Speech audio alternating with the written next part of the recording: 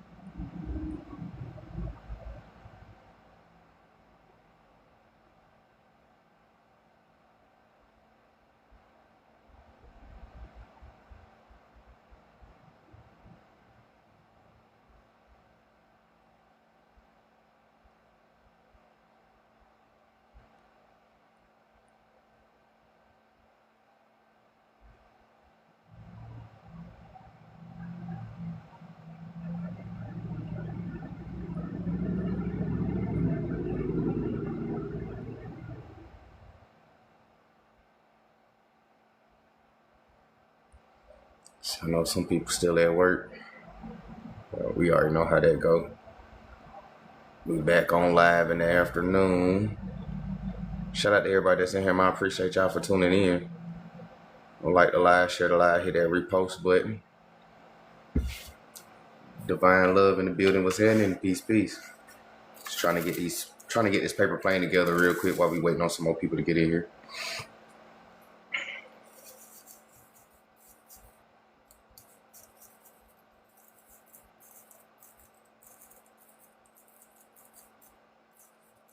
How everybody Monday being? I already know Mondays be those. Oh, I gotta go to work. You know what I'm saying? I know Mondays be one of those. So how was y'all Monday? How was y'all beginning of the week? So-called beginning of the week. We know that the week began on Sundays, but how was your Monday? Everything good? Everything straight? Y'all ain't have to cuss out a coworker or nothing? Boss ain't getting on y'all nerves? Everything was smooth?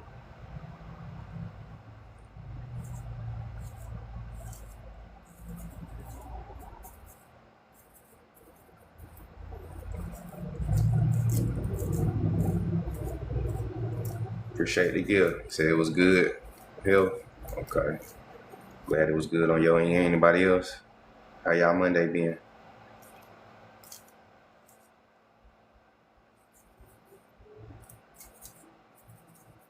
Said all good. That's good. That's good. Grandma was happening. Grandma hit her in the building. Said how your day going, man? My day going good now that I'm off work.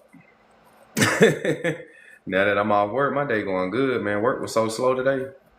Like, I don't mind easy money, but at the same time, I don't really like slow money. You know what I'm saying? I like a nice steady pace. You feel me? I don't like to be rushed.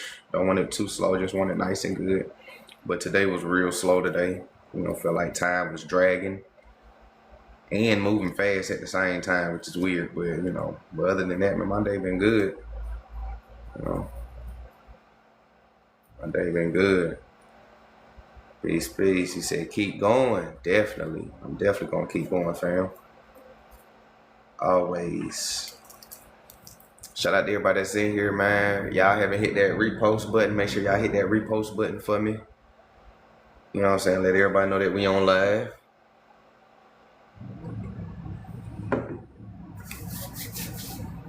You said I'm a Mayate. Shout out to you. Shout out to you, fam. I don't really know who you are, so I can't engage, but shout out to you.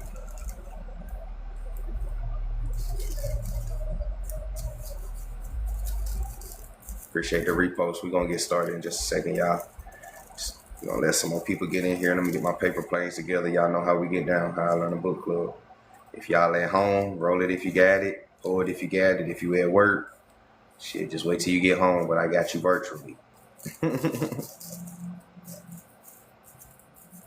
Hey, appreciate the level up on the roses. Thank you for lighting up the gift gallery.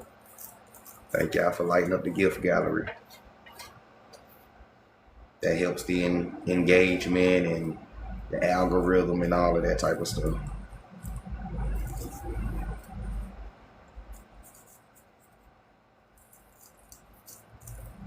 So anybody got any questions about what we've been learning lately about the Creoles, Huguenots, Acadians, and stuff like that?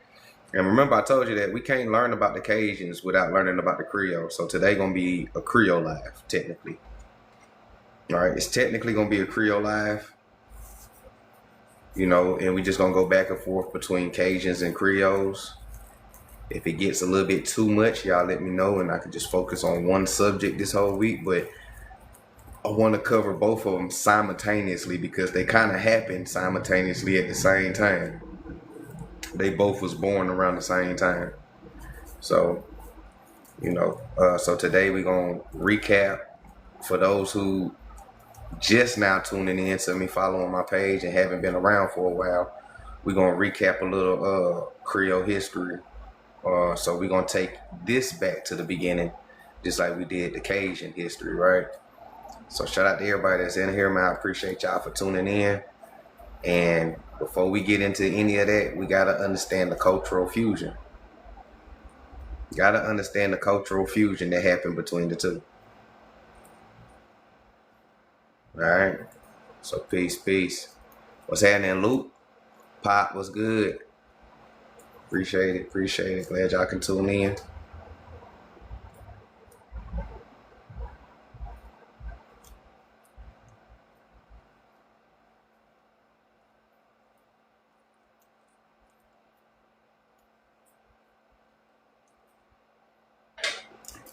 Peace. Shout out to everybody that's in here. If y'all haven't hit that repost button, make sure y'all do. We're about to get started in just a second. We're going to wait till we get up to about like 15, 20. And then we're going to go ahead and take off with it. All right, we're going to go ahead and take off with it. Man, that boy Joya don't know what he want to do with me. I don't know if y'all follow me on Facebook or not, but that boy Joya started stalking me on Facebook. That man went from TikTok stalking to Facebook stalking now. Boy, that shit crazy. That man said, I want to fight you. I was like, okay, well, pull up. Then he backtracked his statement real fast. Is there anybody in Kentucky who can fight Los Dooley for me? Nah, bro, you challenge me. You come do your own dirty work as a man. Don't try to send nobody else. And trust me, you ain't got no people here in Kentucky. You ain't got no pull over here, not over me anyways.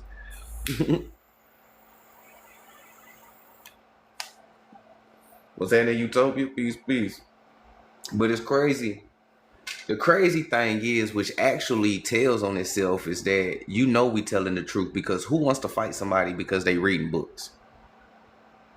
You feel me? Like, really think about that, because they really showing their hand without knowing it. You feel me? Like, who really wants to fight somebody over them reading a book that you dislike, right? And I'm saying, damn, by me just reading books to my people, brought all of this hostility. Niggas want to fight me and shit. That shit crazy. Zah in the building. Peace, Zah. Appreciate that repost. If y'all haven't hit that repost button, make sure y'all hit that repost. That man want to fight me so bad. That man want to fight me so bad. I told that man, bro, it don't take 2 weeks for you to pull up on somebody. That's what I told him. I was like, Joya, bro, if you really wanted to fight me so bad, you would have been here by now. It don't take 2 weeks. It don't take 2 weeks for somebody that's 6 hours away. It don't take 2 weeks, bro.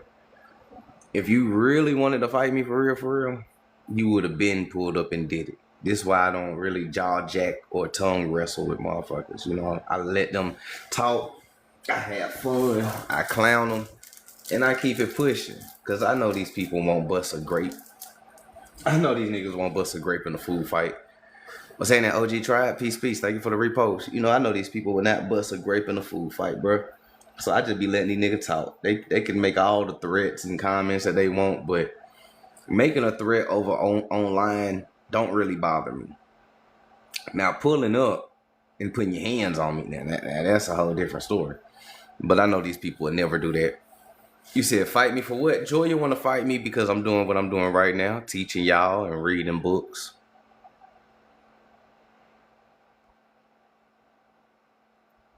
Real shit. That's literally what he said.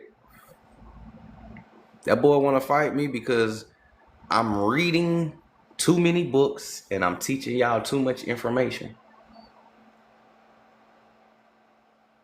The question is, if nothing that we saying is true, why is it bothering y'all so much?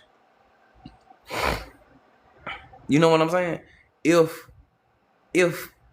100% of what we saying ain't real, why are y'all bothered so much? Joya, you know, Ronald Thomas, you know, our favorite junkie that be trolling us.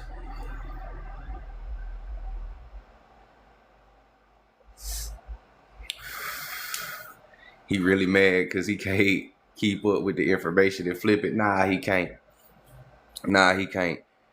And every time, and this is Facebook now, every time he be capping on Facebook talking about he be running from a debate. But ain't nobody running. I'm on live right now.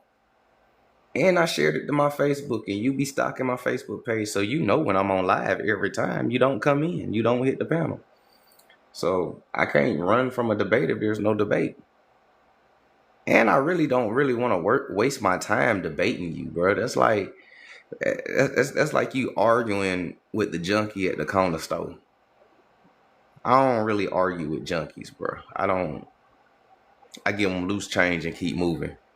You feel me? So, you know, it ain't no debate.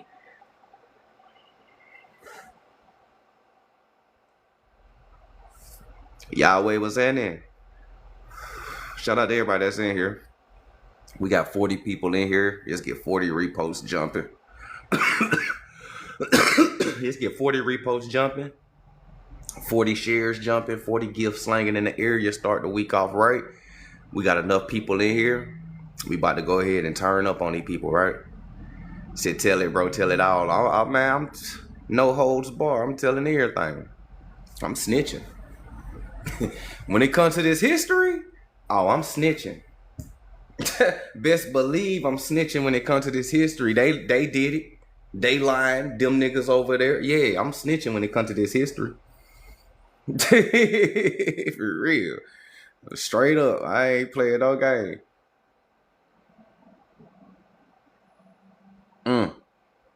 So, we got enough people in here. Let's go ahead and get started.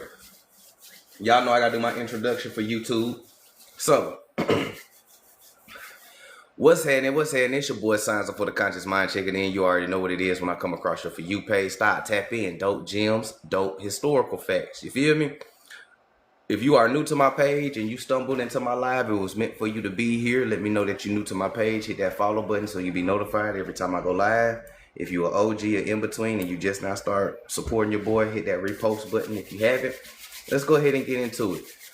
So last week we was talking about Cajuns, right? The birth of Cajuns, Arcadia and all of that, right? So now we're gonna put a quick pin in that one, and then we're gonna move to Creole history real quick, right? The birth of Creoles, right? Because like I told y'all last week, you can't really talk about one without the other, because it ain't really no difference, but there's a difference. Okay. So we're gonna understand something, because inside the Creole and the Cajun, there's a lot of history that people gloss over or don't understand. So this is why I like diving into these books and stuff. So we're gonna take a look at the southern side of things, because we learned about the French Huguenots, the Moors, right? Sephardic Jews, the Roman Catholic Jesuits, all up there in Canada, Acadia, you know what I'm saying? Woody whoop whoop. So now we're gonna take it down south, and we're gonna learn pretty much about the same thing, right? Sephardics, Moors, Indians. The only thing is nobody's mixing with Jesuits or white people down here, okay? So we're gonna get into it. So shout out to everybody that's in here. If you new to the page, again, let me know that you new to my page so I know how far to go. All right. And if you not new to my page and you are OG, just sit back and relax. So now, see, do anybody know or remember what a Ladino is?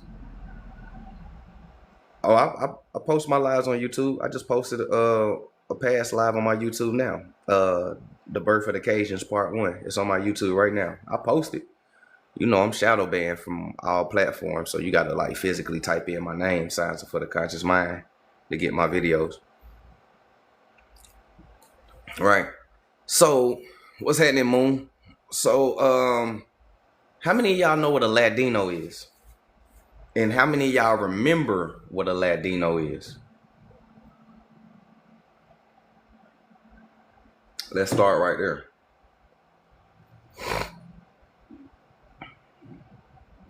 How many of y'all know what a Ladino is, and how many of y'all remember what a Ladino is?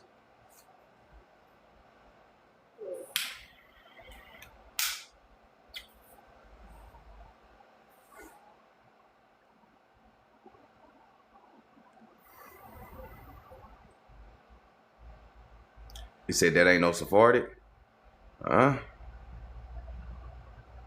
Berber from the Roman Providence? Okay. Okay. All right. Okay. Said Moors that control Europe? Okay.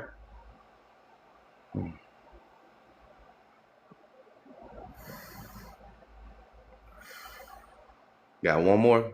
Anybody else gonna answer? What is a Ladino?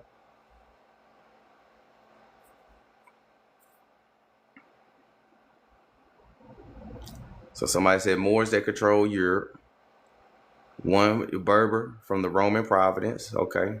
Somebody said not no Sephardic. You might get kept back. You might have to repeat a class. Right? Spanish Moors or Spaniard Moors. What's that in sin? Right? Spaniard Moors. Okay. Iberian. All right. I got you. So if you said Moors and Sephardics, then you are right. A Ladino is Sephardics and Moors, which is on my background, right? The answer was right there. You feel me? But a Ladino is not just a language, but it's a group of people, right? They are called, Sephardics and Moors that come together, who was Latinized, and they got exiled from the Iberia. They ended up in the Caribbeans, right? And this is the birth of your Latinos, right? Your Latinos come from Ladinos. This is why when you go to Latin countries and you be like, you black, they're like, me Morisco, me Moreno, me no black. You know what I'm saying?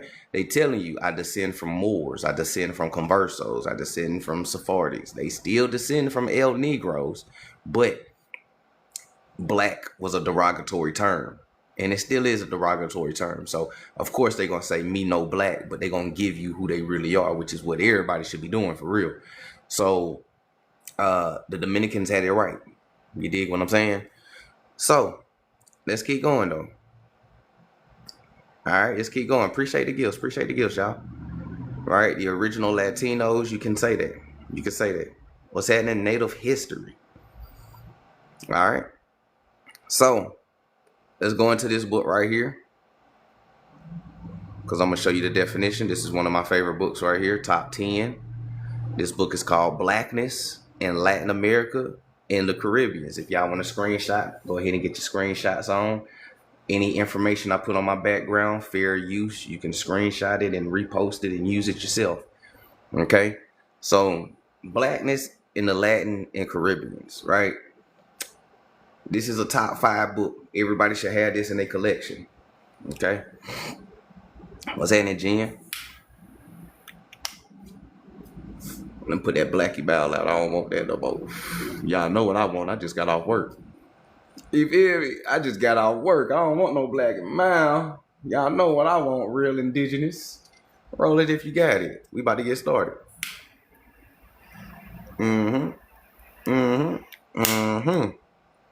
Ooh-wee. There we go. So when you go to this book, right, and you go to the index, it tells you a Ladino, right? As you see, I got this circle. What do it say? Can y'all put it in the comments? I want to see if y'all paying attention. When you go to the index, what do the Ladinos say? Put it in the comments. What do Ladinos say? Right there, circle. What is a Ladino?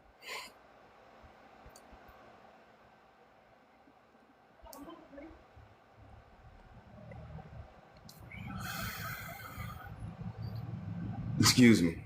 African diaspora. There we go. You got to make sure you put that diaspora in there. Right. African diaspora. Ladino. African diaspora. Ladino, Sephardics, Moors. African diaspora.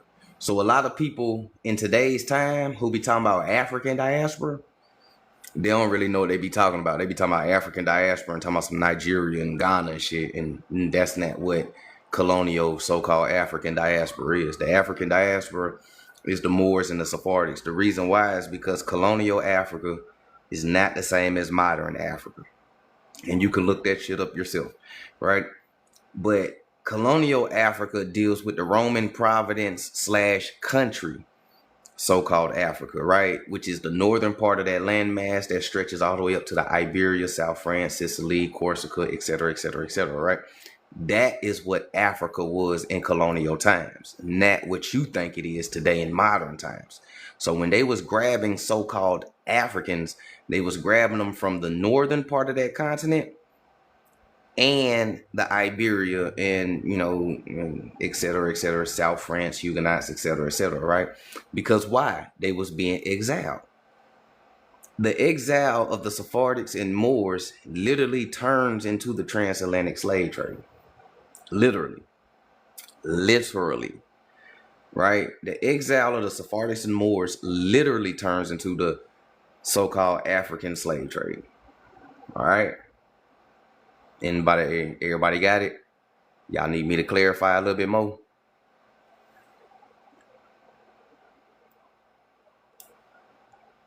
You said we look like North Africans more than West Africa. It's crazy you say that, because let me show you something that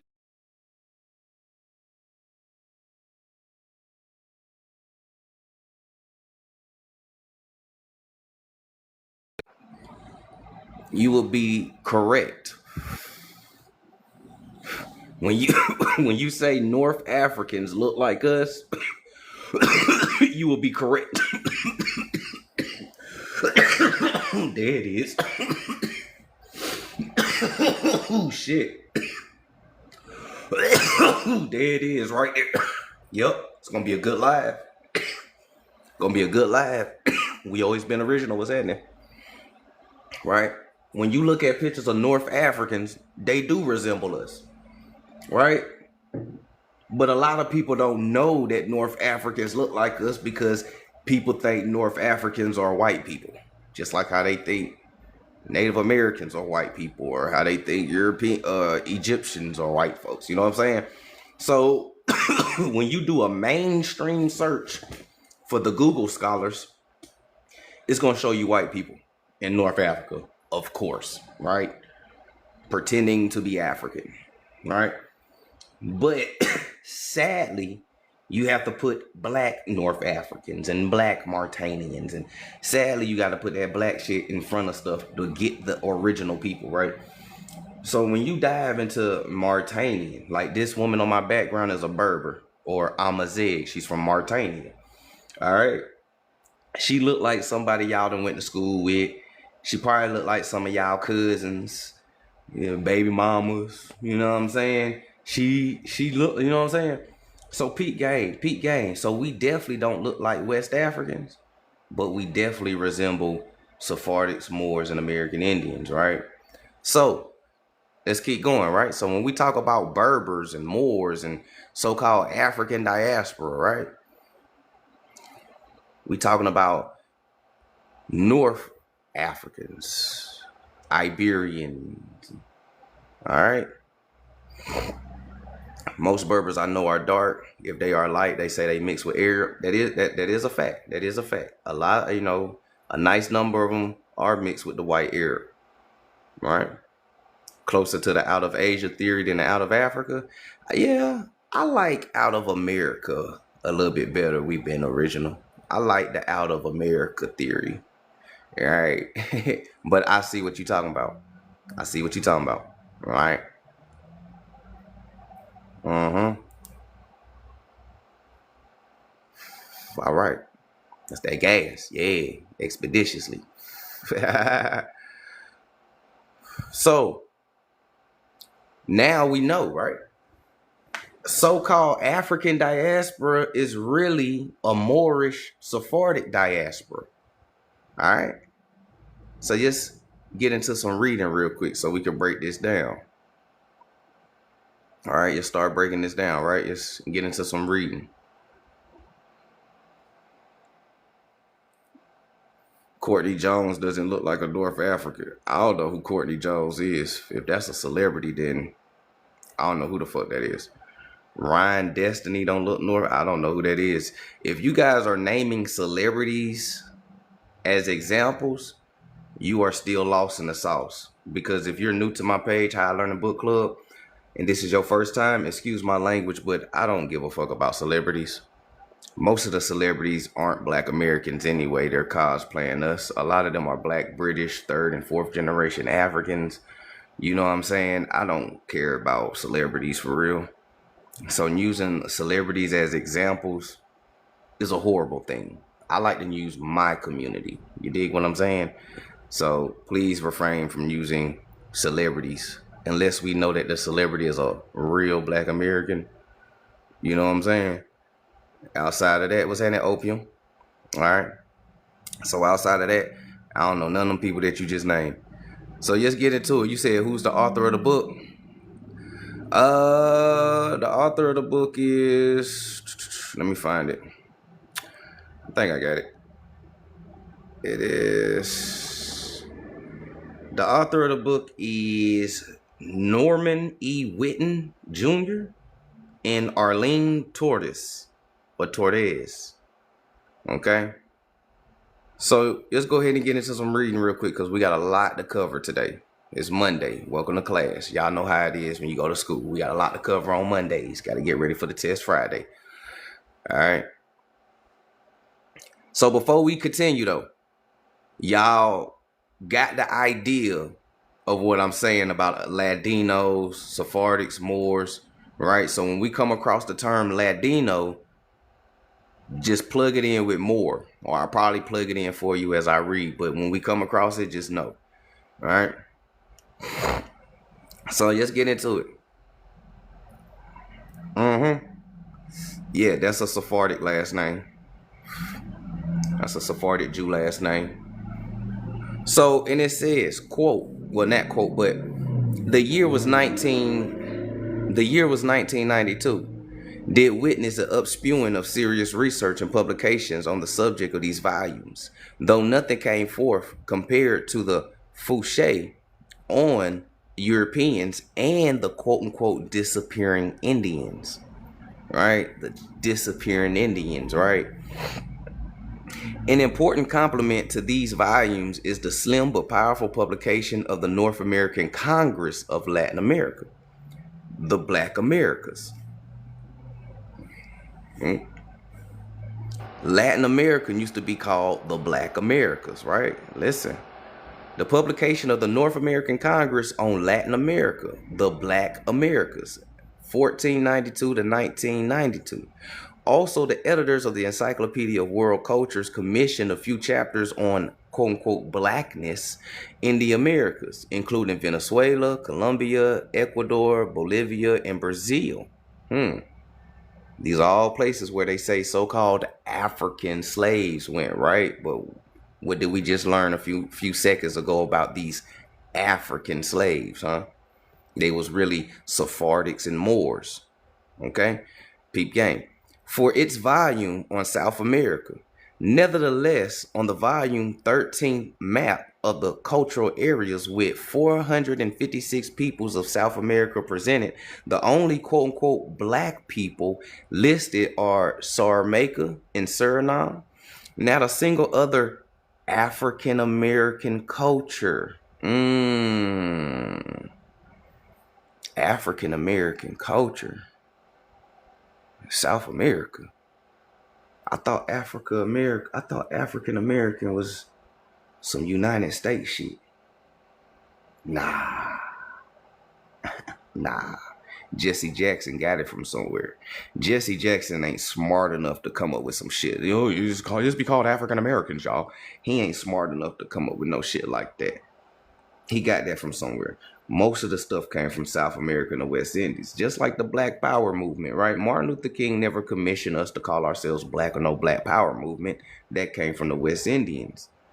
And a lot of our people don't understand when they be talking about, you know, black is for the United States only. Actually, it was the Caribbeans who brought blackness to the United States. We were colored and copper colored at that time. Peep game. All right. Peep game. So, but even though they brought so-called blackness to the United States, they wasn't wrong in what they were saying. The problem was the Freemasons and the Boulets was twisting the narrative to make you think that you was coming from some Nigerian country and everything, but there wasn't even a country called Nigeria in the 14 and 15 and 16 and 1700s. It didn't exist. So therefore, there was no such thing as a Nigerian. All right. And a lot of other countries too. Back then in colonial times, things was ran by territories, and these territories were ran by Moors. All right. Before Nigeria became Nigeria, it was part of Mauritania. Go pull up a map of old Mauritania. It covered so-called West Africa, Northwest Africa, and it went all the way over to damn near Northeast Africa, and it stretched all the way up to the Iberian Peninsula, right? Mauritania, Berbers, Tuaregs, Amazigh, right? But we're going to put a pause in there because I don't want to go too far ahead, right? So now, so-called African American culture, community, or ethnic group is mentioned in the legends or placed on the map. Negrito is the Spanish term for this common phenomenon of leaving cultures of Black Americans off the maps. Phenomenon of leaving culture of Black Americans off maps and out of history. I wonder why. It is a phenomenon receiving considerable attention among people of color in Latin America, right? A serious historic complement to our works is found in Race, Discourse, and the Origins of the Americas, published in 1995 by the Smithsonian Institute Press. Although the book was part of the Smithsonian program to commemorate 1492 and the voyages of the Admiral of the Ocean Sea, and although it is rich in literature on African European and African American experiences in history. Stop. African European? African American? What happened to African European? They just did away with so-called African European and just, African American. Who is these African Europeans? And where they at now? Because we already know the misnomered African Americans. and our experiences in history. What happened to the African Europeans, though, right? Let's keep going. So the foreword of Robert McCormick Adams, distinguished anthropologist and director of Smithsonian Institute, fails to mention Africans or African Americans, right? Also in 1995, the minority rights group in London brought forth no longer invisible Afro-Latin Americans today, with commission and essays on all nation states of Latin America. Reading this work, one is struck with the lack of attention in its chapters to contemporary people of so-called African American descent. African American descent, right? You're descending from Sephardics and Moors. Okay. As well as the failure to comprehend self-liberation as a dramatic and enduring Afro-American enactment throughout the Americas, right? Afro-American, right? Let's keep going. Let's flip this page real quick, because that's just the introduction, right? The preface, right? We got to give you the preface so you can understand, right? All right. You said more, you said more, Moroccan, same difference. Well, more predates Moroccan, okay? Let me make this clear before we keep reading. You guys don't have to always equate Moors to Morocco, because that's what you heard people with Fezes and Moor Science Temple people say. Mauritania is older than Morocco. And Mauritania is the first kingdom of the Moors. Okay. So if you're going to equate any place over there with Moors, it would be Mauritanian or Mauritania, respectfully. Right? Just, respectfully. Right? So now, that was the preface. Let's get into it. Drop it down. What's happening, Swarthy? So in Central America, especially Honduras and Nicaragua, one finds the phenomenon of the merger of indigenous and black ethnic populations. Excuse me, you said what? You said in Central America. Huh. Especially Honduras and Nicaragua. One finds the phenomenon of the merger of indigenous Americans, copper-colored Indians, dark-skinned, right? And so-called black ethnic populations, black meaning Sephardic, Moors, and Latinos. So when you mix a copper-colored Indian with a Sephardic and Moor who is so-called black, I wonder what the baby look like. I wonder what the baby look like. You said what present-day countries would make up Mauritania? If you're talking about Mauritania, the past, the countries that made up Mauritania back then would be what you call Nigeria, Mali, Mauritania itself, Tunisia, Algiers. Like Mauritania stretched across the whole North continent and Northwest continent, and it cut off going into the central zone. So Mauritania was really big in the beginning before Arab invasion starts happening. And then it becomes smaller and smaller and smaller. And, you got the Mauritania that you have today. But back then, Mauritania pretty much covered the whole northern part of the continent. And it stretched all the way up to the Iberia. All right. Okay. So now, let's keep going, though, man. Shout out to everybody that's in here. We got 70 people in here. Just get 70 reposts jumping, 70 shares popping, and 70 gifts flying. Y'all already know how we do High Learning Book Club. I'm glad y'all in here. So it says that the merger of indigenous Americans and Moors ethnic population, people such as the Gufana, for an example, who speak Creolized Arawakan, right? They speak a Creolized Arawakan, the language of ancient Hispaniola in the Greater Antilles and parts of Guianas. Spanish and English are usually identified as Afro-American. Spanish and English is usually identified as Afro-American? Damn, I thought English came from Britain. Hold on, y'all. Hold on, wait, because we're dealing with 14 and 1500s. Latinos is here They created the first so-called Afro-Americans. How are they speaking English before the British got here?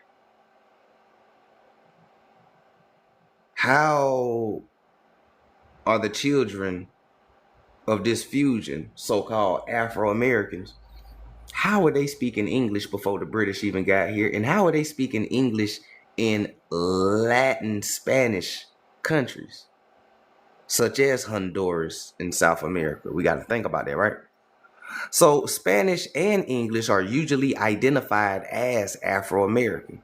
For another example, the mosquito, from the English word musket of Nicaragua and Honduras, may fiercely identify as indigenous people seeking indigenous self-determination, but they are classed in Nicaragua as indigenous when they appear Indian. They are classed as indigenous when they appear Indian. Okay, listen. To the nationalists and the quote-unquote ethnic when they reassemble the Anglo-Caribbean Nicaragua black people in the eyes of the dominant classifiers. Negritude is not generally respected in images held of Haiti by white and mestizo people in Haiti, living in Spanish Caribbean and the adjacent Spanish Main and down the Andes of Ecuador, Peru, and Bolivia. We must stress that the negative racialist image of Haiti is confined to those of self-identifying in the nationalist manner with various doctrines of mestizae that have the implicate or explicit facet of blanqueamiento, whitening, so caste system. So because you wasn't whitening, your history got took out of history. Right? Because you look the way you look, your history gets taken out. But as long as you blanqueamiento, la raza, it's all good, right? All right, P gang. So nor does the image of Haiti enjoy a positive ideological image in the dominant sectors of Anglo-Caribbean politics. Anglo is the key word. Anglo, right? So-called white Christians and Catholics. Remember what we learned with the Cajuns. Do not forget it. The concept of Haiti as a nation within a popular culture of these regions by those self-identifying as white or light includes the idea of impoverishment, revolts out of control of a revolution not completed that could someday overwhelm the democracies of mainland South America.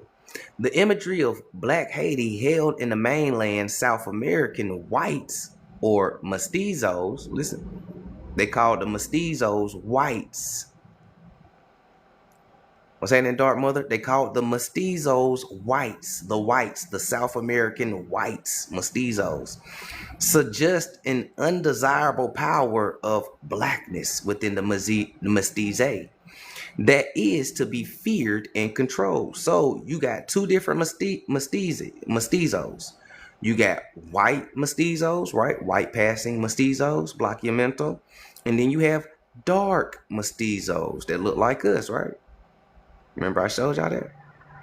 Peak game.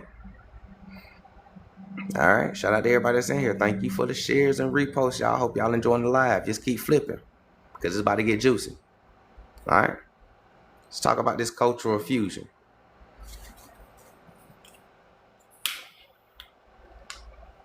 So there, right? The book is called The Black Americas. It's called Blackness in Latin and the Caribbeans. This chapter is called The Black Americas in the African Diaspora or the Ladino Diaspora. Because remember what we just learned what the diaspora is, right? We just read what the diaspora is. So anytime they say African diaspora, they're talking about Latinos. They talking about Sephardics, Moors, Huguenots, right? Anytime you see diaspora, African diaspora, they talking about Latinos, Sephardics, Moors. All right, always remember that. So now, kicking it up a notch. All right, so kicking it up a notch. So now, The settlement began in the island of Hispaniola, right? African diaspora, right? Moors. Relations began in immediate moment of self-liberation. With the fleet of the governor Oviedo bound for Hispaniola in 1502, and a reinvigorated and flattering colony that Columbus, who was also a Sephardic Moor, right? His name was Salvador, and he was a converso, a Portuguese converso, all right, that had left behind the previous year, sailed a few Negroes brought out by their masters, right? Other Moors. Among them was the first Afro-American maroon. Ooh, 1502. Columbus bringing a few Negroes, right, off his ship, huh? The first among them was the first so-called Afro-American maroon. Afro-American. Remember what a Afro-American is, right? Remember, I know Afro's a hairstyle, Los. I know, but for the sake of the live, y'all, for the sake of the live, understand what I'm saying to you. Afro-American is the baby, right? When you mix a Latino and more, right? Afar, right? Because Latinos, right? Sephardics and Moors come from the province of Rome, which was called Africa, or Alfar. These Alfar people or Afro people, because most of them had afros like us anyways, right? Sephardics and Moors don't grow hair like Nigerians and them. They grow afros like us. Why? They Asiatic people. All right? Afro or Alfar, Africa, right? So that's what the Afro mean when they put it in there. Afro is a code word for Afar. They know that you have Sephardic and Moor in you because of the Afro or the so-called African in front of the American, or, you know what I'm saying, or indigenous. So when they say the first Afro-American stepped off of the ship of Columbus, he was a mixed person. He was of Sephardic and Moor and indigenous ancestry. Okay? All right? The first, right? The first. That's crazy, huh? He was the first one, right? The first Afro-American. All right? So among them was the first Afro-American maroon, an anonymous slave who escaped to the Indians. Where he escaped to? He escaped to the Indians, the Arawakans, to the mountainous interior soon after setting foot in the New World.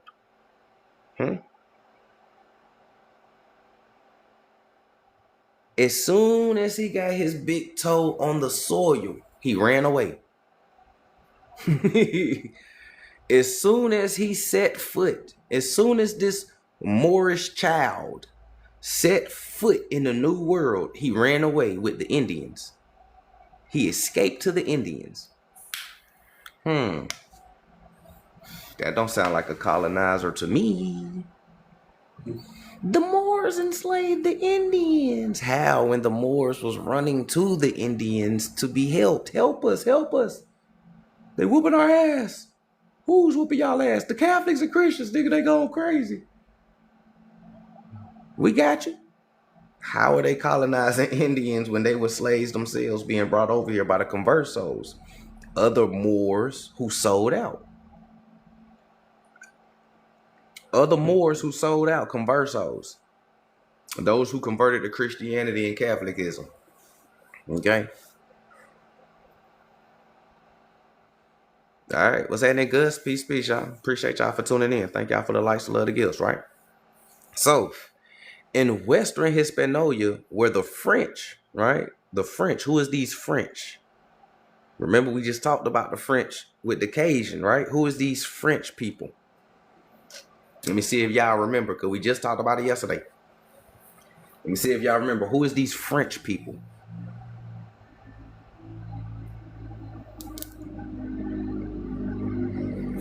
Huguenots.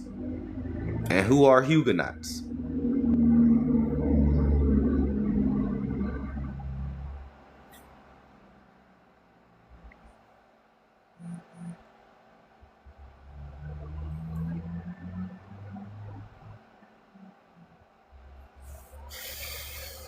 And who are the Huguenots? For those who don't know,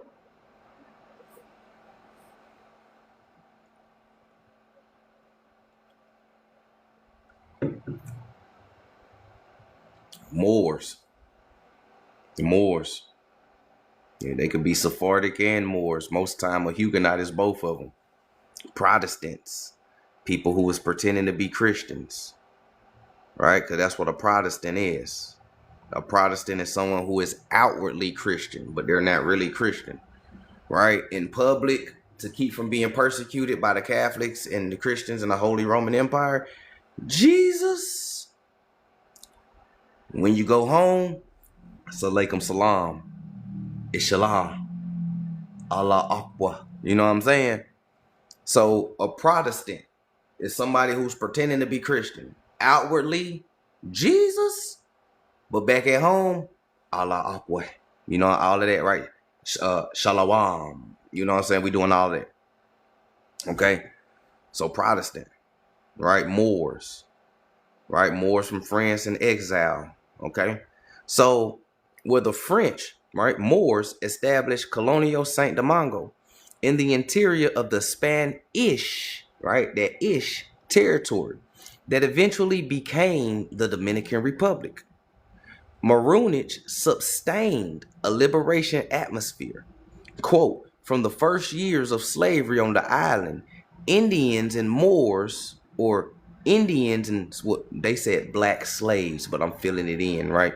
Indians and Moors or Moorish slaves had run away into inaccessible mountains.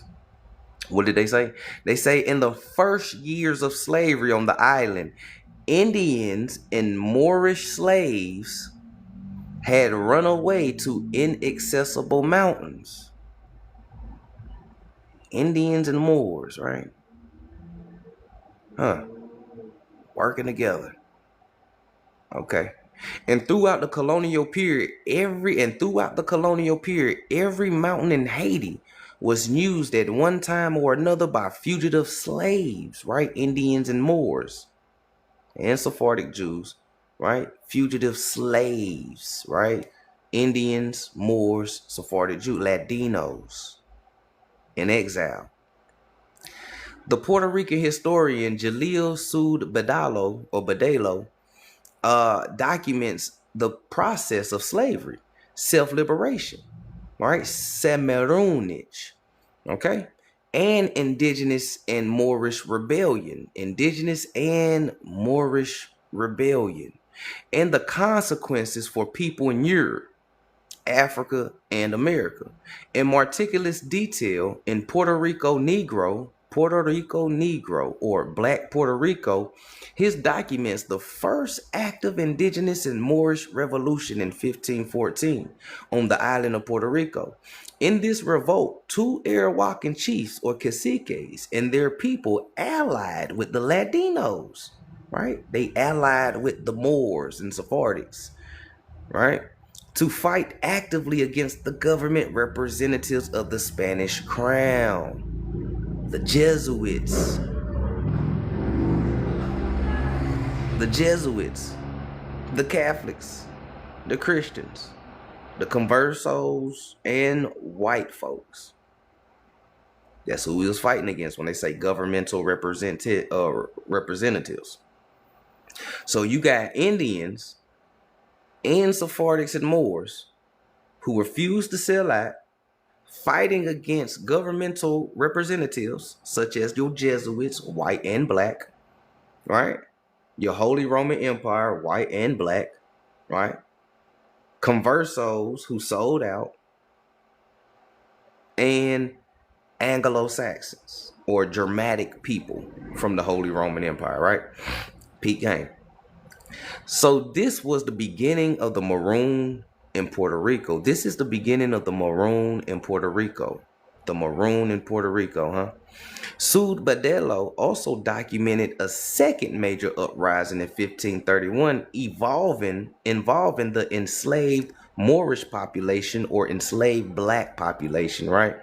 This represented a greater threat to the colonizers because the number of quote unquote blacks or Moors and Indians had increased while the white population, right, Christians and Catholics, had decreased. He argues, Bedelo and Lopez Cantos, that relatively little attention has been paid to these initial uprisings because the Spanish conquerors publicly supported the capture of Arahuacans. Who was the Spanish capturing? Indians. As a substitute for Moorish slaves. Who was the Spanish capturing? The Spanish was capturing Indians for a substitute for Moorish Ladino slaves.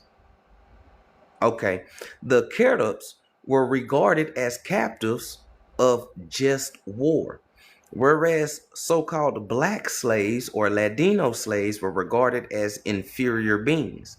In retaliation for black Puerto Rican uprising, right, Ladino and indigenous uprising, the church, right, the Vatican, the Vatican, okay, and the crown accused free and enslaved black men and women of sorcery. Are y'all getting what they saying right here? Are y'all getting it? Is it like, are y'all like, is it making sense?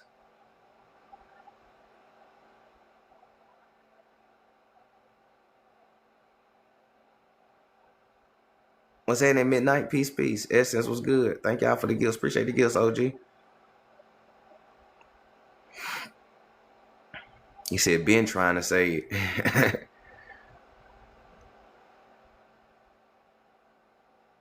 The Dominican flag is just like the England flag. Demonizing our indigenous practices. Yeah. We were the witch trials. Yep. Witch tings. Yep. King James.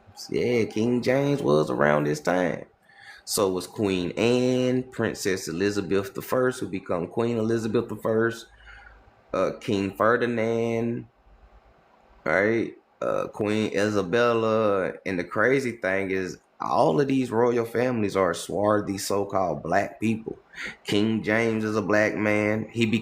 Funny thing about King Charles is here's what a lot of people don't know about King James. King James leaves Scotland and Ireland. He moves to England and he changes his name to Charles. So King James and King Charles I of England are the same person. But they'll never tell you that because they be wanting you to make these all different people. We're bigger than you and all that type of shit. But you can do your research. King James, who wrote the King James Bible, when he became King of England, he became King Charles I because how he became King of England is because King James is related to Queen Anne. Okay? King James is related to Queen Anne and Queen Elizabeth. All right. So Queen Elizabeth, Queen Anne, they didn't have no other family members to pass the crown to. So they passed it to their cousin, King James. King James ends up moving to England, and he becomes King Charles of England. So now his family aren't James no more, they're Charles. So Pete Game, man, I found that kind of like funny doing all this research. But majority of your royal family at this time are so-called black Germanic people. Right? Queen Elizabeth, Queen Anne, King, it's another one. But all of these people are actually Germanic by descent. Like these are Germans, black Germans who invaded the British Isles and conquered the Blackamoors and assumed the position of so-called royal family. So it didn't start with white folks. It started with their black or dark-skinned brothers and sisters paving a way for them. All right. Let's keep going though. I'll break that down a little bit more as we continue going. All right. So now, right? So now,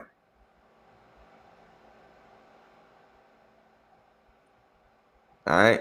So now, so the Indians and Moors, right? So now, where we at? The represent of the greater threat to the colonizers because the number of black or Moors and Indians had increased, and the white or Catholic and Christian population had decreased. Right? Got that. These initial uprisings because the Spanish conquerors publicly supported the capture of Arawakan as a substitute for costly Moors, right? Costly Moors, right? Moors cost a lot to enslave, okay? So in 1522, so-called black people or Ladinos revolted in St. Domingo, the major city of Hispaniola. Some 40 slaves working the sugar mill on the plantation of the governor, Admiral Diego Columbus, the son of the explorer Christopher Columbus, conspired with other blacks working on nearby establishments. What? Christopher Columbus' son conspired with other so-called blacks? Who's these other blacks? All right, who's these other blacks that Columbus, who is a Portuguese Sephardic Moor son, who is more likely a converso just like his daddy, and these other blacks will be conversos, conquistadors, sellout Latinos. Boy, it's a lot of melanated on melanated shit going on right now, but it's all good though. It's all good. It's a lot. Whoo. All right.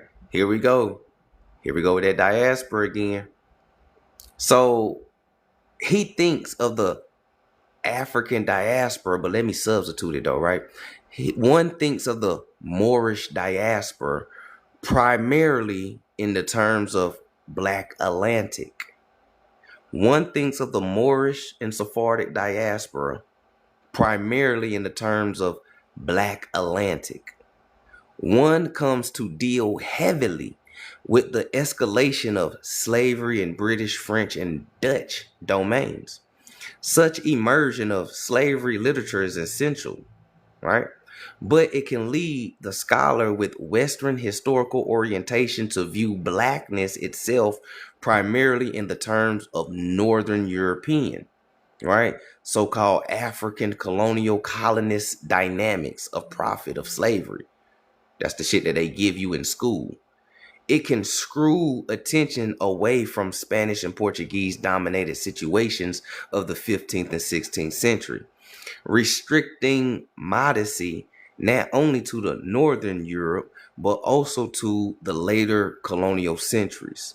Such a view also takes relationship between so-called black people or Ladino people and indigenous people as virtually non-intersecting. So what he's saying is the way that they teach so-called transatlantic slave trade, they teach it in a way that you would never know that the Latinos and the Indians was working together. They teach you the complete opposite. Okay? That's what he just said, right? Non-intersecting, right? This is the way much of Western history is presented and presents materials that are the substance of the essay that ensue. This introduction, together with the essay, seeks to correct the perspective. We choose in this work to open the issue bound to so-called blackness and by implications in some specifications to those bound to indigenousness. Indigenousness and blackness, huh? Indigenousness and blackness, huh? Okay. We do so by presenting information drawn from serious ethnography undertaken in diaspora regions adjacent to the circum-Atlantic system proper. There are two primary reasons for this. The first is that the area of our immediate and opening concern is not well known in so-called African diaspora studies, right? which is Ladino diaspora studies, but people don't know it though, right? Just keep cooking. The second is that this region is of enormous importance to diaspora studies, providing as it does a rich source of information on the dynamics of so-called blackness in the context of colonial Republican. Ooh. Who was the first Republicans, y'all? Who was the first Republicans? They said what? Let me read that again real quick.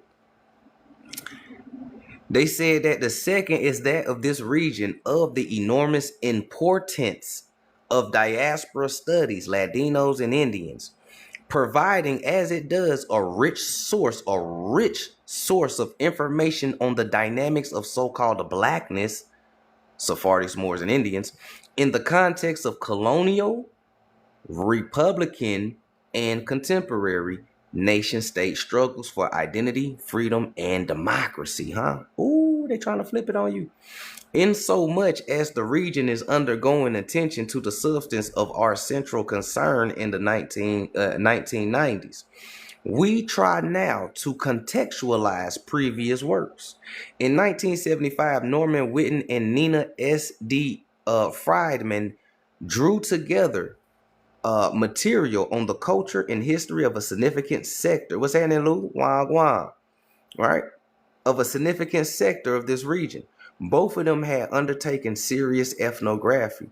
Whitten in the Pacific lowlands of Ecuador and Colombia, and Friedman in various regions of Colombia.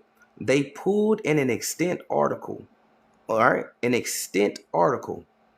Appreciate the gifts, right? So-called blackness in Ecuador or Ecuadorian Colombian lateral or literal, all right? They used the figure of speech, la cultura negra, meaning the culture of the Negro or the Negro culture, right? By so doing, they sought to draw academic attention not only to the important cultural region known as the Pacific Lowlands cultural area extending from the Darien province of Panama through the Colombian departments of Chuco, Vail, Cuca, and Nornino, and Ecuadorian province of El Morelda, but also the cultural patience for ethnic pride that emerged from sustained ethnography.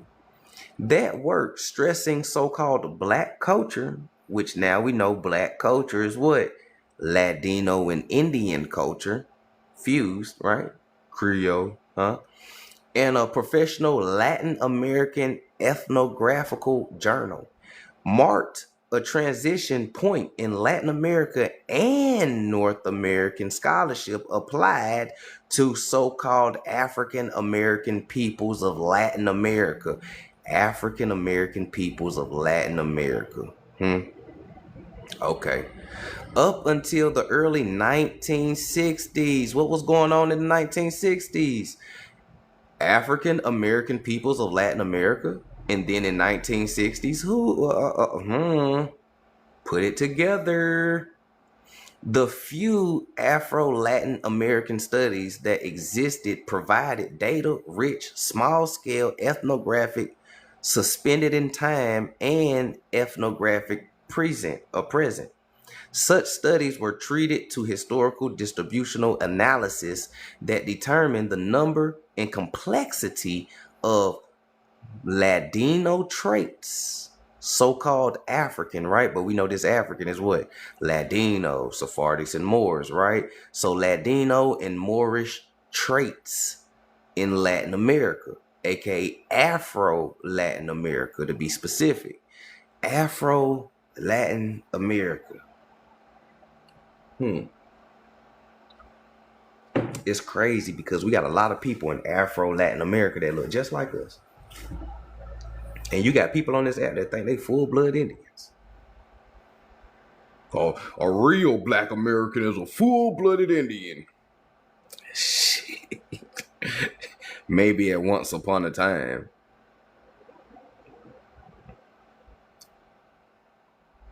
Disclaimer: if you're talking inside the box, you're mixed.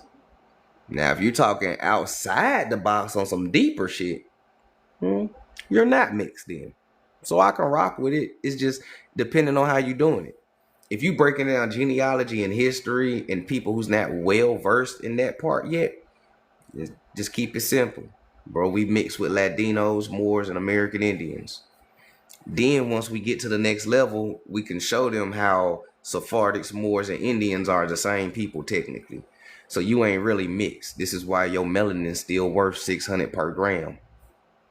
Because you pure as shit. Excuse me. But the way how people say that they're pure blood, they make it seem like they pull out that genealogy and they ain't got no European in that motherfucker. I'm just saying, you ain't got no European in your genealogy and that shit full of Indians. I need to ask your family how y'all did it. Right? He said we all one people, junk. Some just have some weird messed up look. Yeah, I mean, bro, look. Everybody got that crazy uncle. Everybody got that wild cousin. And everybody got that weird second cousin. You know what I'm saying? Like, he a little weird, but he's still your cousin. You know what I'm saying? Like, it's no different. Right? Sephardics, Moors, Indians, we all one. Some just a little bit wilder and crazier than the other. But at the same time, you can't really say that because there's some crazy ass Indians out here. Just like there's some crazy ass Moors and Sephardics out here. I think that's just part of our genetics. We be wilding. That's just part of our genetics. Man, we just be wilding, bro. You know what I'm saying? But Pete Gang, yeah, we all ninjas.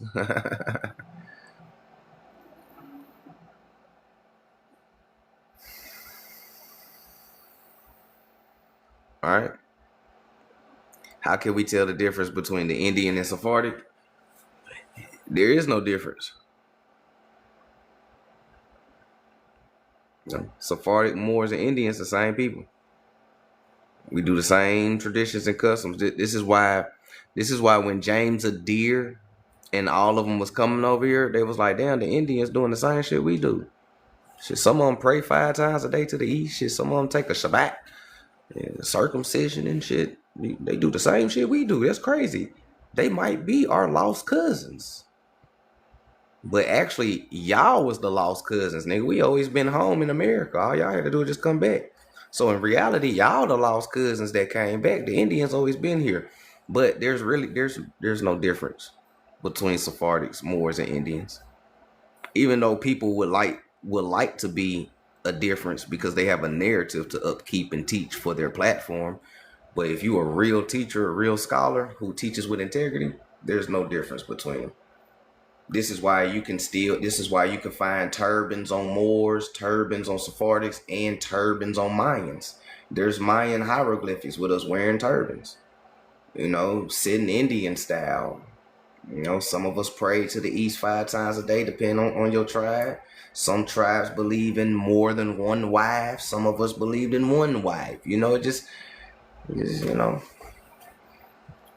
just technically the same people. It's just about what your tribe believed in, you know. All connect, something strange is going on. Yeah. Our gangs come from tribes. Crips, Bloods, GDs, Vice Lords, all of them come from history. Think about it. When you talk about People's Nation, for one, they're called People's Nation, right? Oh, well, right? People's Nation.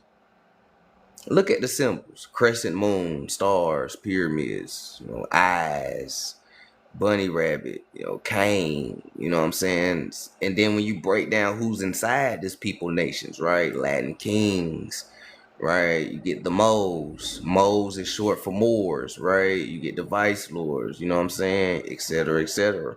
Then when you go to Folk Nation and Crips and all of that, right? Folk Nations, right? 6 Point Star, you know what I'm saying, et cetera, et cetera, et cetera, right? Larry Hoover, they have a Sephardic Jew, Israelite undertone to Folk Nation. People's Nation, Vice Lords, and et cetera like that, they have a Moorish undertone to it. Same thing with the Crips and Bloods. One has a Hebrew or Sephardic, which is the one that's blue, and the one that's red has a Moorish, because Moors love the color red and green. Sephardics love blue and white. Peep game, you still doing the same shit your ancestors do. You just caught amnesia around 1890, 1920s. You just caught amnesia. And y'all still fighting the same people, Christians and Catholics. Just like I said yesterday, for those who missed my live and those who's new, I said it yesterday. You was being persecuted by Christians and Catholics back then, and you're still being persecuted by Christians and Catholics today. Hey, appreciate that, Utopia. You still being persecuted by Christians and Catholics today. Freeze, put your hands up. Pop, pop, pop. Then he go to a news conference. I'm a good Christian man, and I feared for my life the savages, and y'all know how the fuck they be doing. Come on, man. You still get persecuted by Christians and Catholics still to this day. And our people still lost in the sauce thinking that they Christians. You ain't even Christian. You don't do shit that a Christian does. You don't. You do a lot of hoodoo, Santeria, and voodoo, and you don't know it. You do a lot of that. You do a lot of esoteric Gnostics. You do a lot of mysticism, and you don't know it. But one thing you know as a Christian, you can never be a Catholic. Remember we read that yesterday? Indians and Moors can never be a Catholic or Christian. Peep game. Peep game. Hey, shout out to Dutch. I appreciate you for tuning in, man. You ever heard of Noble Drew Ali? Yeah, I heard of Noble Drew Ali. I don't really like using Noble Drew Ali in my teachings because it runs people off. When people hear Noble Drew Ali, they'll scroll from your page. They won't listen. They'll cut their ears off. So when I break down Moors, I never bring Noble Drew Ali into it. I use my own ancestry for my genealogy because I got proof that I descend from him, but I don't really use, like, nothing against his teachings and shit, even though I don't agree with a lot of his stuff, but I don't bring him into it. It's no need. You know, it's no need. And most of them think they Turks and shit anyways, but nah, for real, a lot of them think they Turks and shit wearing that damn chicken bucket on their head. We wear turbans, not chicken buckets. He said, I definitely screw up on the Drew Ali. That shit, me too. Me too, man. As soon as somebody, Noble Drew Ali, I'm scrolling. Let me scroll past this nigga. Hey, you know, I just keep it real, man. But just keep going, though, man. We got a lot of pages, man. This shit getting deep, right? So now, peep game. African American peoples of Latin America. I wonder who's these African American peoples of Latin America today. Oh, the Afro Latin Americans. Okay. You know, yeah, peep game, right? Shout out to our brothers and cousins. And now they got a chart because they talk about that blockymento. Remember a couple of pages back, we was talking about that blockymento. Here's a chart of it. And this blockymento can go for not just Latin. It can go for English colonies and everything, right? In Latin colonies, they say blockymento or whitening. Up here, we just say white passing, or you niggas is acting white, right? Or you niggas is you fucking up your bloodline, right? And other places, they might got another name for it or whatever, but it's the same thing it's always been since the exile of the Sephardic Jews and Moors, which is ethnic cleansing. That's what it's called, ethnic cleansing. That's the whole purpose of blockymento and whitening up a race. ethnic cleansing. Sephardic Jews and Moors went through an ethnic cleansing in the Iberia. And because they resisted the ethnic cleansing that was being put on them by the Catholics and Christians, they were exiled, right? They fought a long war. They lost. They took an L, took it on the chin. They came back home to America, start preparing over here because they knew the niggas was going to come over here and try to do the same shit. You know what I'm saying? That's what happened. So these folks been doing this Blockio shit since 1 AD. It's that old. 1 AD is when me in my research, Blockio started in 1 AD with the Holy Roman Empire.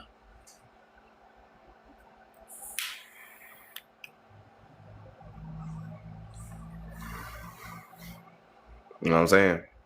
That's when it started. Right? They had that Blockio in the Philippines. Yeah, they had it there. Yeah. And you know what's crazy too, Lou? Everywhere that Blockio went, the Siberians is over there. Think about that. Everywhere that Blockio happened, the Siberians is not that far away, is it?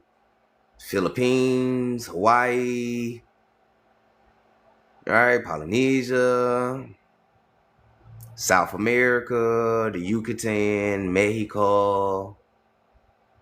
Some places in the West Indies have Siberians. The Siberians in the West Indies, a lot of them live deep off in the jungles, isolated, right? You have to go through some shit to find them, but they there.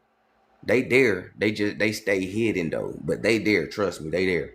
You know what I'm saying? A lot of them live deep off in the jungles and shit, but everywhere that Blockio hit, Anglo-Saxons and Siberians is not that far away. You know what I'm saying? What's happening? Too much for the world? Peace, y'all. So here's the Blockio chart, right? As you can see at the base, my bad, I ain't mean seeing that invite. As you can see with this pyramid, because we know how pyramid schemes work, at the base, the foundation of this pyramid, even though these people love to call you a Wabo and your guy's African, but now we know what the African means, even though they don't, right? The base of it all is always going to be Negroes, right? Negro, Ladino, Sephardic, Moor, Indio, Indians, godlike people. The Ladino and the Indio come together and make the Zambo, or aka Afro-Indigenous. Now, from the Afro-Indigenous, it goes up and it can split into two parts, mulatto and mestizo. Mulatto and mestizo is the same shit once you understand that the so-called African and the European is the same person, right? Sephardics and Moors, right? We just talked about that, right? Ladino, so-called African diaspora, but these so-called Africans are actually Europeans from the Iberia, right? So in reality, the African and the European is the same person. So this is why it can go either ways depending on the colony. If you're in the Spanish colony, Portuguese colony, the mestizo, still dark skin, right? English colonies, Dutch colonies, mulatto. Or French colonies, right? Mulatto, still dark skin. Now, when you start getting the white Catholics, white Christians, and the Jesuits and all those people, when they start coming here and doing that Blockio, right? Ethnic cleansing, then they start mixing with the mulatto and the mestizo and start whitening them up. The goal is to get to blanco or white. The goal is to wash out the so-called Negro blood, which is Moor, Sephardic, and Indian, right? We got to wash all that shit out. Blanco, white. La Raza, as they be saying, right? La Raza. Blockio, La Raza. You know what I'm saying? Yeah, that shit. Peak game. This is why a lot of these racist motherfuckers is mad because they know we telling the truth. They know they got that black grandmama in the closet. They know they come from Negroes. I ain't saying all of Latin America do, but come on, man. Y'all got eyes like I got eyes. Y'all know the Latinos and the Hispanics that come from us. They look just like us. They look just like our light-skinned niggas. Let's be real. I'm just keeping it real. The ones that come from us look just like the light-skinned brothers in the hood. So a lot of our light-skinned brothers in the hood could be dropped off in fucking Mexico right now, speaking Spanish, and people, oh yeah, okay. Trust me, I know. My great auntie right? My great auntie had been living amongst Puerto Ricans her whole life, blending in. My grandmother's sister have been living amongst Puerto Ricans in Chicago since she was 18. And she speaks Spanish fluently. And if you didn't know, you would think that she is Hispanic. She's light skinned. She got the loose curly fro going on, and she speaks fluent Spanish. Her ass is from Mississippi. You see what I'm saying? So you know the ones that come from us. And that's crazy because the ones that come from us are the ones that's the most racist to us. You know what I'm saying? What's happening, City Boy? Peace, peace. He said, just look at me. Right, Lou. I forgot, Lou. Hey, Lou. See what I'm saying, man? Look, man. I be forgetting, bro. I be forgetting. But yeah, man, Lou. You know, I'm big dog Lou. He said, just look at me. You feel me? Come on, man. And a lot of our brothers and sisters. But here's the crazy thing though, and I ain't gonna say crazy, but like ever since I started my journeys, most of the racist people that I get trolled by is either those in Mexico, right? The Mexicans, or like the white Dominicans, right? The white Dominicans be the racist ones, but the other, the ones that look like us and shit, man, cool, right? The Puerto Ricans, it's kind of like, it's like 50-50 with the Puerto Ricans, right? A lot of them know, and then you got someone that be like, black type shit, you feel me? Right? The Cubans embrace it all, right? Shit, actually, majority of Cuba look like us for real. You ain't really gonna find like white Cubans exist, but most of Cubans look just like us. Matter of fact, speaking of Cuba, this shit blew my mind here in Kentucky, right? I was going to the store. The store clerk looked like my goddamn granddaddy. Right? So I'm talking to him. I was like, yeah, shit, let me get a box of filter tips and some of them papers. Man, that man got to talking to me. He ain't understand what I said. And I guess he asked me if I speak Spanish or something, right? And I looked at him. I was like, nigga, what? Like, it's shocking to me because, like, I know my people exist. It's shocking because we don't encounter our darker brothers and sisters from Latin countries like that as often, right? We always see the racist pale ones and shit. But when you see one, you be like, I read his name, Alan. Alan, is it? Let's see. Where you from? Cuba. The fuck out of here, nigga. You Cuban? See, senor.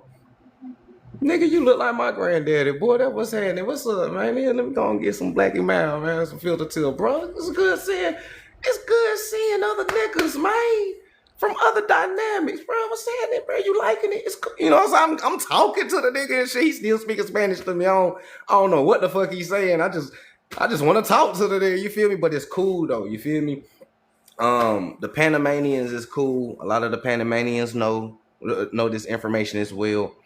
The funny thing about the Dominican though is that this is why I like the dark or the Dominicans that look like us, is because they check the white Dominicans a lot, whether people know it or not. They will sit there like, bro, you know damn well you got niggas in your family. Why are you sitting here acting like, you know what I'm saying? And then somebody had sent me a picture of their family one time. And I'm talking about, bro, it's no different than Black American family. You got the lightest of the light. You got the darkest of the dark. Same shit everywhere, bro. But let's get back to the read. I'm just want to break it down like that a little bit.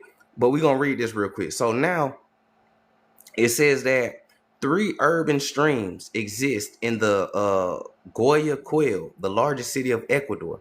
Those Quitos, the nation capital, and those of Iberia, the North Urban Distribution, right? Urban, right? Who's urban, huh?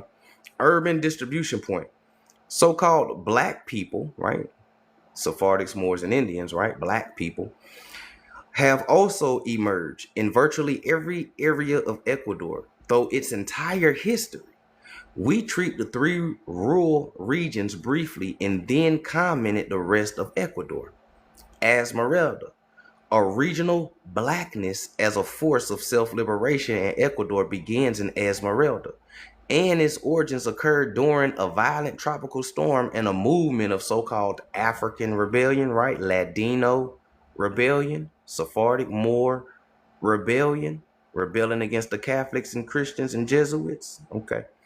The documented history of Ecuador establishes the beginning of Afro-Hispanic culture.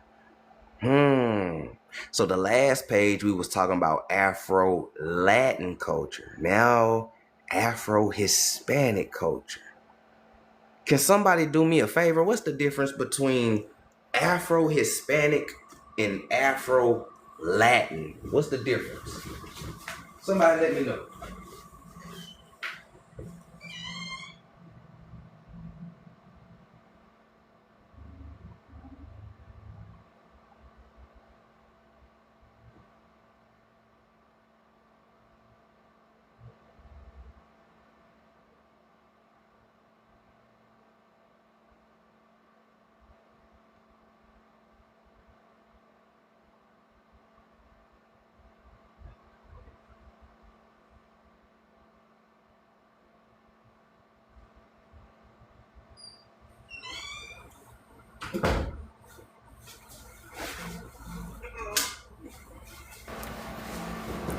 What's the difference? Somebody said same shit.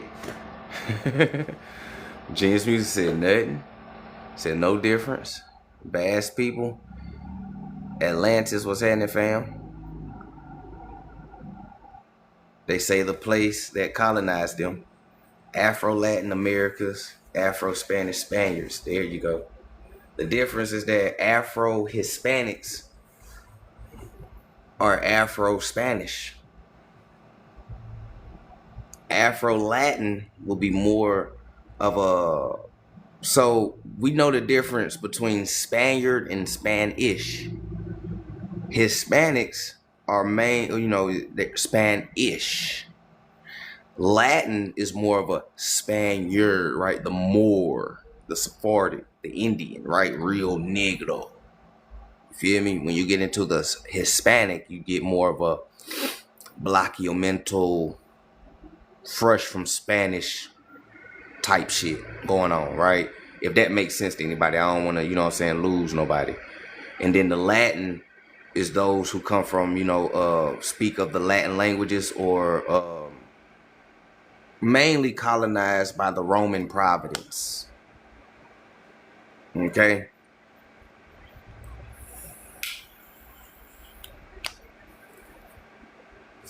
But in reality, it ain't really no difference for real. So, but here, right? Afro-Hispanic, right? Afro-Hispanic culture, okay? Which is more of a Spanish culture, all right? In what is now Esmeralda's Ecuador, where a Spanish slaving ship ran aground in 1553. There, a group of 23 Moors from the coast of Guinea, led by a Moorish or black warrior named Anton. Anton? So-called African, right? Named Anton. How many Africans y'all met named Anton? I'm just want to be, it's 77 people here. This how you know that we're not talking about the same Africans in colonial times and in modern times. Because we living in modern times. How many modern Africans you ever met named Anton?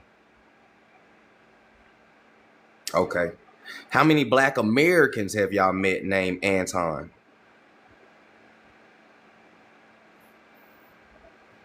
Some of y'all got a cousin named Anton. Who you talking about? Ant? Yeah, I know Ant and them. Yeah, I know little Ant. Yeah, we all know Ant. We all done went to school with Ant. All right. Where did our names really come from? Antonio, huh? Where did our names really come from? You grew up with an Anton, Antoine, and Anthony. All of them. You see what I'm saying? And they all variations of the same name. P Gang. Where do our names really come from? All right. So now, this Ladino named Anton, he attacked the slavers and liberated themselves, right? Not long after this group, together with other blacks, right? There's other blacks, right? It's not just Sephardics, Moors, and Indians. There's other blacks entering the region. All right. Right? Your Germans, your Dutch, right? Your Italian Negroes, your Sicily Negroes, right? Other blacks. Okay. Led by a Ladino, Hispanic eyes black person, right? A Ladino, Sephardic Jew Moor, Hispanic eyes. He's coming from Spain. So-called black person. Okay. Name Alonzo. I ain't even got to ask about Alonzo.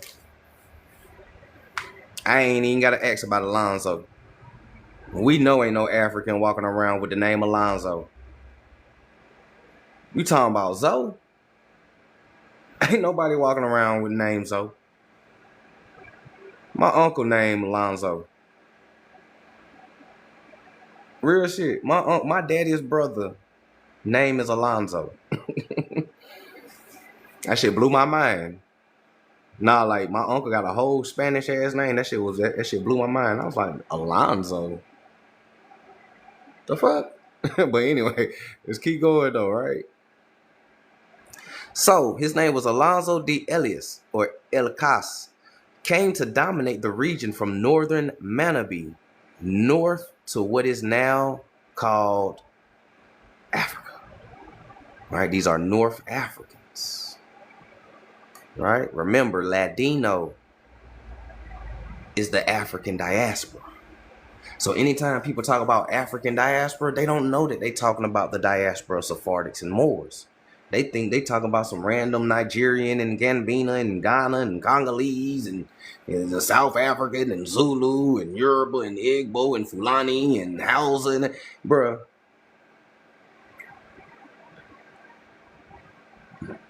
All of that is bullshit.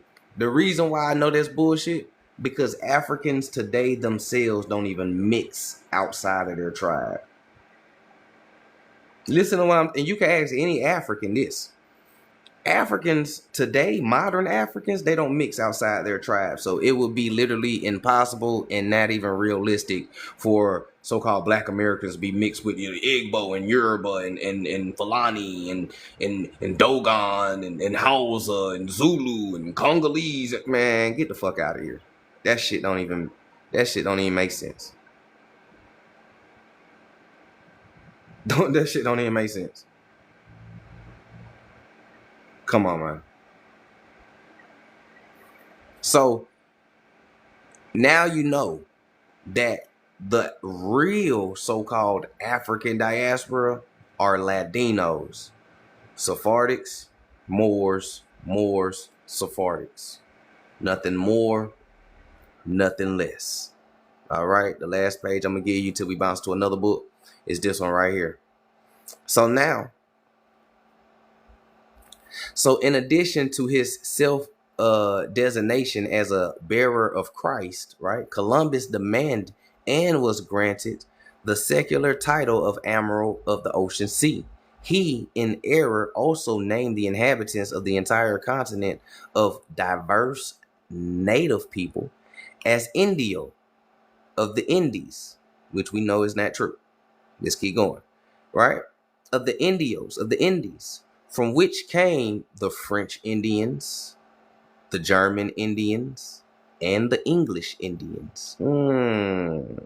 That's good drop right there.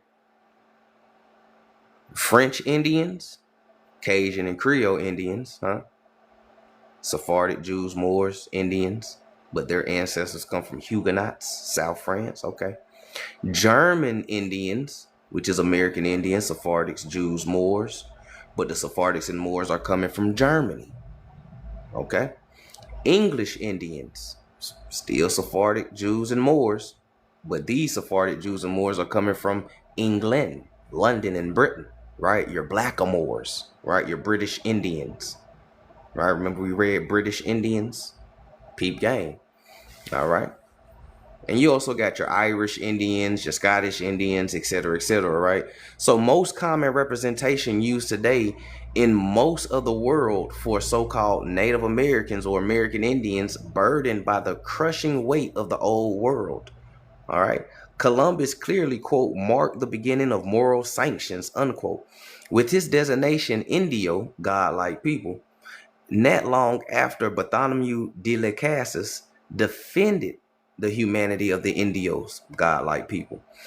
In doing so, recommended the massive importation of Black Africans or Moors, Negros de Africa, Moors, Sephardic, to take over the animal task heretofore regulated the indigenous inhabitants of the New World. The morality of white power and Indio black forces. Hold on, let me zoom in so y'all can see it. I ain't make that shit up. This is right there, right? Indio black Indio, right? Indian, right? Blackness, huh? Indio and black, right? Against white power. We know who ain't against white power, fucking natives, but just keep going though, right? So against the morality of so-called white power and Indio black forces or force subservience to the church state, and the secular holders of land and people was established in the early 16th century in Europe and Americas. Peoples was established in the early 16th century in Europe and Americas. But there were many, including black people of many origins.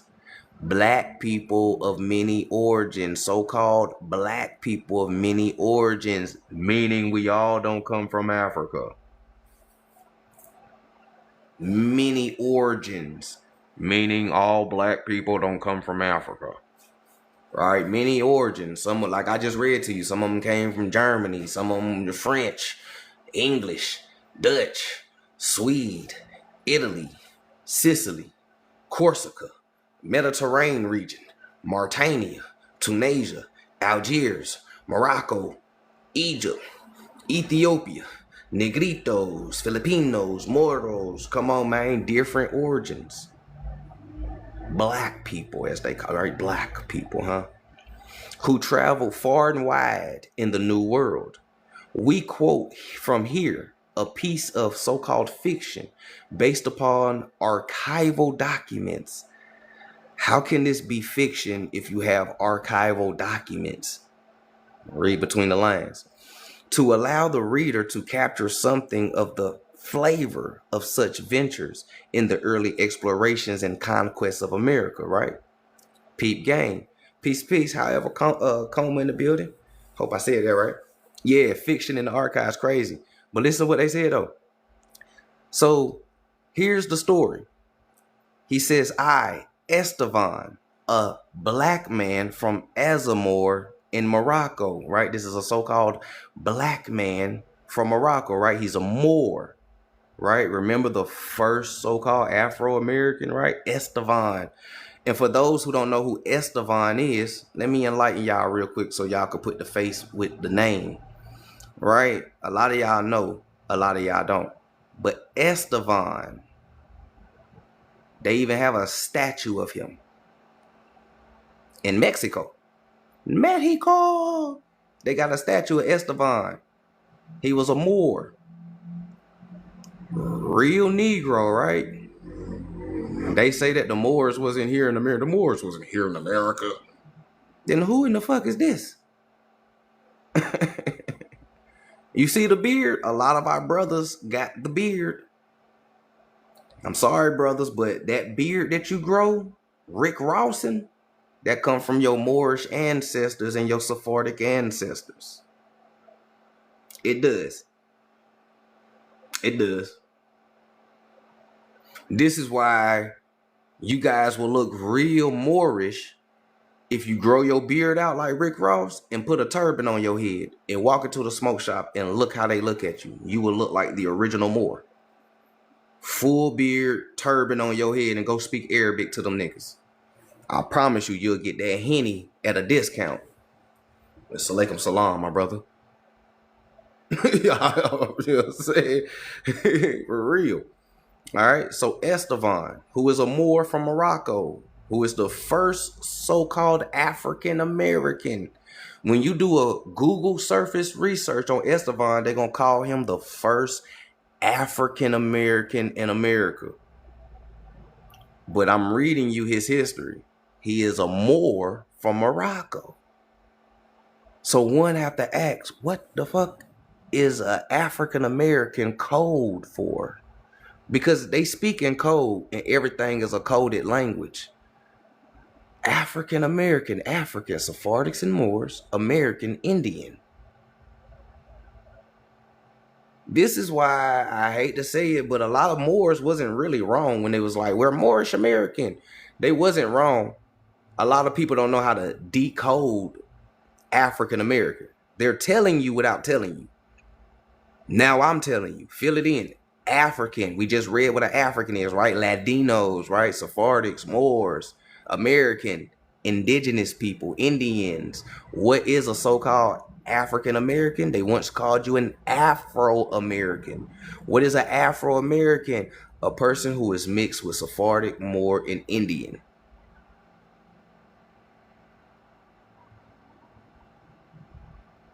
This is why you have American Indian genealogy with Sephardic and Moorish names. Alicia, Elijah, Anton, Antoine, Anthony, Jamal. You see what I'm saying? Rodriguez, De La Cruz, Cruz, Ramirez, Garcia, Sosa. These bitches love Sosa. Okay, stop playing. Right? Your whole man, look, your whole our whole culture is this. Whether you like it or not, this is our culture. This is the fusion. There's nothing, look, there is nothing African about this right here. See, mainstream like to say, oh yeah, that's that African culture that they did. That man, this ain't, niggas in Nigeria don't wear this shit. Ain't nobody in Ghana and Gambia wearing this. This is Iberian style because your ancestors came from the Iberian and your other ancestors were Indians. Because of the culture fusion that created the so-called Afro-Indigenous. But, like I said, once you understand that the Sephardic and Moor and the Indian are the same person, the Sephardics and Moors just left America 5,000 years ago to spread civilization around the world. Pyramid building, geometry, astrology, agriculture, architecture, agriculture, cosmology, alchemy, fucking civilization, mysticism, spirituality, Gnosticism. They spread it all of America's old world civilization around the world to go and civilize the beast of the field. But it backfired on them. And they end up getting their ass deported back home. All right. So, peak game, man. Peak game. And if anybody need any confirmation, y'all know I don't really like using ChatGPT like that, but even you can even plug in this stuff in ChatGPT, right? The outfits. And ChatGPT will tell you the same thing I just told you. What is this style of dress? And it says what you seeing in this image. The white dress with the red and blue ruffles with the off the shoulder cut. And it's crazy because our women still wear their stuff off the shoulder cut still to this day when they going out to the club. And a head wrap, which is crazy because 79 people in my life, somebody got a head wrap on. All right. It's typical of Caribbean festival and folkloric dance customs, which is Iberian. This style is commonly seen in places like Puerto Rico, Dominican Republic, Cuba, and parts of the West Indies. Iberian versus quote unquote Spain. The base structure, the ruffles, the full skirt, the peasant blouse style comes from Iberian folk clothing, particularly southern Spain, Andalusia, Moors, and the Canary Islands, which is very important. Why? Because the Canary Islands had one of the largest Moorish and Sephardic populations. However, once transported to the Caribbeans, it evolved locally like our culture always do. All right? This is why we ain't the same as modern Africans. Because we ain't mixed with modern African. Now, can I, real quick, side note, because this is bothering me. I got a side gem for y'all. We're going to dive back to it. Here's the funny thing about genealogy. Y'all remember when I always tell y'all the reason why Native Americans will never show you their genealogy? And they have done their genealogy, trust me. They done their genealogy. I'm about to show you a reason why they will never show you their genealogy right now. All right? You see this lady right here, Jennifer? Jennifer ass is from Japan. Let me go to their census record, right? Her ass is Japanese. Hold on, that's the wrong one. Hold on, where is that? Boom. Hold on, it's this one right here. Boom. They Japanese.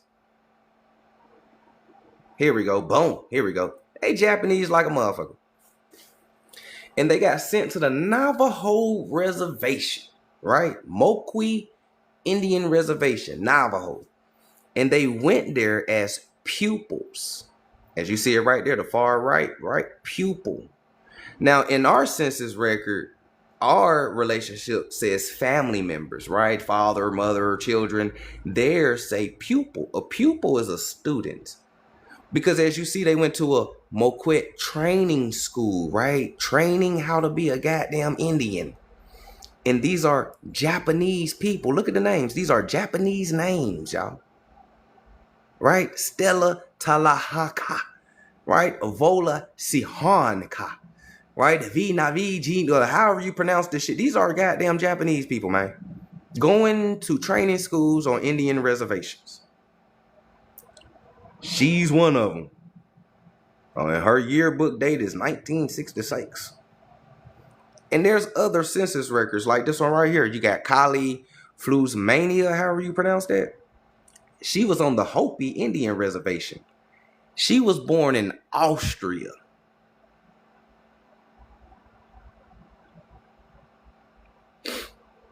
Let me say that again. She's on the Hopi Reservation, Navajo, Arizona, right? She was born in Austria. And the parents' last name, Pearl Selkasvinkotten. However you pronounce that. Okay? You drop on down, you got another one inside the Hopi Reservation, right? Nini or Nanny, right? Hopi Reservation. Drop down to the bottom, right?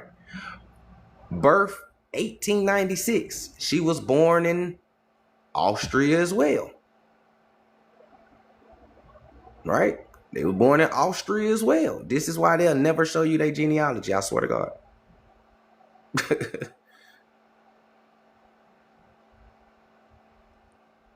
Listen, man, they'll never show you their genealogy. Here go one right here, right? He was born in Germany. He arrived in 1869, right? Ellis Island, huh? They marked him down as an Indian. His father's from Germany, mother's from Germany. And he's an Indian. 1862, right? Ellis Island. Guess where he got sent? To the Navajo Reservation as well. God dang. He got sent to the Navajo Reservation as well. And he probably went to the Navajo training school to learn how to be a fake Indian. Because even though they went to the training school, they still don't do shit Indian. That's crazy. They do everything white. but they don't do shit Indian.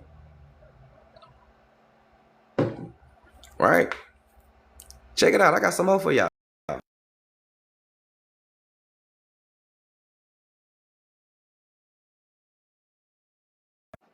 Bro.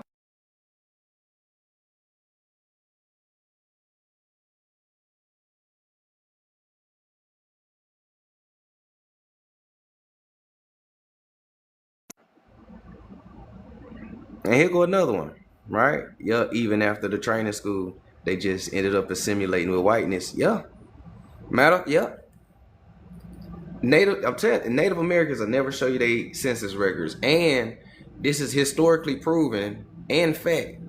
Native Americans, before they was called Native Americans, because we know that they was called Native Americans in 1960, 1959. Before then, from 1907 to 1959, so-called natives were classified as white on census records. They was. Before they was classified as white, they was called Russian Americans. Because remember, in the 1800s, Alaska was technically Russia still. So they was called Russian Americans. Look, man, they'll never show you their genealogy or their grandmamas. They'll never show you their grandmamas. This is why they can't debate you. This is why all they can do is insult you. Every time we read a book, every time we bring out proof, every time we show documents, they can't rebuttal nothing. All they can do is throw insults, just like somebody who's guilty. Because that's what guilty people do. Hey, you stole my lighter. Man, I ain't got to steal your motherfucking funky ass lighter. Nigga, I got my own lighter. Oh, bitch ass nigga broke it. You see what I'm saying? They do the same shit. Y'all know how it is when a motherfucker lying to you and you bust them. When you bust a nigga lying, they be more mad than you are. Nigga, how you mad at me and you stole my money? Man, take this funky 20, nigga. I ain't take it from you, but here, nigga, I don't need your money, old broke ass. Them nigga be madder than you. This is what they're displaying right now. Hey, y'all, we Indians. You wobble, pretendians, crack babies, welfare babies. You guys are delusional. Them niggas so-called hate white people so much, but they call us every fucking Jim Crow word in the damn book. You be like, damn, nigga. You call me more niggas than white people do. And I live in Kentucky. This shit's crazy, bro. Nah, I live in Kentucky. And the natives call me more niggas and monkeys than goddamn white folks in Kentucky. Boy, this shit crazy than a bitch. But it ain't crazy when you understand who the natives really are. It ain't crazy. They tell you who they are all the time. We wasn't slaves. We owned slaves. What slaves did they own? No, we own your people. Who is our people, y'all? Sephardics, Moors, and Indians. They telling on themselves. They telling on themselves. The more they talk, the more they tell on themselves. Y'all notice no elders from their community have ever spoken up. It's always the young, dumb meth heads. None of their elders ever spoke up and called us pretendians to say that we was wrong. And you ain't never gonna find none of their elders to call us wrong. They elders know who we are. They elders know who we are, bro. I promise you they do. A lot of they elders told them to leave us alone a few years back on TikTok. I swear to you. I swear to you. One of the elders, I think it was either a Swarthy panel or C3 panel. I can't remember. But one of the elders came up there and told the natives to leave us alone.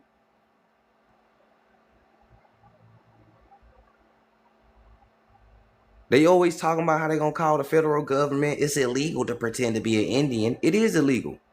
And you notice that one so-called black American ever been locked up for saying that they Indian. But you know who have, though? Uh-oh. You know who being detribalized, though? You know who being deported, though? We can't be deported. And we damn sure can't be locked up for saying we Indian. Everybody know except for y'all. But in reality, the natives know too. Some of them natives is your cousins. I put this shit on everything I love. My grandmama told me this one. And this shit blew my mind. Some of those natives are your cousins. I know. Dang, man, fuck them Siberians, those dang my cousin. I promise you. You got some cousins on that motherfucker that's white passing, and they backstabbed the family. It was always a family feud. When they told you that the American Revolution and the Civil War was a family feud, it was brother against brother, listen to what they saying. It was an intertribal civil war going on. Full bloods versus half bloods. The Catholics and Christians was with the half bloods. Listen to what I'm telling you. You was being persecuted by the Catholics and Christians back then, and you're being persecuted by the Catholics and Christians today. Back then, the Catholics and Christians and the Romans was strange fruiting the Sephardic Jews and the Hebrews, and that shit's chiseled in stone. The Catholics and Christians was burning the Moors at the stake, calling them witches and heretics.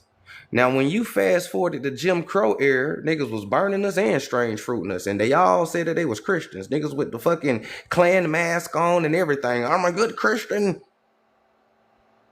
You still being persecuted by the same people because you still, listen, I'm a phrase this if I was a government person.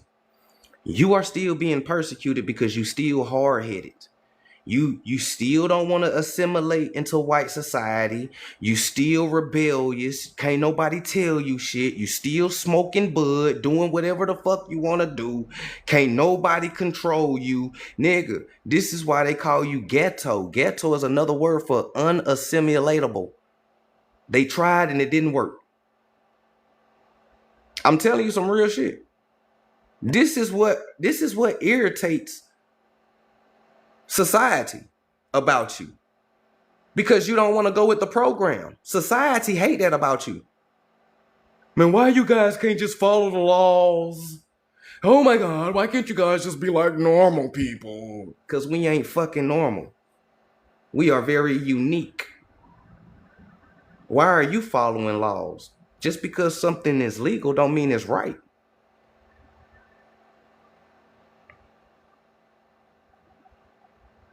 It was legal to delectable Negro a motherfucker. That don't mean that shit was right. And what's crazy is that cannibalism is only illegal in only a few states, nigga. But we on TikTok. I ain't about to go that far. But listen though. And who's doing this to you? I'm showing it. On the background, I'm showing it to you. How are these Japanese people and people from Austria and Germany being labeled as Indians and going to Navajo reservations and shit? And who are they descendants today? Is the question. As I'm showing you these Chinese and Japanese and Germans and Austria people going to these Navajo and Hopi reservations, who are their descendants today? Because they had kids. Don't nobody want to talk about. They put it in your face, even with Scholastic News. Scholastic News magazine published this December 2015. Scholastic News. Yeah, the shit that be in school, right? Book fairs. Y'all remember Scholastic News when we was kids, book fairs and shit. They come on, bro. December 2015, this is what they put on their magazine. Talking about growing up in the 1620s.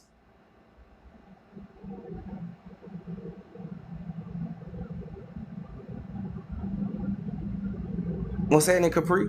What Nigerian? Niggas ain't Nigerian. We don't eat no fufu. For real, we don't eat no fufu. What Nigerian? Man, come on, man. These folks said copper colored.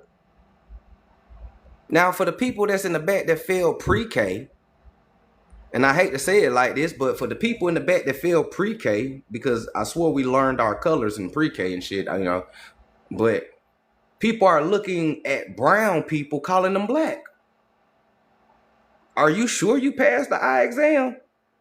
You guys are looking at brown people, copper-colored people, and calling them black. And then you guys are looking at the pale, straight-haired people on the reservation, calling them copper-colored. The person who checked your eyes need to be fired. Because copper-colored, literally, 1828 Webster Dictionary, American as a so-called native of America, originally applied to the Aboriginals or copper-colored races, not the Negro races, the copper-colored races that got took out of history. Found here by the Europeans, Moors, early European Moors, French Moors, Spanish Moors, explored, described so-called black Native Americans as red coppered color. They described who? So-called black Native Americans or American Indians as red copper color. Skin tones, copper skin tones. This medium brown skin tone has a slight reddish caramel tint. It is spring and summer is around the corner. Now, my people, y'all know how our skin complexion do, right? In the wintertime and fall, you know, we lighten up. Spring and summer come, y'all know what happens. For those who don't know what happened, look at a black American under the sun.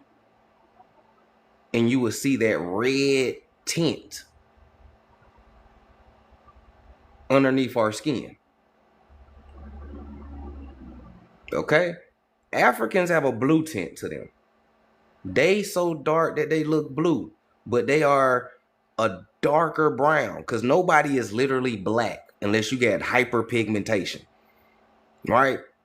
Other people can be so dark that they look black, but in reality, they are that special dark chocolate with a blue tint to them. We have a red tint to us, right? People got to understand.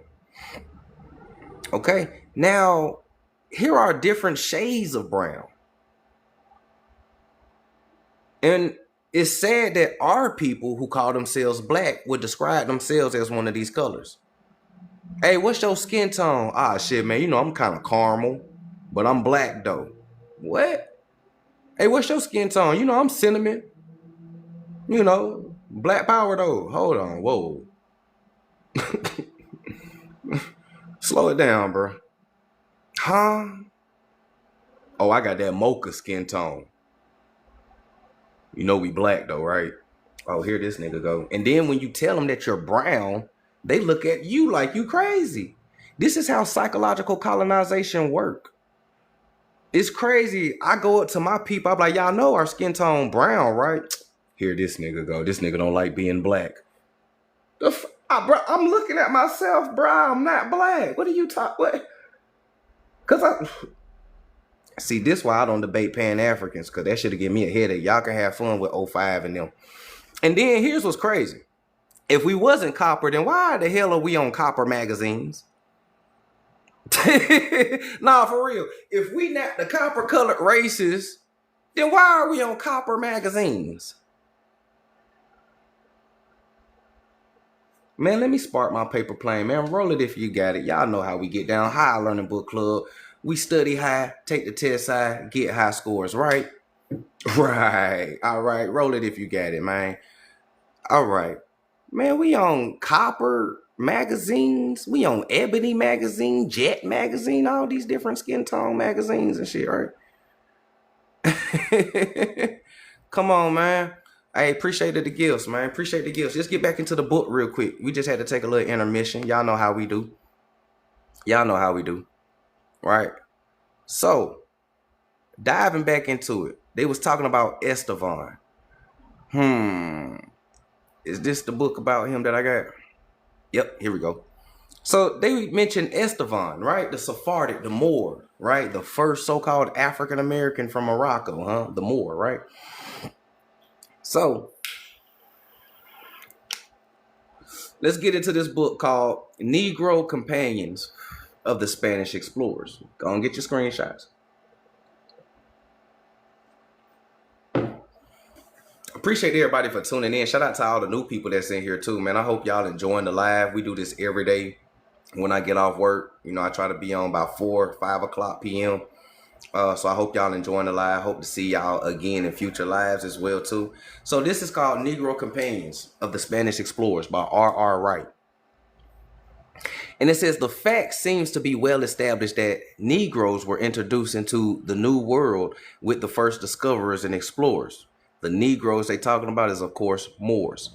Indeed, there is evidence which lead us to the surprise that some of the pre-Columbians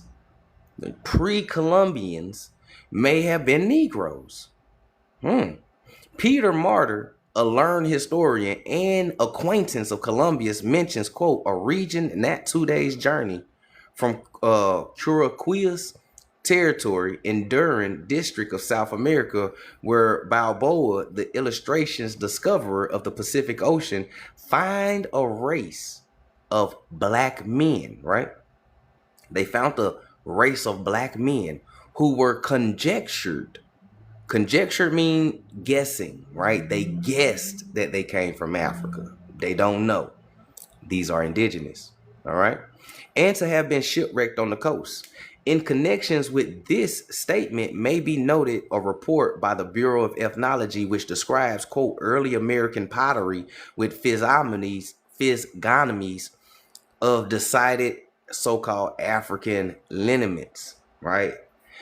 The late Justin Winsor stated in the later of the writer that, quote, there is a possible chance that at some early time the ocean currents may have swept across from the Caribbean coast to the African coast in canoes with the Guanches and other so-called African tribes, right? From which some considerable strands of Negro blood may have mixed with the pre-Columbian people of the tropical areas, right? Moors. The skulls found in caves in the Bahamas seems to be very much like those of the early burial places of the Canary Islands. Who we just said was in the Canary Islands? Sephardic Jews and Moors, El Negro, Latinos. Ooh, peak game, boy. Peak game. I'm looking for the Native Americans in history. I'm not finding them, but let's keep going. It's very black in the beginning of this history, right? It's very El Negro in the beginning, right? But let's keep going though. So now, let's drop on down though. The year is 1501 is the date of the earliest reference of American history to Negroes coming from Spain to America. Woo! I'm still looking for those Africans too. Hey, I'm still looking for those Africans they said came here because these Negroes came from Spain. Whew, shit, boy, these folk lied to us in that McGraw-Hill book, boy. These Negroes came from Spain. Of course these Negroes came from Spain. This is the same time that the Moors and the Sephardics are being kicked out of Spain. Why wouldn't they come from Spain? Why wouldn't they come from Spain? They're Moors. They're Sephardics. They're being exiled. So these Negroes coming from Spain to America, Sir Arthur Helps in his Spanish conquest in America states that in the year mentioned, instruction were given to the authorities that while Jews, Sephardic Jews, Moors, or new converts were not to be permitted to go to the Indies or to remain there. Listen, quote unquote, Negroes born in the power of Christians were to be allowed to pass to the Indies. Okay? And the officers of the royal revenue were to receive the money to be paid for these permits. So it goes back to crypto Jews, crypto Moors. They were pretending to be Christians and Catholics to come to America because they were being persecuted over there. Okay? They was being persecuted, so they pretended to be Christians and Catholics to get a permit to get on a boat to come over here. All right? Let's keep going. All right, let's keep going. Shout out to everybody that's in here. If you new to the page, go ahead and hit that follow button so you can be notified every time I go live. I go live every day dropping new gems. So now, So, of Spanish paper has shown that Negroes at an early date were considered and called, quote, the strength and sinew of the Western world. The Great Antilles, especially, had already been crowded with so-called Negroes. Look at that. They said the Great Antilles had already had Negroes before these Negroes from Spain came. Oh, the French Huguenots. Remember, the French came before the Spanish. A lot of people don't know that. French Huguenots was already there. Remember when we was reading that Cajun history and they was telling you that the first European colonists was who? The French Huguenots. They came before the Spanish. Okay. So it was Negroes already in the Greater Antilles, right? Huguenots. Especially had already been crowded with Negroes on the plea that they were sent with the view of facilitating the Christianization and to relieve the toil and suffering of the unfortunate natives. Okay, listen to why they were sent here. But their evident into western portions of America was fright with a good deal of concern. Before 1530s, there were enough Negroes in Mexico to warrant an attempt of self-liberation from the Spanish yoke. Who was in Mexico? Negroes. 1530. There was enough Moors in Mexico to warrant an attempt of self-liberation from the Catholic Spanish yoke. I wonder how many Negroes is enough. Anybody know how many Negroes is enough Negroes? They said it was enough Negroes. Shit, how many Negroes is enough for self-liberation? Their plan was to unalive the Indian friendlies to the Spanish. Listen, because I'm about to break this down to you. Their plan, the Moors, their plan was to massacre the Indian friendlies of the Spanish. Now, I can show y'all this. Because I told you in history, there's two Indians, whether you like it or not. There's two Indians.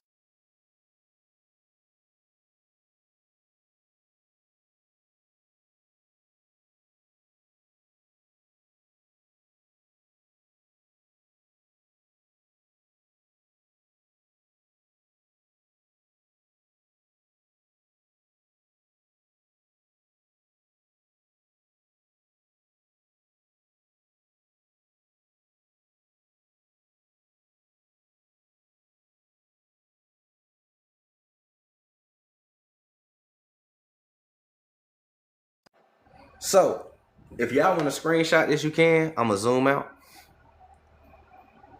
So, if you want to screenshot this, you can. So, when they say Indian friendlies of the Spanish, they're talking about what they call Indian conquistadors. Now, Indian conquistadors are called Los Indios Amigos, meaning friendly Indians, meaning these are Indians who work with the colonizer to push colonization of America. Now, when you do your deep diving and research, it's going to lead you to these people on my background who helped. Because we are already breaking it down. Who was going against the colonizers and the Spanish crown, right? Moors, Sephardists, and Indians, right? Indians that look like me and you. Now, on the other hand, who's helping? Gotta be these niggas that you've been fighting before the Europeans came here. Yes, we've been fighting these Siberian people before the Europeans got here. That's that Indian on Indian war that they be talking about, right?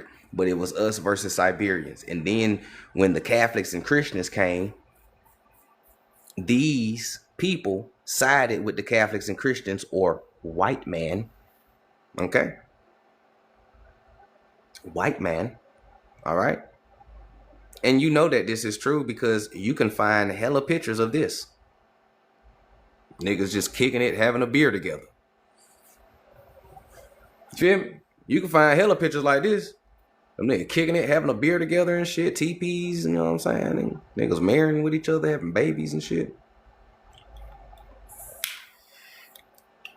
So I like to break down history like this so you can understand the whole scheme of it. Because if you just read it and you be like, oh yeah, Indians and Europeans, then you're going to get that surface level mainstream confusion. But when you break it down and you know, okay, boom, These ain't really modern Africans like they talking about. These are specific people. These are Sephardics, Moors, and Indians, right? They are going against Catholics, Christians, Holy Roman Empire, and Siberians. Okay? Now, when you read these history books, you have to be able to tell who's who in the story. Whenever they talking about so-called black slaves and black self-liberation and all of that, 9 times out of 10 they talking about Sephardics, Moors, and Indians who wouldn't convert over. Okay? When they start talking about, the white population and white that, then okay, you talking about Anglos, you talking about Siberians, you feel me? You talking about Catholics, Christians, religiously, which can be black or white folks, right? Because it's a status, right? And like I explained to people, it's a status, right? Before white and black became a status as we know it today, white and black was a religious status. That's why I tell people you gotta study religion crusades to understand colonial times, because colonial times was birthed from the religion crusades, right? Christian crusades, the Catholic takeover, Muslim conquest, and all of this type of shit, right? You got to understand that. And this is how the status has come. If they labeled you white, you were a Christian or Catholic, or you was a person who was successfully baptized and converted over. So you was white, pure, right? You were labeled black if you was a heretic, a pagan, a wicked person, a person who didn't go with the program, right? I'm not Christian, I'm not Catholic, you know what I'm saying? So you were wicked in their eyes. You was a heretic, you was a pagan, you was a Gentile, you was etc., etc., etc. So they labeled you black, so-called black people. So now you understand the undertone of colonial terms, because also when they say black people, you know that these are people who didn't convert over to Christianity or Catholicism, hence why they kept being persecuted, and you're still being persecuted today, right? Because you're still not a Christian. I don't care how many times you say Jesus, you're still not a Christian.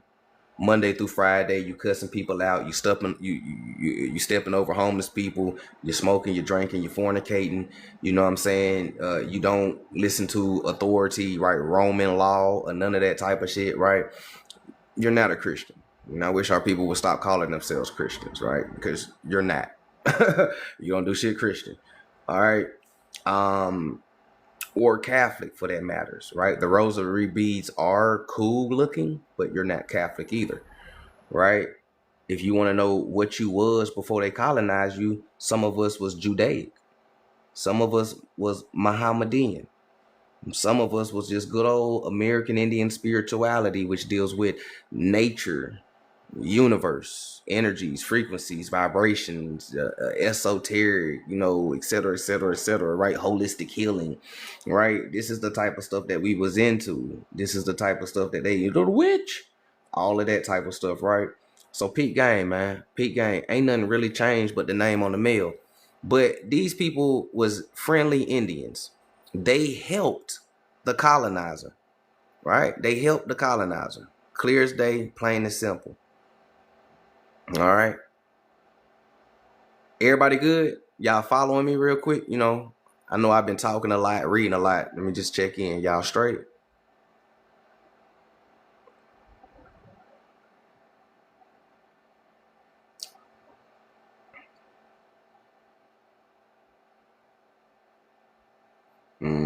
Too gracious was in. Peace, peace.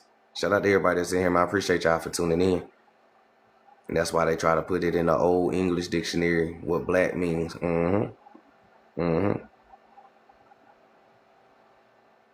nothing new under the sun. Yeah, facts.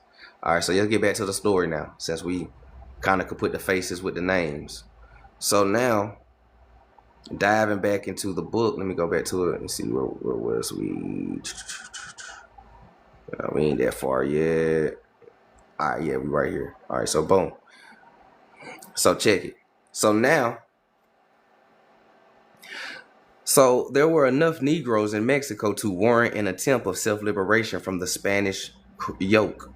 Their plan was to unalive the Siberian-friendly Indians to the Spanish and form an alliance with the other Indians. I wonder who's the other Indians that the Moors was going to form an alliance with in Mexico, huh? All right, peep game. Elect a ruler and set up a government and for themselves in the city of Mexico. H. Bonacroft, speaking of this event, says that, quote, the Negroes neither gave nor accepted quarter, whatever that means. Their enterprise, however, failed, the ringleaders being betrayed, captured, and executed. All right. In this connection, there is another interesting story of the followers of a certain Bayano, which was a Negro insurgent, right? Moor, right? He was a Negro insurgent, captured and sent back to Spain. Listen to what he said. He was a so-called Negro, right? He was captured and sent back to Spain. They ain't sent him to Africa. They ain't sent him back to Africa. They sent him back to Spain. This Negro insurgent, right? This Moor, right? This Moor got sent back to Spain, not Africa. All right. So whose followers in 1570 founded the village of Santiago del Príncipe? There is, however, some reason for the belief that many of the Negroes imported by the Spaniards were not savages nor ignorant. They was Moors. That many of them were Mohammedans, Moors, or Spanish Catholics, conversos. They was Moors. One writer mentioned his Mandingo servant could write the Arabic language. That's because so-called Mandingos was Moors. That's why he could write the Arabic language with a great beauty and exactness. The Guiana and the Gold Coast Negroes were bold, brave, and liberty-loving, as the history of the Pacific states will attest. Now,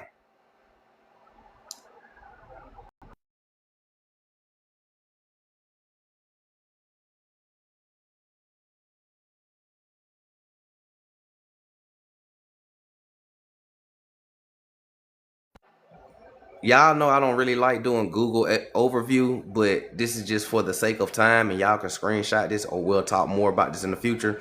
But there is a such thing as West African Moors. When they start talking about Negroes and Gold Coast and all of that, they're still talking about Moors. Look, Nigeria, Mali, and that's right there by Mauritania. It's not that far, and it used to be Mauritania's territory before colonial powers took over. But there is a such thing as West African Moors, which is the same Moors, right?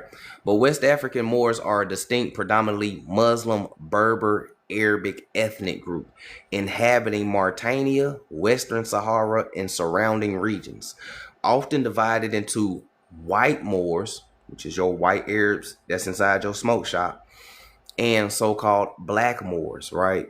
Which is you going into the smoke shop.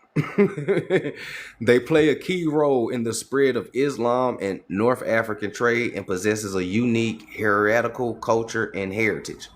Okay. Key aspects of West African Moors. Cultural identity. There are a mix of Arab and Berber or Amazigh heritage. Many are historically nomadic, though many are now settled, in particular in urban areas of Mauritania. They still there. Social structure. Moor society is famously divided into two main historically distinct groups. That's why I tell people you gotta know the difference between Moors. You got your white Moors, often descendant of Arab and Berber tribes who historically held political power. Your white Arabs that you see today.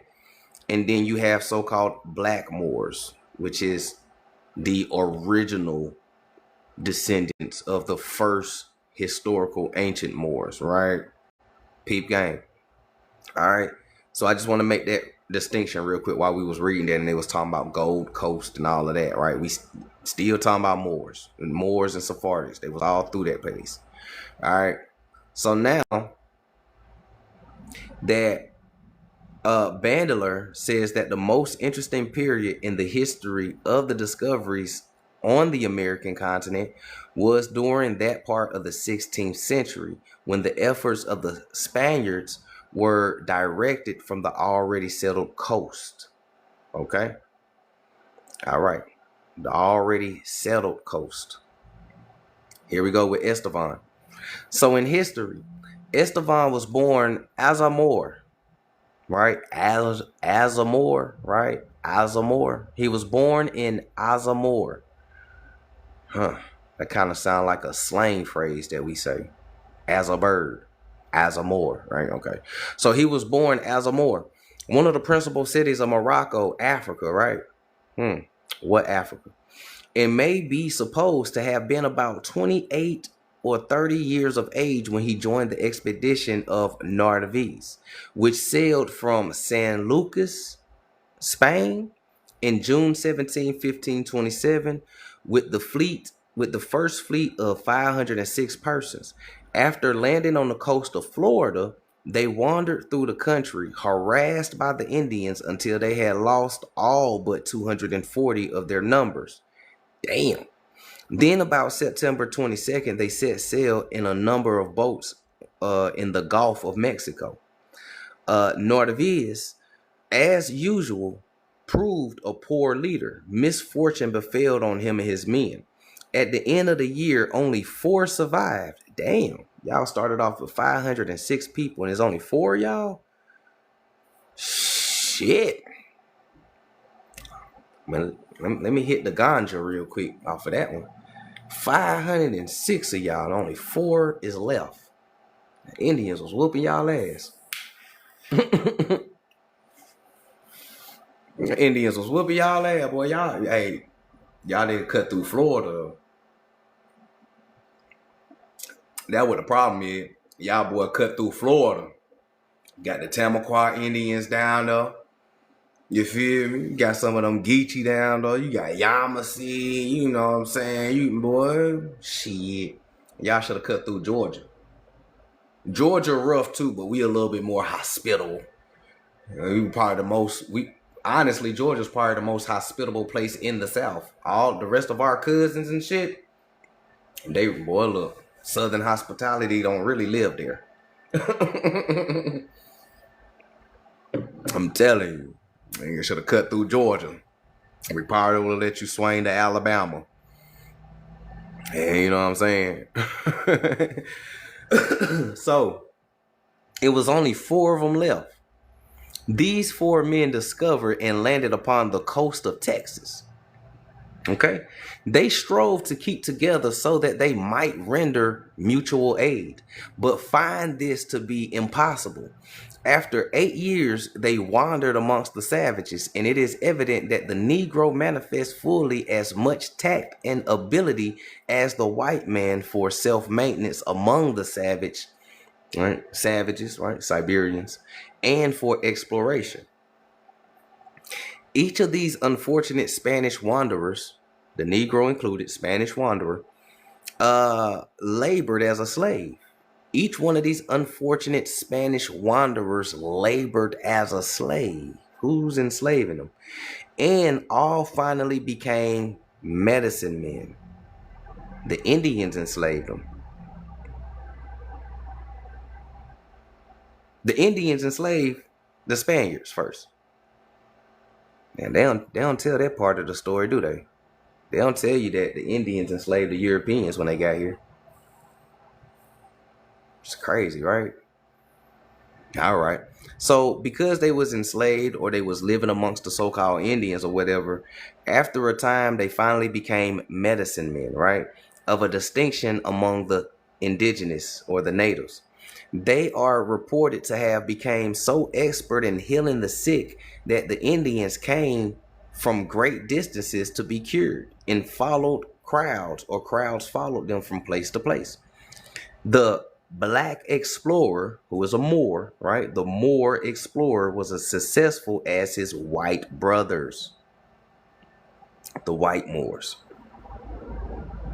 The black explorer was successful as his white brothers, right? The white Moors I just explained to y'all. Okay? He became familiar with the Indian dialects and characteristics, and the experience gained in these 8 years of wandering afterward proved valuable to him.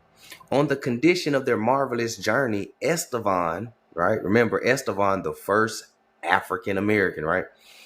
Estevan's 3 white companions left for Spain, but Estevan remained in Mexico, where he was held in esteem by those who were interested in extending the Spanish dominion. Okay? So he stayed, right? The so-called Afro-American, right? The so-called black man, the Moor. Right? The Moor. Here's a map of their travel routes, Estevan's travel routes. Here's the route.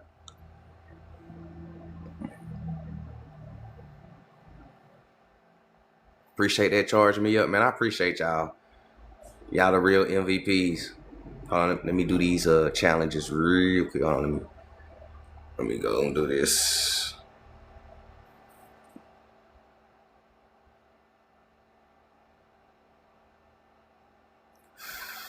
So they can stop bothering me. Hold on. Let's see, we're gonna do that. Let's see, quick pass. 1 second, y'all. I got 8 quick passes. Let's do 3 on that one. Let's see, 3 on that one. And let's do this one.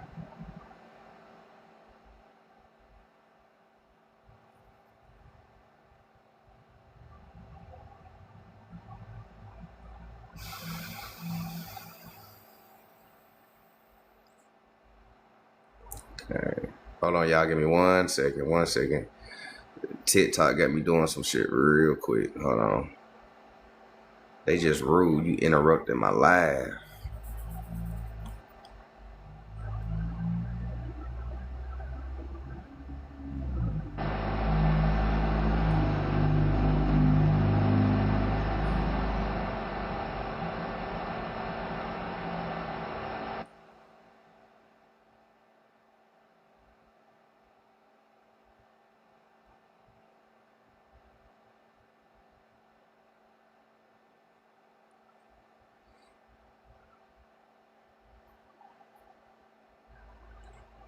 All right, there we go.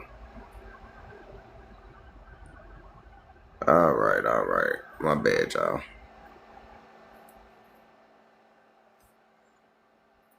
So he would just be Estevan the Moor. In some books, they call him Estevan the Moor. They probably just made him work for food. That's exactly what they did, Dev the dude. The Indian slavery was way different, right? When we talk about Indian slavery, it is not that chattel slavery that came later on with the Catholics and Christians. Indian slavery was the shit that, hold on. Okay. Indian slavery was just stuff like your mama and dad would have you do, like chores, right? You know, and since we was farmers and agricultures, right? You wake up, you go pick the crops, go till the yard, go milk the cows, you know what I'm saying? Go cut the grass, just stuff like that. Just stuff like that. They weren't really, you don't work, you don't eat type shit. All right. So now, all right, continuing on with the cultural fusion. Right? Continuing on with the cultural fusion. I have a ship log of Sephardic Jews coming to America. And I'm going to read this list off. And you might hear your last name. Or you might hear an ancestor last name. Okay? Because like I've been telling people, and I ain't got no problem saying it again, your last name didn't come from no white British man. That's one of the first lies they told you with psychological colonization. Your last name is your last name. It's a family last name.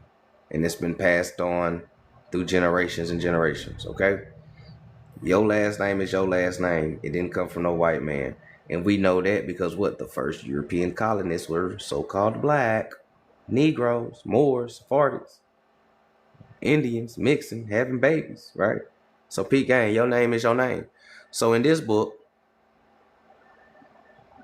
it's called The Jacobite, a short sketch of the Jacobite transportation in 1745. Right? This is a ship log, a transportation log. Now, it's crazy that we can't find no real ship logs of people coming from Africa like they tell you, but you got all the ship logs of these melanated Europeans who are Sephardics and Moors coming over here though. Oh yeah, you got a lot of ship logs of that.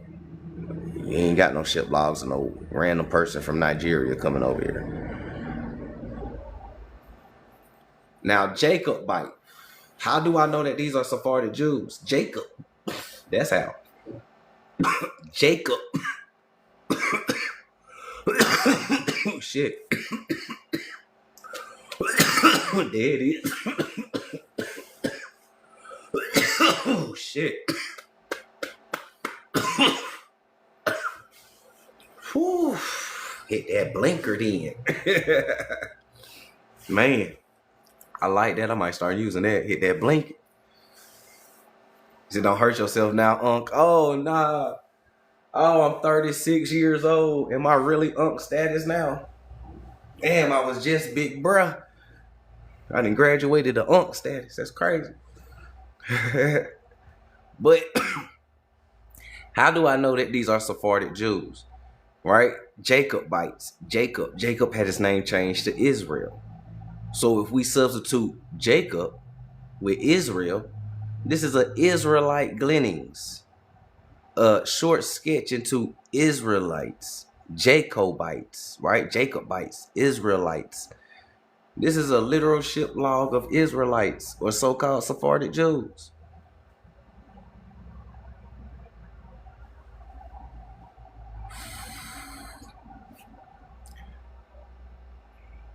But you got content creators on here who don't believe that so-called Hebrews was in America or even from America, but they haven't researched far enough.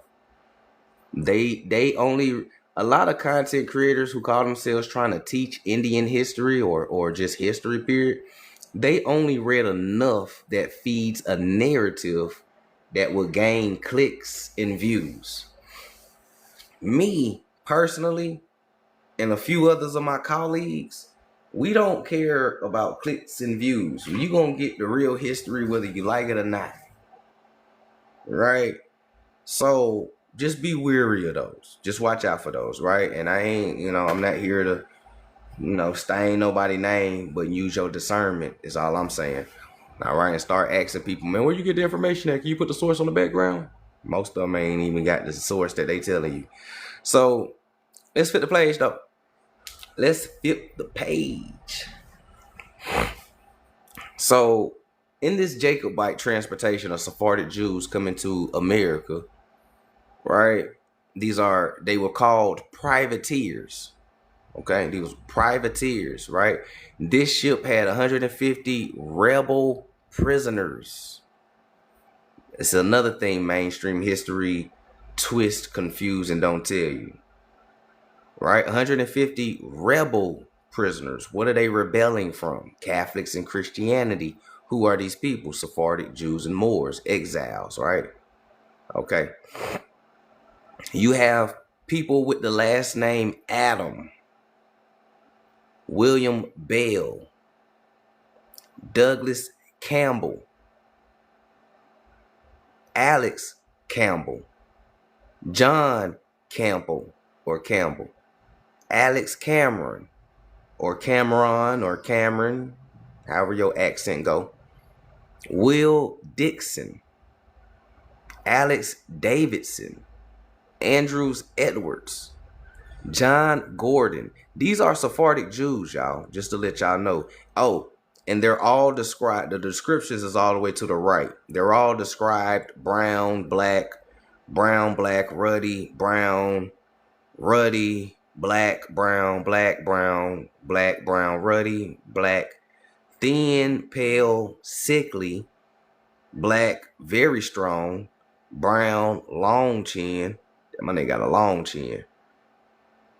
I would have took offense to that. My nigga ain't long chin, Andy. All right, you black and lusty, right? So you probably look good, right? You black, brown, black with straight hair. So these are Negroes. Okay. Yeah, they said my nigga had a long chin, boy. That shit crazy. I'd have been mad. What the fuck you mean long chin? Oh shit. Hey, when they said that they gotta describe you, they gotta describe you. Right? But like I read, all of these are so-called Negroes or what you call black people, right? And listen to the last names, right? Campbell, right? Like Tevin Campbell, right? William Bell, right? Will Dickinson, Davidson, like Tommy Davidson, the comedian, right? Andrew Edwards, John Gordon, John Grant, Johnson, John Johnson. I know that's a brother. David Joyner, Tom Joyner in the morning show, right? Okay. George Keith, Will McLean, Irish, a melanated Irishman, right? A black Irish, right? McLean. You got Duncan McPherson, another Scottish, right? That's a Scottish brother. You got Angus McIntosh, right? Another black Scottish. Peter McIntosh, his brother, black Scottish. James McPherson, the brother of Duncan McPherson, right? Both Irish, melanated. You got John McLeod, 25 years old, black, Scottish. You got Duncan Monroe. You got another Alex McLeod. You got Charles Morgan, John Murray. Okay? Come on, man. He said giggity. You see these last names? See how they described? These are Sephardic Jews and Moors coming to America. This is the European in your genealogy. The European in your genealogy and the European they say you mix with is not a white man. These folks so diabolical, they whitewashed your ancestors. They whitewash God. They whitewash your ancestors. They whitewash history. And they whitewash themselves too. That's another lie for another day. But Queen Elizabeth the First is a prime example of whitewashing yourself. Queen Elizabeth the First was one of the first women in history to bleach her skin. Yeah. So she whitewashed herself. Big game. Oh, the source is Jacobite's ship log. This is a ship log of enslaved rebel prisoners, Sephardic Jews and Moors being shipped to the Americas. And these are all Negroes. All right. Oh, my bad. Some more last names. I just really want to read the last name and descriptions to y'all so y'all can get a better idea of what I'm saying when, you know, Latinos and Indians and colonial times and first Europeans and Indians. You know what I'm saying? Like, Pete Gang. And again, you might see your name in here. Right? You got Donald McGilly. Right? Like Gilly the Kid. Short, drop the Mc and call him Gilly. Right? McGilly. Black. Laborer. You got McDonald. Ruddy, strong. You got McDougal, right? Black, sensible. You got McDonald, Angus McDonald. He was 50. He was a laborer. Okay. You got Daniel McKee. You got Mark McCormick. You got Marnock, Mitchell, Nelson, Robertson, Ross, like Diana Ross. All right. Stewart, Smith, Sharp, like Shannon Sharp. Right. You got Lackey. You got Scott, Thompson, like David Thompson. Right. You got Slytherin or Sutherland, right? Sutherland. You got Chambers, Mario Chambers. You got Chambers, Chambers and Chambers. Hamilton, Kennedy, McKenzie, Robb, right? Nigga Robb, right? Robb, right? My nigga Robb, huh? Okay. You got Dunbar. You got Chapman, Brownlee, Top, Brown, Duff, Patterson, Peterson, Middleton, Thompson, Warren, Mills, Grant, Reed, Summerall, Mann, and Millie. All of these are swarthy so-called black European Sephardic Jews coming to America. 1745. They were still coming here. Still coming here. 1745, right? So-called African slave trade, huh? African ain't so African. All right, you got Lawson, you got Troop, you got Samuel, Donald, Matthews, you got Lamb, Jackson. I'm sorry, Miss Jackson. Ooh. All right, Jackson. Okay, McLean, Ross, Campbell again, Cunningham. All right, you got Oliver, you got Bowie, you got Boulay. Shit. That ain't very telling in itself. All right. You got Anderson, right? You got Ori. You got Reed, Henderson. You got Sherrock. You got Bibby, like Mike Bibby. You got Singleton, like John Singleton, right? You got Williamson, like Zion Williamson, right? Zion Williamson, right? Sephardic, huh? All right. You got Mason, Robinson. All right, you got Johnson. So, as you can see, shit, most of the names that you've heard in your life and some of your names are Sephardic and Moors. So, what are they talking about that we got British names? Shit, if these are Sephardics and Moors, then what is a British name? Miller is also Sephardic. Yep, Miller is Sephardic. These Sephardics are coming from like Ireland, Scotland, and the Iberian, and like Britain. Miller and a lot of other names. Some of those names will be like German Moors and Sephardics, Dutch Moors and Sephardics, French Moors and Sephardics. A lot of our people got French last names. Just different regions of Sephardics and Moors, right? Because the whole goal was to get them out of Europe altogether, and that's what the ethnic cleanse was. So all of them got sent here. You know, all of them got sent here. It took them 400 years. Hint, hint. It took them 400 years. Hint, hint. Right? So peak game.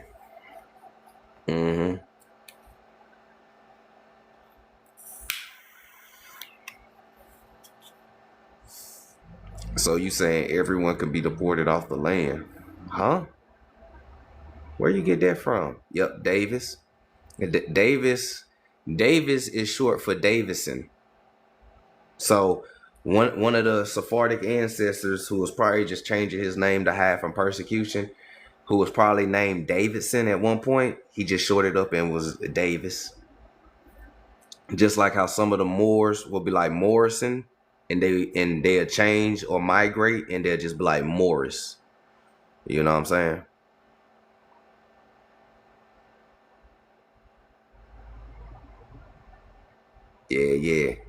Yeah, definitely. Genealogy is still the source, but you know, by the time they got here, a lot of them was classified as Negroes anyway. So most of the Negroes or the European in your family tree is still Sephardics and Moors. You could tell by the name. So, yep, Morton. Yeah, Morton is very Jewish or Sephardic. That's fact. Yep. Gonzalez is too. Gonzalez is, I think, if I'm mistaken, Portugal. It's like a Portugal Sephardic or Latino. Got a caller line real quick, y'all. Peace, peace. What's happening? How you doing, bro? I'm doing good, and you? Yeah, I'm all right. I check you out all the time. I just got a one. I got a question. You feel me? Like, um, since everybody is from another country, right? From these bloodlines that we're going over right now. So that means so so this land ain't have no people over here, and everybody can get deported basically, and this land can just be left vacant. It Nah, wasn't no people over here on this land. nah. That's not how that goes. Um, today's people who are the descendants of these folks can't be deported because most of us are mixed with European and Indians, which the Europeans are Sephardics and Moors. So most of us, nah, we can't be deported because we still got the Indian. Well, most of us are Indian based, and these are admixtures to us. Let me put it like that. So we are Indian first. These are admixtures to us, right? Because we took them in. Oh, okay. So So, let me ask you this. uh So huh. where so the Indians are from Ireland and Scotland and Africa?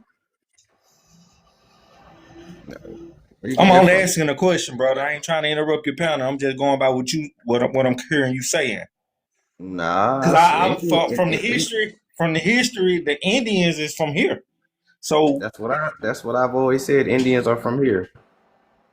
oh, okay, yeah, yeah. So how would basically what I'm asking is how how did we end up with all those names? Again, I'm not trying to interrupt your thing because you're doing a great job. I'm just asking, like, because if all of the people on this land come from those bloodlines, who gets to say who inherited the land?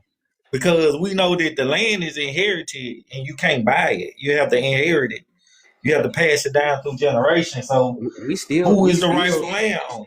we black Americans are still the rightful landowners no matter what because we are more pure Indian than anybody else on here. Like I said, we're Indian first. We are the Indians. We just have admixture. So these names came with the whole story, right? The European man's married the Indian woman. The Indian woman took the name of the Moor and Sephardic name, last name. Indians don't have surnames. We as American Indians, how I put it last time. Your nickname is your Indian name because that's how we were named.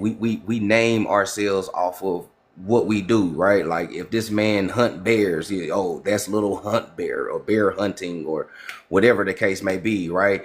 That would transfers or evolve over time to, oh yeah, that's Snoop Dogg. Oh yeah, that's Tupac, that's Ice Cube, that's Ice T, or whatever the case may be. Your nickname is your Indian name. Your Sephardic surname is your government name because Moors and Jews did commerce and business. So your government name is not the same as your Indian name, if that makes sense. Okay, but from my understanding, my reading, the Moors are I can't allies to hear the you. United States of America, right? I can't hear you. You breaking up. I said from my reading, I'm saying that the Moors they are allies to the United States of America because they was the first people to recognize the freedom for, right? I still They can't hear gave your America their reception independence breaking up. because okay, I apologize. Can you hear me now, brother? Yeah, you good. Is that any better? Okay, Yeah, you I was said. saying from my readings, like a lot of stuff you post, I go back and research. But from my readings, the Moors in the United States of America are allies. They are in cahoots with each other, right? Because every president tells us that the Morocco treated with the United States of America, My ass, I'm sorry. Every time, how can we be from this? How can the Moors be from this land? how can the Moors be from? Because I'm America's the breaking up, real bad old big world. brother. Yeah, every time you go to break it down, your reception gets hijacked.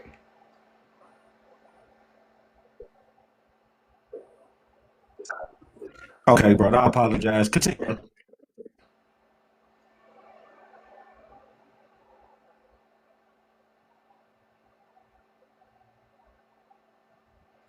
But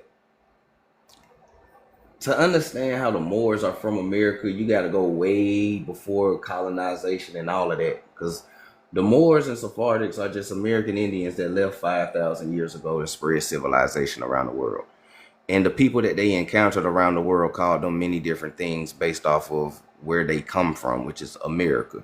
So when they call themselves Moors or Mers or Moros or Morty, they took the middle part of America with them to remind them of home, right? Amorica, America, America, America, Amaru. You know what I'm saying? That became their title. This is how we know who these people are in history and where they come from, because they are named after where they come from. So they are from America. They just left 5,000 years ago to spread civilization around the world, and they got exiled from Europe. So they from here. So if you wanna talk outside the box, then all those surnames existed here in America already. If you want to put it like that, if we talking outside the box, I don't really dig too far outside the box when I got new people inside the lab because I don't try to lose them. I just try to break down step one first, which is understanding that colonial times ain't got nothing to do with white men and Indians. It was all Negroes pretty much. So that's just what I'm doing right now. What's happening, Saint? Peace, peace.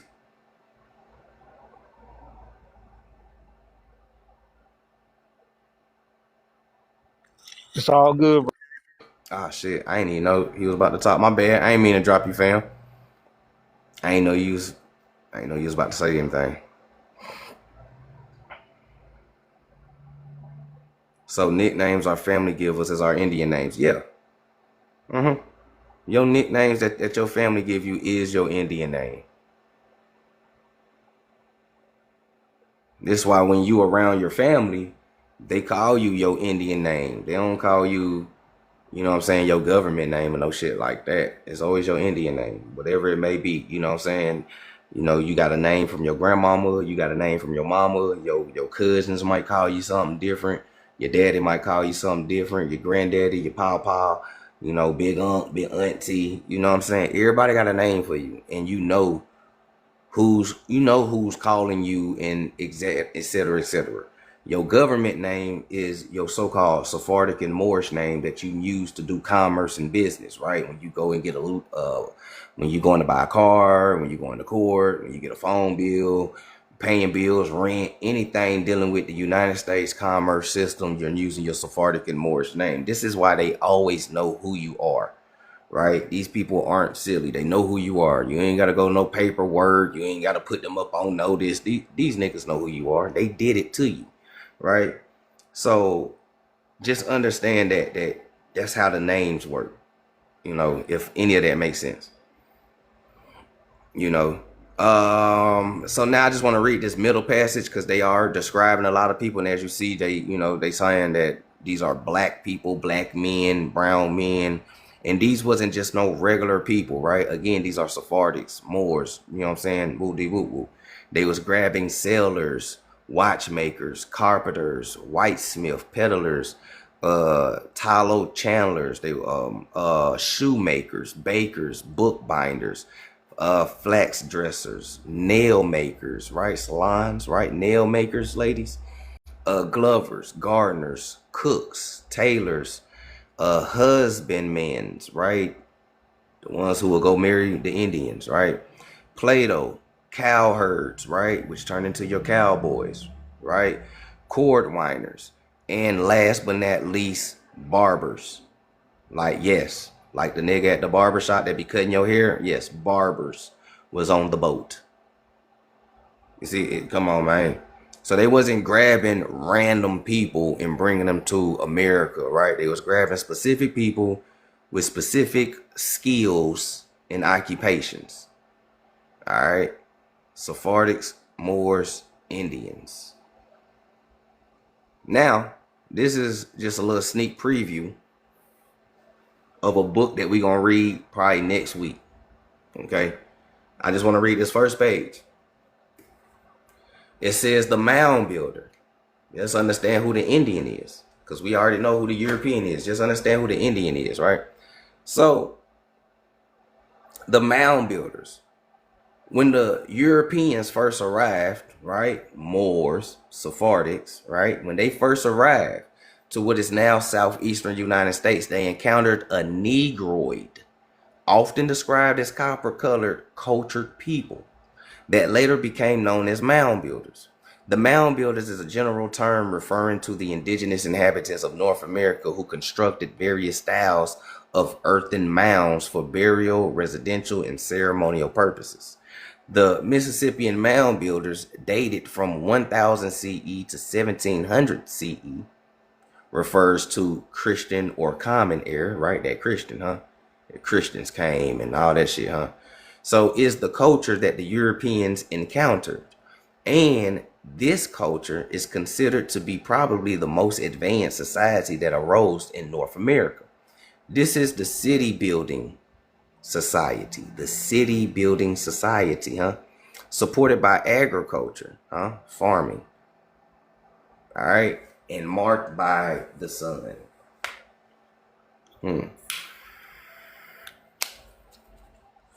Peace. You should definitely break down the Geechee. I'll break down the Geechee one day, since I am part Geechee. I'll break it down one day, most definitely. So now, just to confirm this, just go here to this book right here called Mound Builders of Ancient America, the Archaeology of a Myth, real quick. And then we're going to dive back, because I want you to get a clear view of America, pre-Columbian and after Columbian, okay? So the mound builders of ancient America, when you flip the page, it tells you right there in the middle. They found large stone figures with Negroid features. Boom. Negroid features. And you want to know what's crazy? Every time we read these things and talk about Negroid features, Native Americans catch amnesia about what so-called Negroid features are.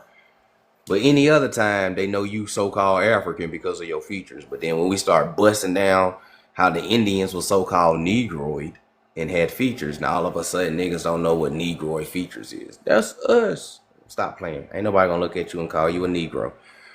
You know what I'm saying? Nobody looking at a Native American and calling them a Negro. Stop playing. All right.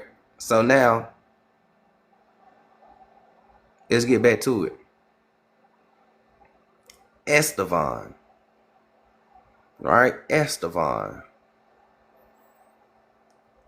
He was a Moor. Let's go to this book right here called Red and Black, or Race Relations. Right, it's called Red and Black Race Relations. All right, it's about Alonzo de Elicas, because in the last book that we just read about blackness in Latin America and the Caribbeans, they mentioned Alonzo, right, the Moor. Right, Alonzo the Moor. So let's check out Alonzo, right here in chapter 1, right? African, Ladino, and Maroon leader in colonial Ecuador. All right, dodge the hijack with the African. The African is the Ladino. The Ladino is the African. The Maroon is both, plus an Indian, right? So,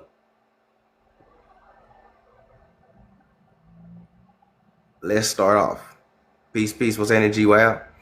So in the 15th and 16th centuries, the presence of so-called Africans or Moors in the Atlantic world was quite different from what it would become later. I wonder why. With the development of plantation slavery, Alonzo was what historians Ira Berlin call a tropical Atlantic Creole. He is what? This is a Moor. Name Alonzo.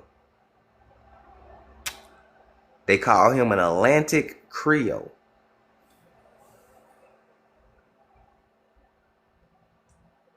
Is that why Puerto Ricans call us Moreno? Yep. Yep. That's why. And because of the Racial Integrity Act and the one drop rule, it's the reason why they're calling you a so-called African or Moor before they calling you an Indian. Now that you know what you know about what an African is, especially in these times, go back and read the Racial Integrity Act and substitute the African with Moor. It'll make a whole lot more sense. Right? Anybody that has one drop of Moorish blood is to be returned as a Moor. So even if you are an Indian with a Moor ancestor, you are a Moor, Negro, African. Big gang. Yeah. So they always know who you are. But them admitting who you are means they have to give America back to you. And they not going to give America back without a fight. So let's keep going. So they called this Moor, whose name Alonzo, an Atlantic Creole. All right. He was born and raised in Cape Verde. Remember who's in Cape Verde, right? Sephardics and Moors and American Indians, because a lot of Indians got sent to Cape Verde, right? So he was born and raised in Cape Verde, off the coast of so-called Africa, right? He came of the age in Seville, a city connected to the Atlantic through its bargaining commerce with Spain, newly contacted territories in the Americas.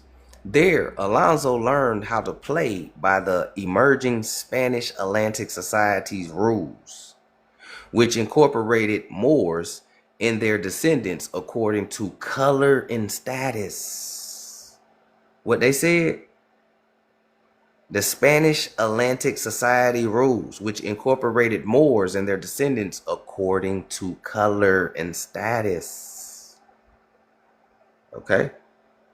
First, a slave of one of Seville's most powerful merchants, he later became the leader of a runaway Moorish slave community, right? Maroons, on the coast of Ecuador. Historian Charles Betty and Medina shows an unusual story of collaborations between Moors and American Indians. An unusual story of collaborations between Moors and American Indians and renegade Iberians, who are your Sephardic Jews. Renegade Iberians, right? Is in resisting Spanish colonization in the 16th century, Ecuador. One in which the leadership and the Atlantic experience of an Atlantic Creole, such as Alonzo, was instrumental in guaranteeing to his group not only freedom, but autonomy.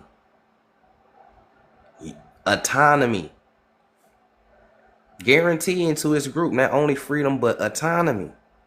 For the Moors, like Alonzo, the 16th century Atlantic world was one of the harshest realities, momentous change, and rare opportunity.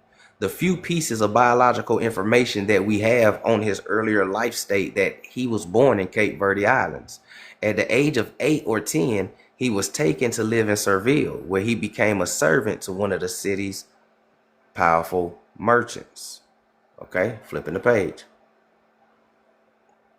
Wealthiest merchant families, the Ilicasas. That's why he got his last name, Ilicasas.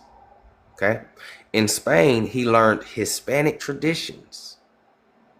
Listen, he is a Moor who's being Hispanicized. Remember we read in the last book, right? Hispanicized. They was being Latinized. So he was a Moor who was being Hispanicized, right? He learned Hispanic traditions, culture, language, and religion enough to be considered muy Latino, or very Hispanic in his ways. As a young man, his owners, deeply invested in the commerce of the Indies, sent him first to the Caribbeans, then to Panama, and finally to Peru, the silver-producing capital of the early Spanish Empire. In the 1550s, on a voyage from Panama to Lima, The shipwreck off the coast of the colonial Ecuador provided Alonso the opportunity to escape from captivity. His life and those of 22 fellow Moors took on even greater drama. Within just a few years, Ilicasas became the leader of their fledgling community, or Maroon Society. And this Maroon Society was made up of Moors, Amerindians, and even a few other Europeans, right? Sephardic Jews. In his later years, he was considered the greatest of the lords of Esmeraldas, right? So around where the Incas at, right? The coastal province that became a prominent homeland of their people. Ilicasas' life is inextricably bound up with the history of Iberian expansion. Born in 1530s on the Cape Verde Islands off the coast of so-called Africa, he was a child of emerging Atlantic age. Portuguese exploration in the 15th century led to the discovery and settlement of Cape Verde. Its proximity to the West African coast made it ideal as slave trading post and later as a key hub of transatlantic navigation. It became the provisioning port for ships bound to and from the Americas. As a child, Ilicasas was given the name Enrique. However, he was confirmed with the name he was commonly used, which was also the name of his owner, who was the patriarch of the one Seville's trading dynasties, the Ilicasas. Even for a Moor slave in the 16th century, one's name was important. It not only provided a statement of family background, but also alluded to quality and status and honor and origins. Christian forebears, huh? So they raised him up Christian, huh? They took this Moor as a child and raised him up Christian.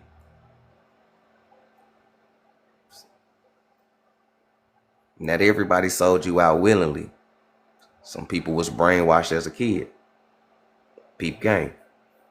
So although Alonso could not share the benefits of associations with the Ilicasas as a true family member, the associations with one of the best connected and wealthiest of the great merchant families of the early Atlantic age must have brought some level of prestige. The Ilicasas trade in many of the luxury and staple goods sent overseas in the first century of the Spanish conquest, and they even held many of the contracts for the delivery of Moorish slaves to the Indies.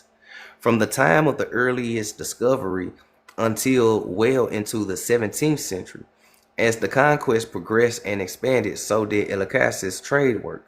From the rich centers of the Spanish Indies, they relied their orders for the good of Moorish slaves to Seville and beyond. Unlike majority of Moors forcibly brought to the Americas, Alonso probably never saw a day of work on a sugar plantation or a rice field.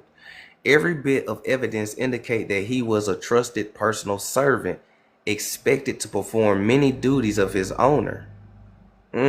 Peep game. Exactly. Peep game. What's happening, Rita? Peep game. Enrique is your middle name. See what I'm saying, Lou? His owner sound like Moors too. So they was Moors in the sense that they was Arab Muslims, right? So now I forgot to make this clear when I was breaking this down. So by the time you get to the colonial times, you have Arab Muslims and you have Berbers and Mauritanians, and then you have the mixture of the two, which gives you so-called Moorish or the beginning of the Mediterranean look, right?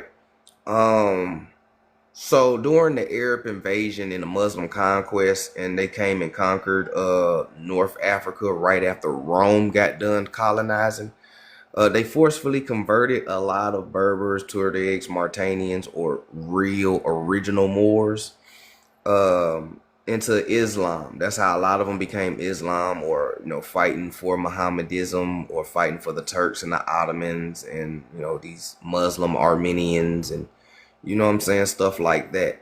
So we're talking about from 6th century all the way up to 1492, original Moors and people like Tipu Tip, the Arab slave trader, were one people. Right after a while, they became one people. And then they went into Spain. This is where they tell you that the Moors conquer Spain. So the Berbers and the Tuaregs and the Arab Muslims went back into Spain to reconquer the lands that the Sephardics and the original Moors of Mauritania had lost to the Romans, right? Because it was Catholic and Christian at this time. So they teamed up with the Muslims and the Turks and the Ottoman Empire, and they went over there to Spain, took Spain back, controlled it for like 800 years, as they tell you. The Catholics and Christians, they suffered an 800-year loss. They dust that shit off, got back on their high horse, came back for round two, right? The Reconquista, right? They came back from round two. And then this time, when they say exile of Moors, they're talking about original Moors, Mauritanians. They also talking about dark-skinned Muslim Arabs, and they talking about Sephardic Jews, okay? All three of those people came over here to the Americas. Now, when they came over here to the Americas, the original Moors were still servants of the Mohammedans. You know what I'm saying? The Muslim Arabs, right? They were still servants, right? They wasn't free. This is why when they set foot off the ship, they ran away real fast to the Indians, right? Because they were still trying to get away from Mohammedan as well too, because it wasn't really no better being Islamic, because I'm still a prisoner of war. You know what I'm saying? So that's why when the ship landed, a lot of them took off. Boom. So yeah, man, it's a lot of shit that happened. There's a lot of shit that happened.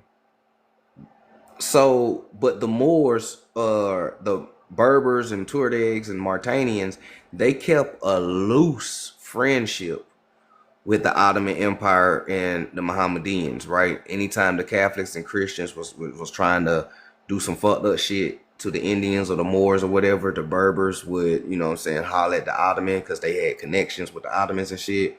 And then, they'll come and back us up while we was fighting the Catholics and woo, because, they ain't like Catholics and Christians anyway. Shit, the Arab Muslims was enslaving Christians at this time as well too, right? White Christians and Muslim slaves. Dope book, go get it. So the Arab Muslims is enslaving Christians as well too. So shit, an enemy of my enemy is my friend type of ordeal. You know what I'm saying? Nah, man, I appreciate y'all listening. I hope I ain't breaking it down too much that y'all, that y'all getting confused. Because I know it's a lot, but I just hope, y'all understanding and getting it.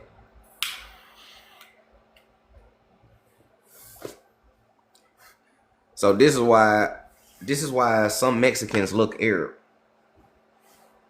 Real shit. This is, and not just Mexicans, but certain people of the Hispanic diaspora looks Arab. Got a Mediterranean phenotype to them.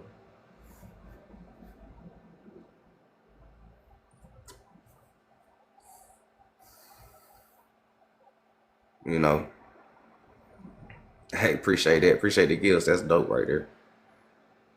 So yeah. He said facts, met one the other week. If you listen to a Mexican who's learning how to speak English and go listen to an Arab who's learning how to speak English, it's the same accent. Same accent.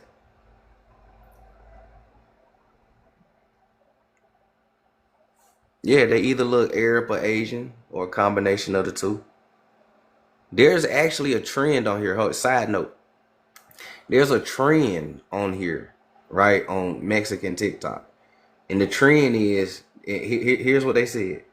They said, I don't know if it's still on here. It's like 2 or 3 years old, but the trend was post your family.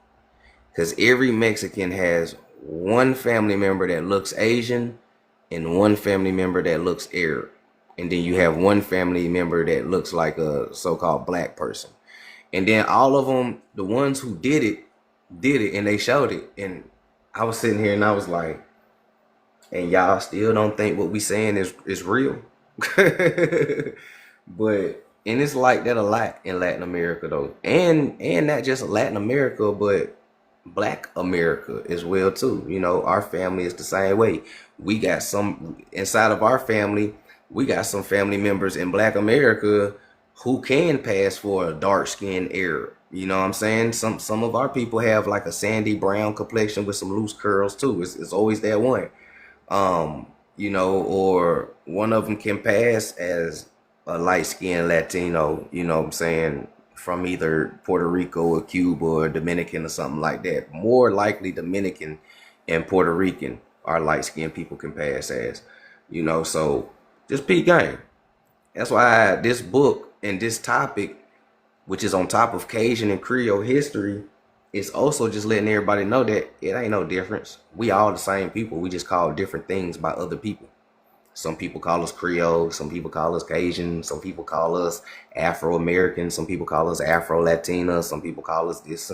But at the end of the day, our ancestry is Sephardic, Moor, Indian. We are Indian first. The Sephardic and the Moor are the admixtures. Right? So PK. I'm glad you post that too, Utopia. If y'all can see that symbol that Utopia posts, that is a Amazigh symbol. It means freeman. It's called a Yaz. Y-A-Z. It's called a Yaz. It means freeman. Free. F-R-E-E man. Freeman. Some of these people are called freemen over here, right? Put two and two together. So Pete Gang, just keep reading real quick. So in fact, Moors probably made up no more than 8 to 12% of the population at the time. Right? 12% of the population, huh? Listen to what he said. The Moors made up 12% of the population, right? All right. So, however, their roles in the heart of the city commercial center made them more apparent. Outside the commercial zones, Moors were known to inhabit specific neighborhoods or barrios. Namely San Bernardino and San Roque, working class districts beyond the city walls. Appreciate the gift, y'all. It was in these quarters that some of the Atlantic world's earliest Moorish diasporic communities were born. In these enclaves, Moors of different nectarones or ethnic groups, right? Moors of different ethnic groups mingled with one another, right? Different ethnic groups. Well, I just broke down to you, right? You got the Arab Muslims, you got the Berbers, you got the Tuaregs, right? Sephardic Jews are also called Moors, and sometimes in these stories, right, different ethnic groups mingled with one another, removed from many local communities that sustained them in so-called Africa, right? They became Negroes. Who became Negroes? Moors, Sephardics, right? They became Negroes. So that means they wasn't always Negroes at first, right? So-called blacks. The Latinos became Negroes, right? Blacks. They wasn't always called Negroes. Neither was the American Indians. Peep game. So, indeed, the term once used to describe African Americans. The term once used to describe African Americans, right? Latinos in America, right? Is a literal translation from Spanish. So the word Negro, blacks, was used for Moors or Latinos in America. And it's the literal translation of Spanish. Okay? So nevertheless, the continuance of their identity through culture and language was an important facet of life for Moors in Seville. Already by the end of the 14th century, right, by the end of the 1300s, they were allowed to gather among themselves on feast days and perform songs and dance. Feast days, songs and dances, right? They had their own mayoral, a steward who aided in protecting them from owner abuses and assisted when they had to appear before judicial court. So they had their own lawyers. Though Moors mutual aid, they established a hospital, Our Lady of Angels, a so-called black religious brotherhood or confraternity, shouldered its maintenance and upkeep. These institutions also received aid from Seville's elites. Thus, the Moors diasporic, or the African diaspora, which is Ladinos, life in southern Spain, right? Moors' life in southern Spain was marked by a notable segregation of physical space for social, cultural, and medical and residential purposes. What was the purpose of segregation? What was the purpose of segregation? Was a physical space. You can have your own space. Segregation, you got your own space for your social, cultural, medical, and residential purpose. Now, as soon as we integrated, we lost all that shit. Okay, so Moors and Spaniards surely intermingled a great deal, but Moors also took refuge within their networks of friends, neighbors, and religious brotherhoods, right? Mohammedans. They developed new identities that Spanish observed came to call African or black Ladinos. Ladinos, right? They was called Ladinos, Sephardics, and Moors, and are today sometimes described more broadly as Atlantic Creole. Shout out to the Gullah Geechee, because the Gullah Geechee are Atlantic Creoles. Somebody told me to break down Geechee. I got you. But here's the first breakdown. Geechee are also referred to as Atlantic Creoles. That African culture that people say is inside the Gullah Geechee culture is not even African. Sephardic and Moor, no different than all the other Creole brothers and sisters. Peep game. So these Ladinos were also called Creole or Atlantic Creoles. Huh? What's that in vegan?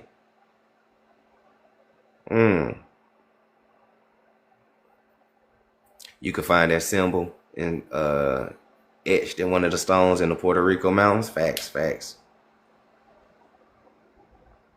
What's that in BCU? Peace. You said these white people in Louisiana call themselves Cajun? Yeah, because they practice a form of blockio The white Cajuns know that they come from black Cajuns or darker Cajuns that they try to pretend don't exist, which is another form of a blockio.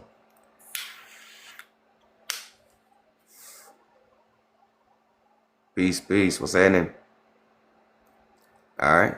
So these Ladinos, these Sephardics, these Moors develop a new identity, right? Atlantic Creole is the new identity. In contrast to the standards of life in the city of Moorish quarters, the elite area demonstrated in ever-increasing wealth. The commercial nouveau riche, the old architectural styles inherited from the Muslims, right? Which emphasizes the interior decoration of the house. Private as well as public buildings, like the Casa Lawan or trade warehouse, right, demonstrate that 16th century Seville was refreshing itself.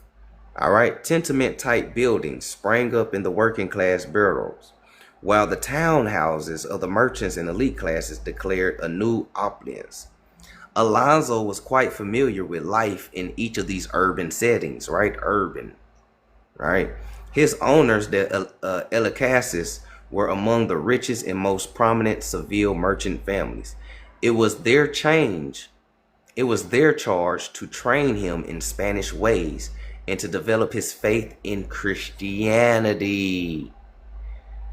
They took a Moorish child at the age of 6 or 8 and they Hispanicized him, right? They trained him in the Spanish ways and develop his faith in Christianity, huh? Right? Ain't nothing worse than having your enemy Raise your child. Ain't nothing worse than your enemy taking your child and raising them, right? Faith was Christianity. It quote unquote civilized them, right? So-called civilized them, right?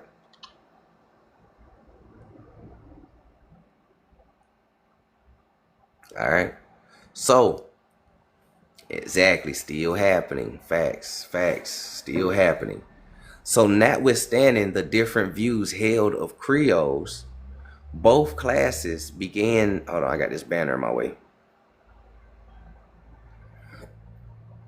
Held of Creoles, both classes began to run off, right? Both classes of Creoles began to run off in act of maroonage, resisting enslavement from early on. They also formed renegade maroon communities throughout Spanish America, in Panama, Mexico, and the colonial Colombia. Maroons succeeded in finding permanent settlements. In 16th century Esmeralda, however, escape was not pre-planned, but rather the result of unforeseen events. Alonso and 23 Guinea so-called slaves, Moors, who deported the port of Panama on the southbound journey to Lima in 1553, could not have guessed the fate soon to befall them. It was a tropical journey, and that ship pilot had to contend with the north and westerly Pacific currents that hampered vessels sailing south. The periodic ocean atmospheric phenomenon, now called El Nino or La Nina, may have further complicated his task. When the winds were not favorable, as in 1553, the journey could lengthen by weeks, and ships often put in at harbors along the coast to hunt up the province or provisions. The captains of Ilicas's ship did just that. When he brought the ship carrying Alonso and other Moorish slaves into San Mateo Bay on the Esmeralda's coast, tired and low on food, the crew and passengers looked forward to acquiring fresh water and perhaps some provisions from the local indigenous population. It was not a decision they would have taken lightly. The indigenous inhabitants have shown aggression towards the Spanish since their first landing in 1520, and even after numerous expeditions. There was no Spanish settlement in the region. Right? Okay. So disaster struck when the ship ran aground inside the bay and stranded the crew, passengers, and slaves on shore. It was a terrible turn for the worse. The only way out for them was to march south along the rigid shorelines, broken by rivers, and to reach the nearest settlement called Puerto Verdero. Alonso and the Moors took to the forest instead, seizing the moment to claim their freedom. Perhaps they also surmised that their chances of survival were better than the Europeans, right?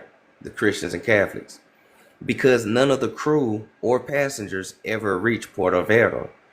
Becoming Maroons, however, did not mean that life would be much easier for the Moors. There were many reasons that they, too, might have perished on Esmeralda coast, and perhaps few imagined that they succeeded in planting firm roots here. First, they were alone, facing an environmental quite unlike their so-called North African homeland, and inhabited by American Indians, indifferent to their arrival. In addition, they could not raid nor attack nearby Spanish settlements and plantations as Maroons often did in other parts of the Indies. During their first years, they struggled to survive in difficult circumstances, making alliances with and attacks upon indigenous communities. We cannot tell what model of warfare they used: Spanish, Moors, American Indians, or some other. All right. Let me flip the page real quick. Let me go get a drink of water, y'all. I know y'all hear my throat. I'm starting to sound like Lil Wayne and BG over here. Wow. You feel me?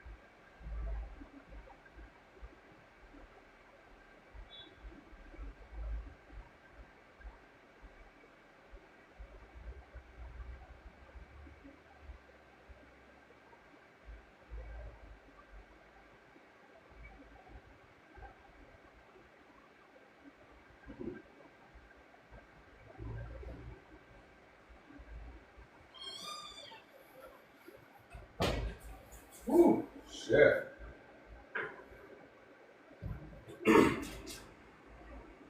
Shout out to everybody that's in here, man. I hope y'all doing good. Hope y'all enjoying the live. You know, hope y'all enjoying it. Hope y'all learning something.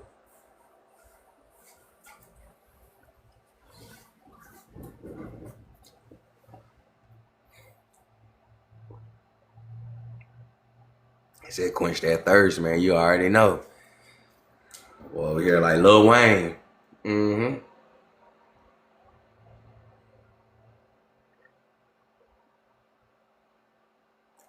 Oh, shit. Woo. Me. There we go. Man.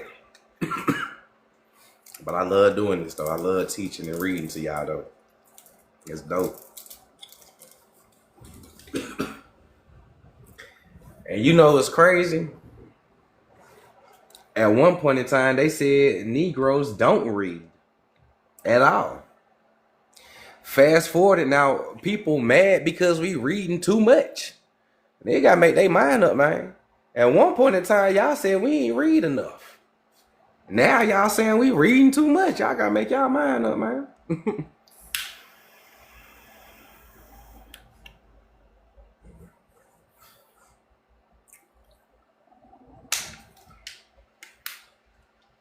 Should have left us alone.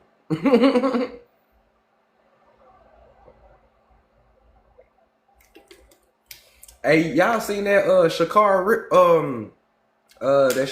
race? What's her last name? The Richardson lady, Shakar Richardson. Y'all seen that? Y'all catch that race she did?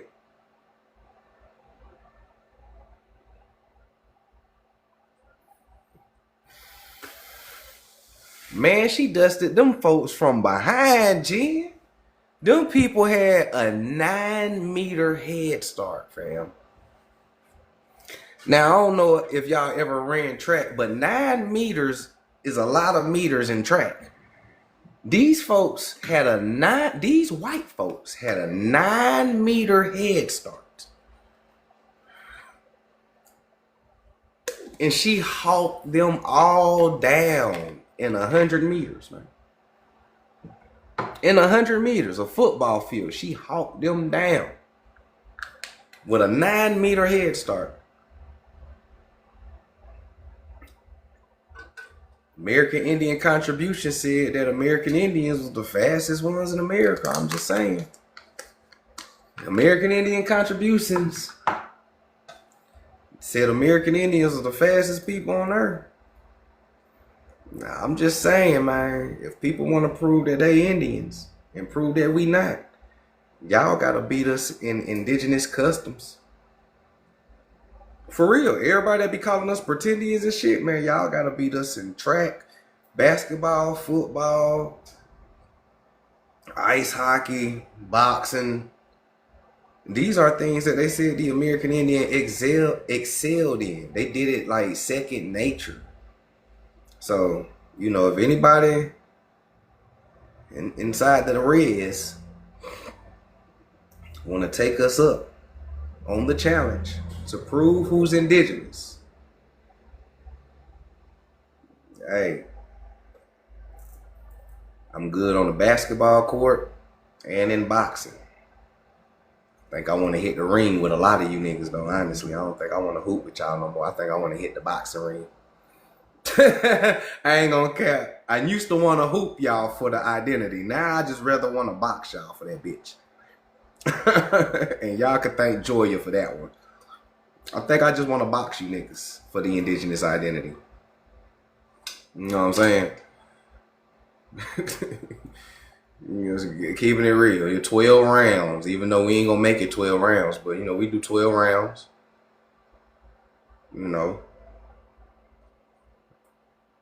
We can get it in. I'm just being real. That boy Joya out here erasing posts and shit. You probably realize he bit off too much that he can chew dealing with me. That boy Joya said, I want to fight you. That boy Joya. Oh, for those who's new to the page, this is the dialogue section where we take a sip of water, roll our joints, we reset a little bit before we hit the benediction of the live. So, man, this man be stalking my damn Facebook so hard, y'all. That boy Joya, that boy having nightmares over here. I don't know. He having nightmares.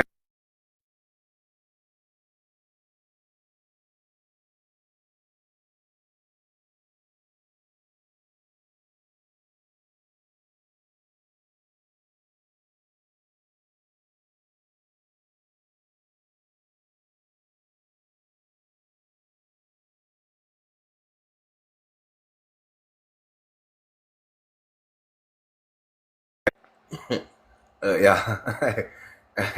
that man having nightmares. That boy said, who want to see me fight a pretending? Los Dooley said he not far from me. I will bet he will make up some excuses or say something else not to get scalped.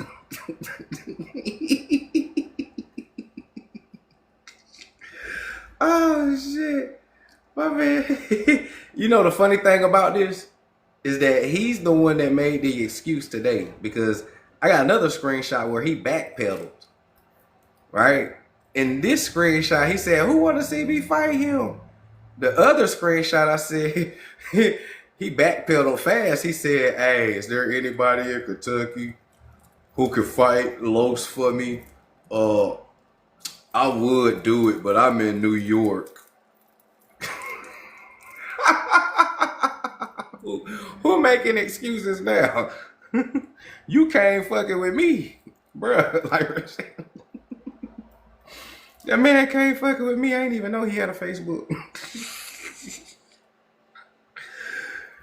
Oh shit! That nigga probably went through my goddamn Facebook page and my pictures and shit and seen some shit. Oh, my Facebook is not like my TikTok, y'all. I'm gonna keep it all the way real with you. He went too far in my TikTok. He went too far in my Facebook post pages, and he seen how I used to be my youngin' days, boy. Scared the shit out of anybody. I'm telling you, you better leave me alone, bro. You mad because I read books and I teach people. That's the whole reason why Joya want to fight me, y'all, is because I'm reading books to y'all. I swear to you. He's mad. I put this on everything I love. He's mad because I'm reading books to y'all and I will not debate him. That's why he mad. I don't debate junkies. If I wanted to debate a junkie, I would go to the corner store and start an argument. Right? I don't debate junkies. Clean yourself up. Go get you some books. Come holler at me. Right? And secondly, who gets mad because people is reading books? I'm mad because niggas ain't reading books. You mad because niggas is reading books. We ain't the same, bro. So, nah. Ain't nobody scared. You just not on my level of a human being. You are beneath me. If we was back in colonial days, you would be my slave. Real shit. If we was back in colonial days, you and your people would have been my slave.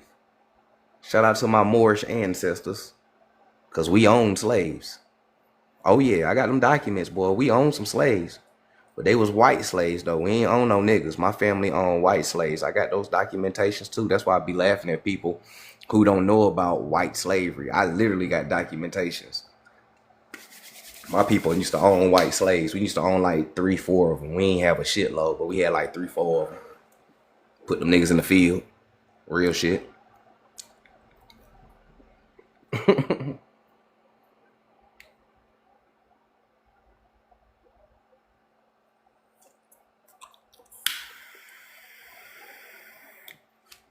You said, bro, all jokes aside, you just opened a whole new page for me on Geechee. Just that little information. Yeah, the Geechee go deep. Yeah, Geechee go deep. My grandmama Geechee. My grandmama from Hilton Head. She raised me on she raised me a lot about the indigenous side and the Irish side and everything.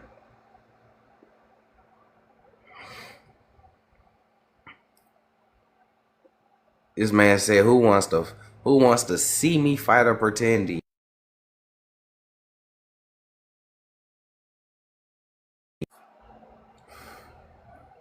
And then my nigga backtracked. Look. Oh shit. Hey, look. He backtracked real fast. Look, he backtracked real fast. He didn't think I was gonna say this. I said, Louisville, Kentucky, Muhammad Ali Airport. I'll meet you there if you really want to fight me.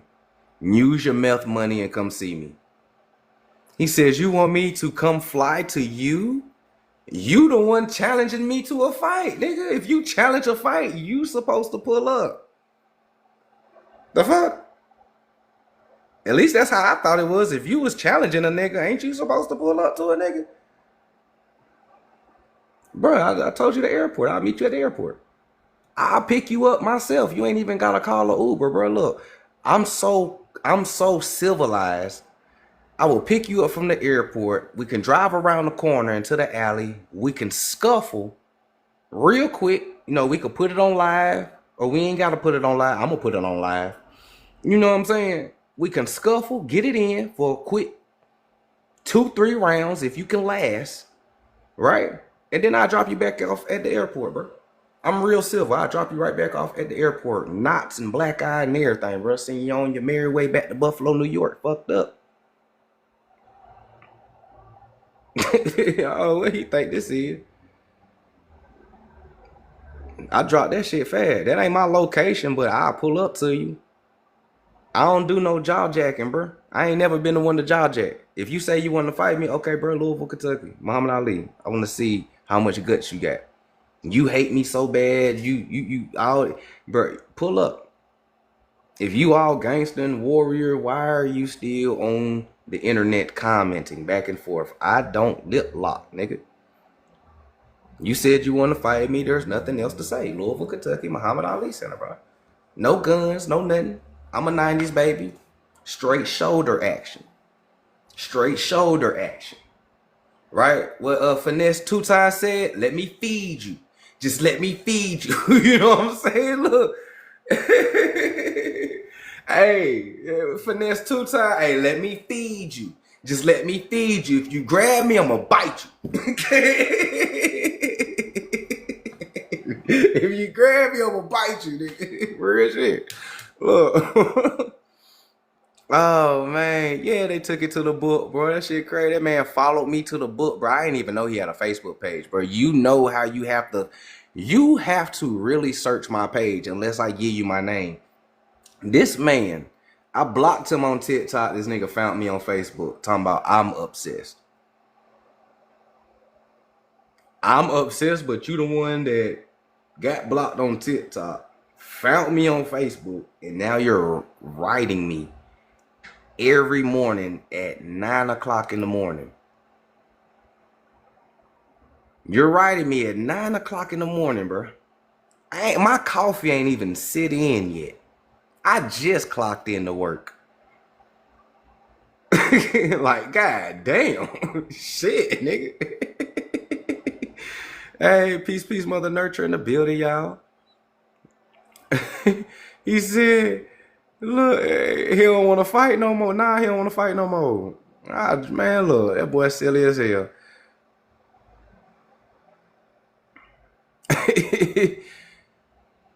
The only reason why I got mad, I'm gonna be real with y'all. The only reason I really got mad at him and dropped the location is because you screenshotted my daughter. If he kept it on me, I wouldn't even gave a fuck, and I wouldn't entertain it. But you're screenshotting my daughter and you putting my daughter up, bro. And I don't do that. I don't do that. I don't post your kids. Don't post my kids. It's me and you. You feel me? That shit makes it creepy, and I don't like that. You dig? So,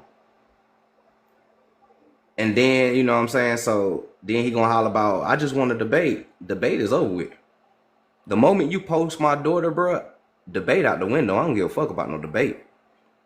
Before you posted my daughter, I probably would have entertained you. But when you posted my daughter, that debate shit is out the window. Only thing you gonna be debating is my fist. These knuckles in the bottom of my goddamn Jordans to your face. That's the only thing you gonna be arguing with. Just stop, Los. No, please, no. That's the only thing your ass gonna be debating, nigga. I swear to God, bro. Stay from Louisville, Kentucky. I better not see you on nail corner around this motherfucker. I promise you, it is not gonna turn out how you think it's gonna turn out, and I'm not gonna get locked up either. I'm not.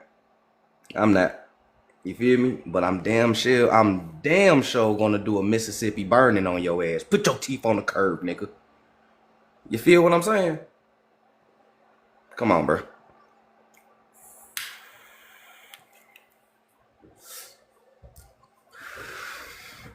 And that go for anybody. And that go for anybody, bro. If you don't like me, keep it me and you. Keep my child out of it. Because I'm going to tell you, you don't know who is my family. I might got a cousin that live next door to you. My family big. My grandmama had 13 kids. Each one of her kids gave birth to 5 to 10 kids. I literally got over 1,000 cousins. And we live everywhere. Brooklyn, New York, Flatbush, Detroit, Chicago, Tennessee, Florida, South Carolina, Georgia, heavy, Mississippi, heavy, Shreveport, Louisiana. Nigga, it ain't nowhere you can't go. You don't want to take it there. I am reformed. I'm 36 years old. I am reformed. I am retired. I am retired, but they be trying to bring that Indian up out of you. I'm trying to be Sephardic. Niggas trying to bring out that Indian in there more. You feel what I'm saying? I got hella Geechee blood. Man, my grandmama last name is Streetman. Hilton Head, South Carolina.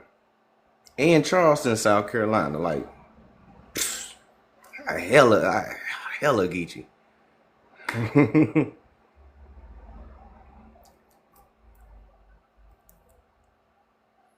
So, now let's get back into something that these niggas can't do. Read. Alright, let's get back into something that these niggas can't do, and that's read, right? So now, right, Ilocassis would rule the Esmeraldas, each one demonstrating the transcultural fusion, right? Each one demonstrating the transcultural fusion between Moors and Indians. Transcultural fusion between Moors and Indians that came to mark the mulatto population in the process of ethnogenesis. The process of ethnogenesis. The transcultural fusion of the Moor and the Indian marks the so-called mulatto population, right? As they like to call us, huh? And this is the process of ethnogenesis, which is the creation of a new ethnic group through intermarriage and the mixing of ethnic identities, right? Sephardic, Moors, Indians, okay? Ethnogenesis. Now, Tyreek ain't wrong with the ethnogenesis. He's wrong how he's using it, right? Remember the last live I told you that they'll tell you the truth, but they'll tell you the truth in a different way that confuses you? That's what he's doing. Ethnogenesis ain't wrong. He's using it the wrong way on purpose. So ethnocide is when they unalived our nation and nationality, right? Ethnogenesis is what we created through a fusion. So we created a ethnogenesis first, and then they ethnocided all of it all together, man. Hey, okay, so we ethnociding the mixture, the mixed kids, the parents, the grandparents, we ethnociding all you niggas. Cause we can't have not one trace of a clue to who you guys are. So because of the Sephardic, Moor, and Indian mixed together, it created a new ethnic group, aka Afro-Indigenous people, right? Or so-called Afro-Americans, as they say, right? Outside the box, it's the same people, right? But inside the box, in societal ethnogenesis. So it created a new ethnic group through intermarriage and mixing of ethnic identities. The descendants of their charter generation of Moors, led by Alonso, and the band of slaves that escaped Spanish authorities became neither African, or they became neither Moor nor Indian. That's something that the FBA be saying, right? Plug it in. They telling you without telling you. That's what the Moor, that's what the FBA say, right? Some of them be like, I ain't African, but I ain't Indian, man. We something completely new. Which, I mean, I wouldn't say completely new. We're just a fusion of different cultures, right? But that's how they seen us though, right? Oh shit, even though y'all got the ancestry shit, y'all neither African nor Indian. But you guys are a unique new world hybrid that racially and culturally defied the expectations of the Iberian colonizers, the Catholics and Christians. In their process of intermingling, they demonstrated that the colonization of the New World and the encounters between people were not only between Europeans and others, quote unquote, but also among and between the others, quote unquote, right? In the case of Esmeralda, this unusual intermingling produced an alternative colonial order that assimilated old world populations into new world communities. A reversal that aided both groups in retaining their independence from European colonial rule. So how was you a slave? Independence from European colonial rule. Was you really a slave? Nobody has found a slave in their genealogy yet. I'm still waiting on it. It's 50 million black Americans. Nobody has found a slave yet. Found some servants, but not no slaves. Where the slaves at?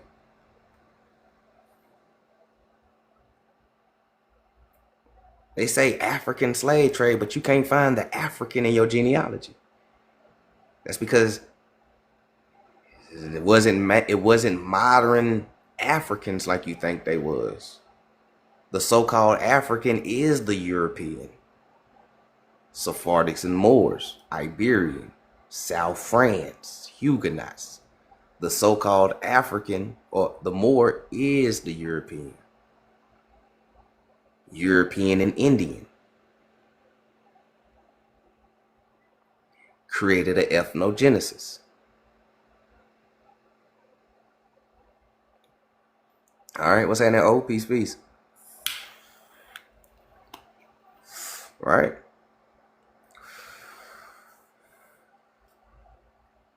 So, because of the transcultural fusion between Moors and Indians that came to mark the mulatto population in the process of ethnogenesis, the creation of a new ethnic group through intermarriage and mixing of ethnic identities. Who is these people today? Who is this new ethnic group today who is very unique? Huh? Okay, so it was at this point in the late 1560s and early 1570s that Alonso's rule began to take on greater importance. Although the years between 1553 and 1570 saw numerous Spanish failures in settling Esmeraldas, the Maroons, in aligning themselves with the indigenous population, right? Who are the Maroons, right? Moors, Sephardics. What are they doing? Aligning themselves with the indigenous population, right? Defending their independence from Spanish invaders, right? The Catholics, the Jesuits, the Christians, right? Achieving a level of strategic dominance in Esmeralda in relation to surrounding indigenous communities, and earning the gratitude of the people periodically shipwrecked along the coast. These many successes were a testament to Alonso's ability to require him to be a diplomat, military leader, and an interlocutor between American Indian people and his Moorish followers. Yeah. All right. Okay. He was an intermediary between the American Indians and the Moorish foreigners. All right. So by the 1570s, the community that the Maroons created had indeed become a multi-ethnic society. The Moors intermarried with local indigenous women, with the men typically forming polygamous partnerships, and vice versa. The Spanish called their children mulattoes. When the Moors mixed with the Indians, they were called mulattoes first. An old world term for someone of mixed Moorish race. Though by the 1590s, they would begin to use the label Zambos. Zambos, Sambo, Zambo, right? A new caste category developed in the Americas. These Zambos were described as culturally and racially mixed mestizos. It's all the same thing. Mestizo, Zambo, mulatto. It's all the same thing. Right? They went from mulattoes to Zambos to mestizos. Who is the first real mestizos? They spoke indigenous languages as their mother tongue and used indigenous dress and physical ornaments. At the same time, they inherited knowledge of Moorish and European culture. Okay.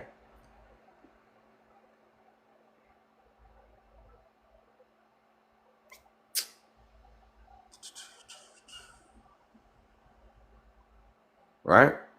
So they spoke indigenous tongues and they inherited knowledge of Moorish and European culture.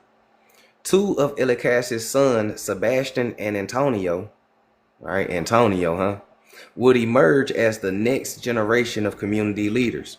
There were also some European members of the community, most notably Ilicas's chief assistant, a Portuguese soldier named Gonzalo de Avila, which is Sephardic, who remained among the Maroons after an unsuccessful military campaign of Martin de Carreza. In addition, Ilicasas began engaging in trade with the Spanish ships that periodically stopped in Esmeralda, and he had to contend with other groups of Moorish Maroons called the Mangach or the Mangichis or Mangachis that formed after one more of the many coastal shipwrecks. While a new generation of Maroons was coming of age and would soon lead the Esmeraldas, Elacasas was perceived as the single most powerful person in the region. These attributes convinced the Spanish that Elacasas could be a useful tool for advancing the establishment of a port settlement in Esmeralda. Remember, Elacasas was a Christian. He was raised Christians. He's working for the Spanish Christians, even though he's a Moor and he's forming these Maroon communities, right? He's playing both sides of the fence, right? He wants freedom and he's trying to fight for it. But he also is trying to, you know what I'm saying, keep things cordial, right? He's trying to have a peaceful freedom and try to keep both sides happy, which is very hard, but that's what all of this mean, what he was doing. Okay. AI Summary said a deep dive into the history of Afro-Indigenous communities. Damn, AI Summary, you ain't say debating or none of that. You said deep dive. So that was a little Creole beginning. Because remember, like I told y'all, man, we can't talk about the Cajuns without talking about the Creoles. And you can't talk about the Creoles without talking about the Cajuns. So, same story. Cajun and Creole got the same beginning story, right? Moors, Sephardics, Indians fighting against the Catholics and the Christians. The only difference is that with the Cajuns, it's more of a French Huguenot Moor. With a lot of the so-called Atlantic Creoles, it's more of a Spanish or Spaniard Portuguese type of thing going on, right? So Spaniard, Portuguese, Moor, Sephardics, right? Latin, Hispanicized, okay? And then you got French Huguenots, you know, mainly speaking French and everything like that. So that's the beginning of the separation between the Cajun and the Creole. But the beginning of the story, how both of them was born, is the same, right? It's the same.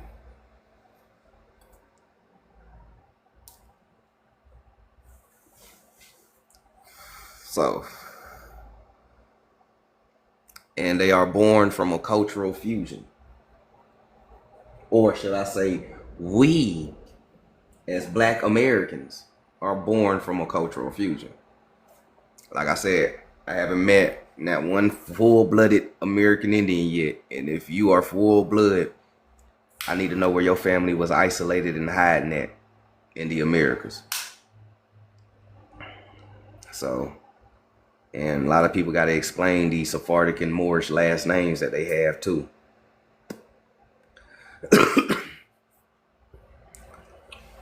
I'm just being real. Full blood Indian, but you got a Sephardic and Moorish name. How did that happen?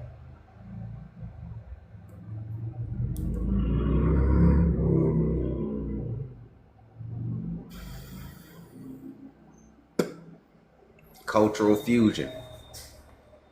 So now this cultural fusion, they said my grandma is Geechee and her surname is Dawson. Yeah, my grandma Streetman and Boynton. I got Boyntons and mines. Boyntons and Streetmans. One of my granddads went from a mulatto to black, same person. Yeah, my Irish grandfather, that happened to my Irish grandfather. My great grandfather was a black Irishman. He came over here to South Carolina as a mulatto, and he ended up in Shreveport, Louisiana as a Negro. So it happens. No.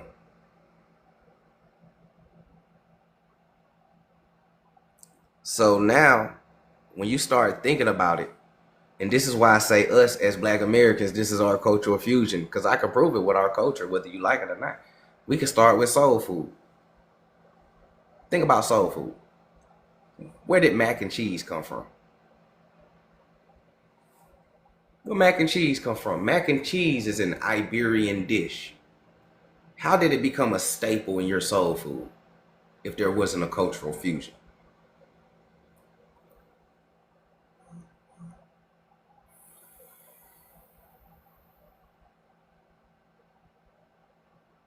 Hmm?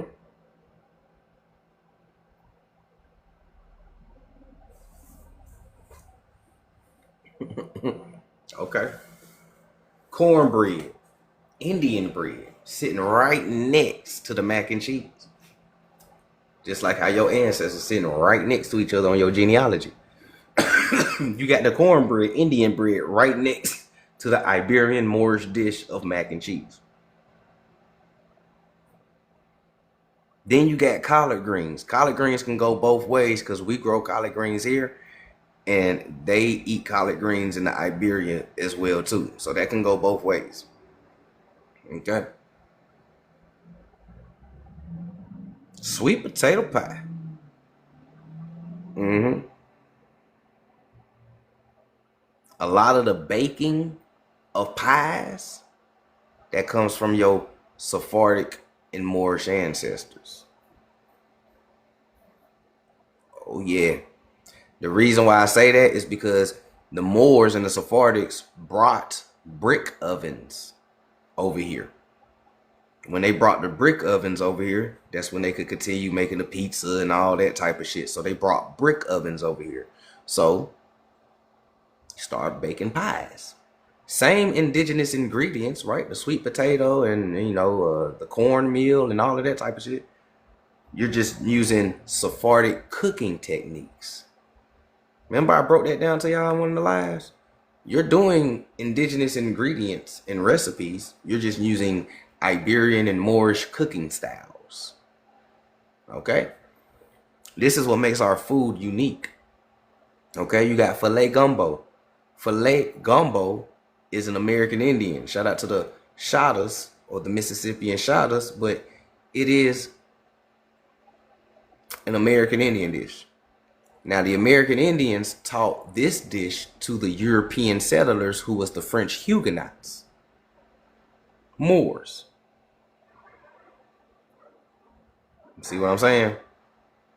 I could break down the culture and tradition. I can even break down the music. I could break down the cultural fusion of the music. The music. The reason why you like the music so much. You have our music. When people make rap songs and music, I don't know if y'all have any knowledge on music or making a song, but it is set up in a call and response. Okay? It's a call and response, which is very Sephardic Jew. Right? Call and response. Y'all know what a call and response is when you're dealing with music? What's happening, CR? Peace, peace.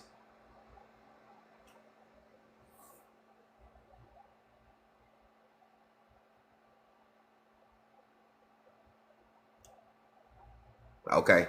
So that is very Sephardic with the call and response, right? Even how they write the bars, right? 16 bars, 6 bars, right? The hook is the call, the verse is the response.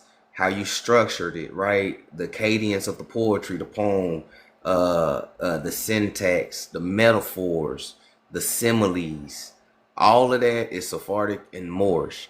What's Indian is the beat and the topic. Very Indian.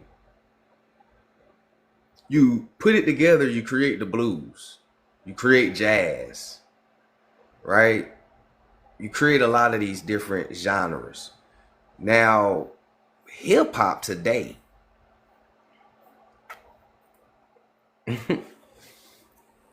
is very Moorish right now.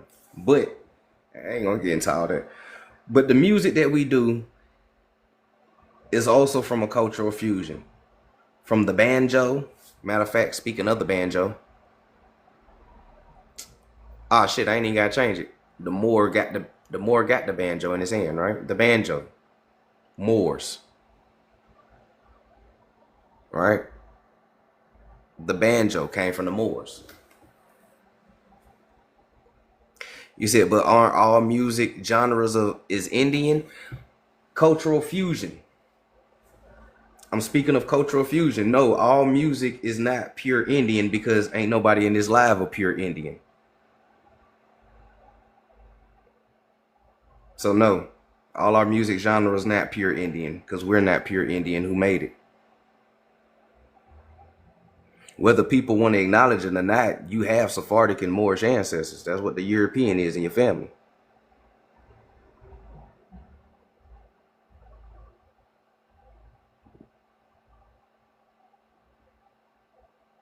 So nah, it's not pure Indian.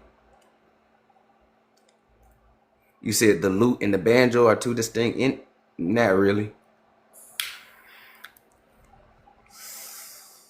You said it may not be pure Indian, but it was made by American Indians.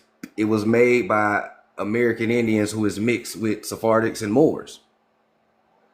You know that you do know when we made blues and jazz, that is way after colonial time, right? So all of these children, you are the descendants of this mixture, this cultural fusion. This is 14, 15, 1600s. You talking about blues and jazz and shit that was created later. It was created by the cultural fusion children. I'm not, I mean, you technically saying I'm wrong without saying I'm wrong. Yeah, fat, what's that in quiz? So all I'm saying is that the cultural fusion is why our music the way it is. Just like the cultural fusion is why our soul food is the way it is.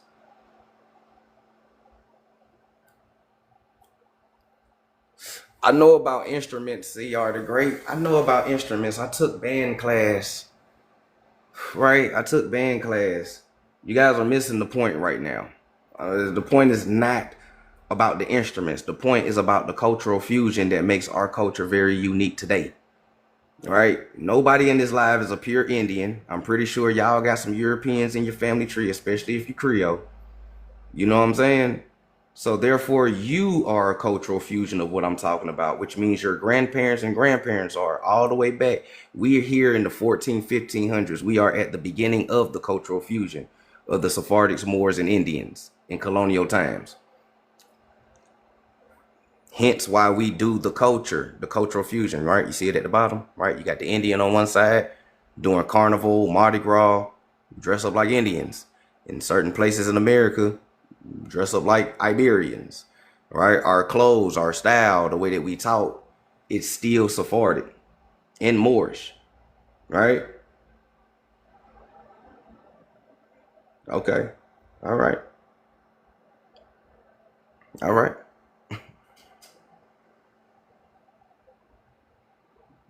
You said you haven't found, you said it all matters, fam. I'm heavy in the music too. You said you haven't found none? Everybody found the European in your family tree, especially if you're Creole. Now, acknowledging if they're there, now that's a personal thing. But especially if you from Louisiana, your accents is pure French Huguenot who are Moors. That's where the French accent come from. The Creole language is a mixture of French Huguenot and Indian. All right, the whole culture of Louisiana is a cultural fusion of what I got on my background. So I'm pretty sure a nigga got at least one European in that motherfucker.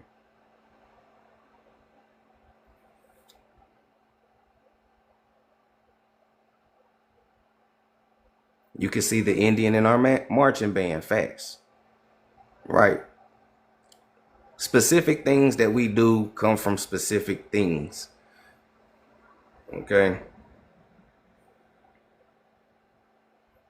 Okay, you ain't gotta say, I mean, you ain't got that cut in yours, okay? Well, shout out to you. You from Louisiana, I never found white yet. European does not mean white, y'all. When I say European, I'm not talking about white people. I'm talking about Sephardics and Moors from the Iberian. The European in your family tree are black Europeans who are called Sephardic Jews and Moors. This is why you have a Sephardic Jew and Moor name. Your last name is Sephardic Jew. Your cultural food is Sephardic Jew, Moor, and Indian. Your marching band, your culture, your language, your ebonics, everything that you goddamn do today is from a cultural fusion. That is history. Proven history. Now, whether you want to acknowledge it or not, man, that's on you. But at the end of the day, I can prove the cultural fusion from the food that we eat to the language that we speak, to the dance moves that we do, to the way that we dress, to the way that we talk. We still talk like our ancestors from the 1700s and 1800s. We still talk like them. That's why some of us got a French accent because of the French Huguenots. Some of us got a British accent, like when you go to Baltimore because of the British Moors. You know, some of us got a Spanish little twang. Some of us got Irish accents, Scottish accents. Some of us got Italian and Dutch accents when you go to New York and Philly and Pennsylvania and stuff like that. Like you didn't get that accent just because, you know what I'm saying, a nigga born like that. You got that accent because that's your accent. You the only person we the only people that sound like this. We the only people that sound like this. You know what I'm saying? So I can prove it. I ain't got no problem with that.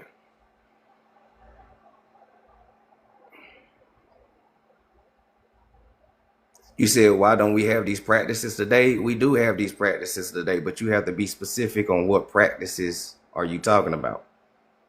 And certain practices we don't do because we've been colonized. That's the whole purpose of us waking everybody up and reading books, because we know that we've been colonized. Some things we don't do no more. Shit, ain't nobody out here hunting bison and buffalo and deers no more. We don't do those indigenous practices.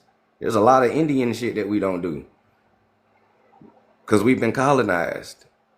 We've been, that's be unalive the Indian and save the man. Like it's a lot of Indian shit we don't do, just like there's a lot of Moor and Sephardic shit we don't do.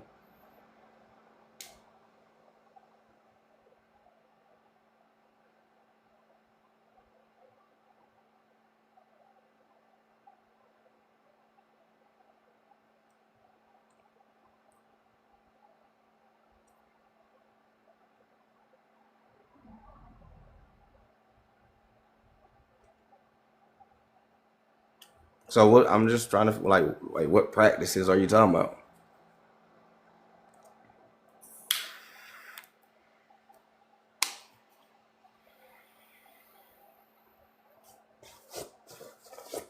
You see, I'm from New Orleans, and y'all know what we do. We still practice indigenous culture. Yeah, and y'all practice French culture too.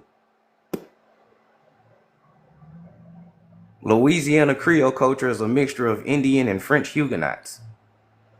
That's why some of y'all still fix French dishes still to this day. Some of y'all still speak French to this day. Some of y'all slang is French. You know what I'm saying? So just as much Indian as you do a lot of French shit too. You just don't know you do French shit because you haven't studied French culture. But you do a lot of French Huguenot shit down there too. And y'all still have a lot of dishes.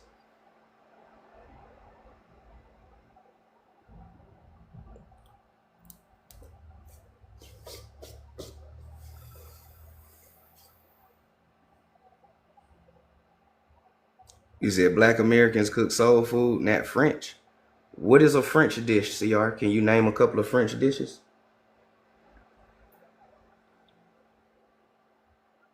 Because black Americans don't only eat soul food. That's one cuisine out of many cuisines that we eat.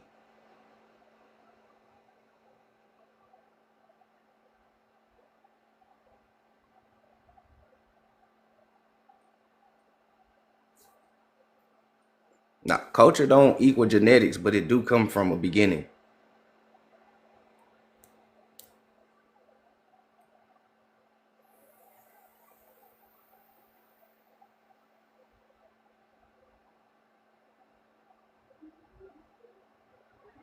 You said you're not gonna get a on the regular like a. I'm not saying you're gonna get it on the regular. I never said that. I think you're misinterpreting what I'm saying about my whole life. I think you kind of came in towards the end. I don't you always do on the regular. There's a lot of stuff in the culture that a lot of people don't do on the regular, but we do. There's some things in the culture that we don't do at all. It all depends on the person. But when we talk about the cultural history of it all as a whole, come on, bro. We ain't about to. Yeah, there's a lot of Indian shit that we don't do. Do that mean we not Indians?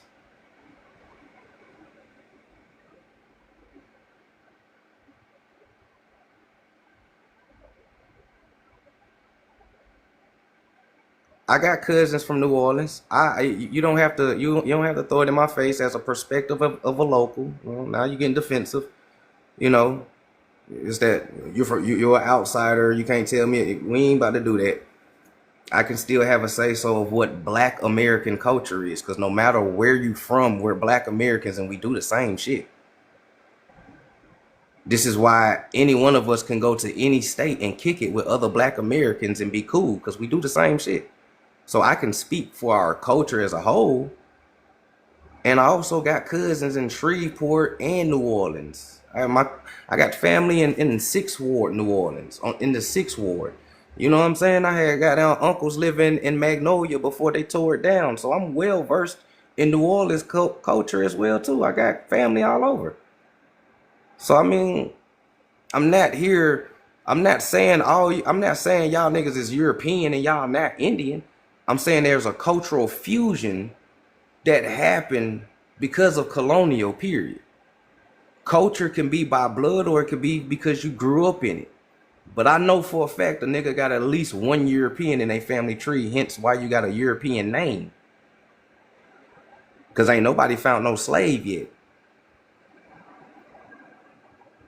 So where our names come from. And not everybody, but most people in Louisiana have a French name. Last name, anyways. Not everybody, but you know, French last name is kind of common down there. So I'm just saying, like, just as indigenous as y'all do stuff, there are French stuff that y'all do.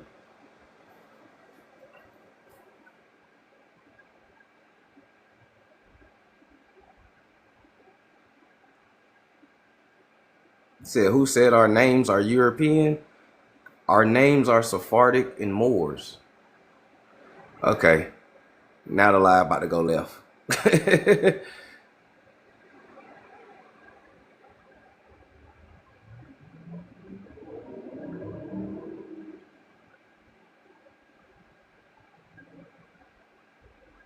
You got it, big dog.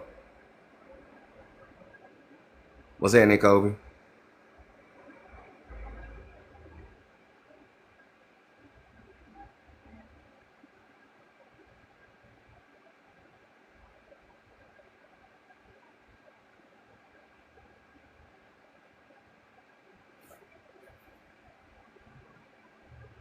KB was good. What's happening, Lilith? I don't know if I spoke.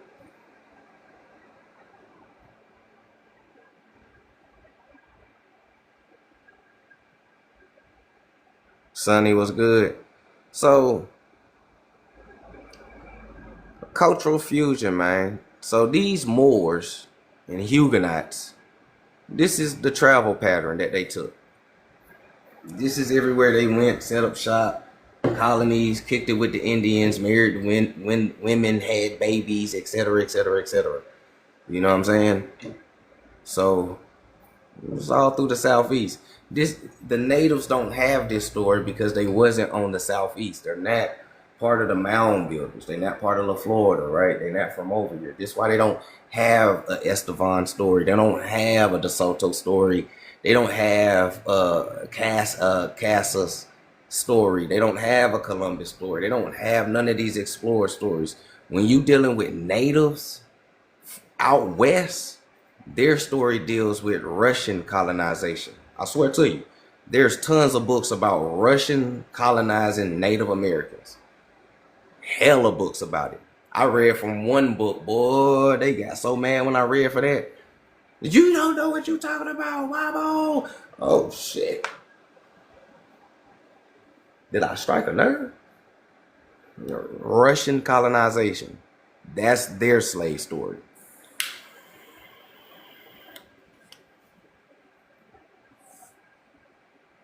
George Washington.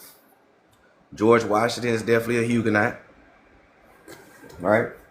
George Washington, Huguenot, Alexander Hamilton. Matter of fact, most of your founding fathers were Sephardics and Moors, and Sephardic Moors and Indians. Because Alexander Hamilton, he was a mixture. He was an Indian and a Moor, and he was West Indian, and he was described as swarthy, right? So him, George Washington, your founding fathers, you know what I'm saying? Because your first European colonists was who? Sephardics and Moors and Indians, right?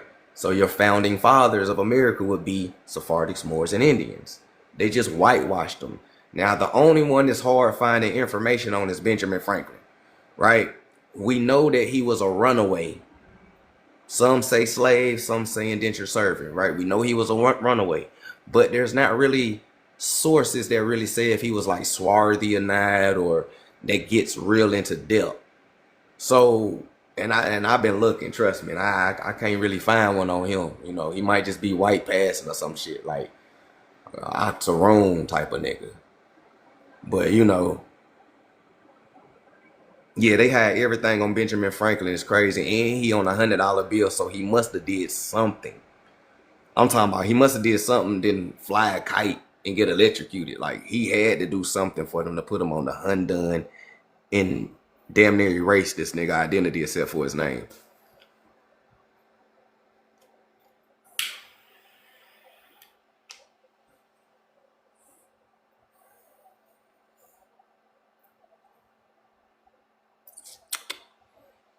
So let's see, is there anything else?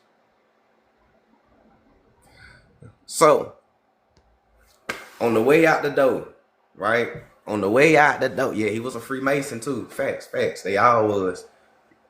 So on the way out the door, everything we know. Can you spot the Native American?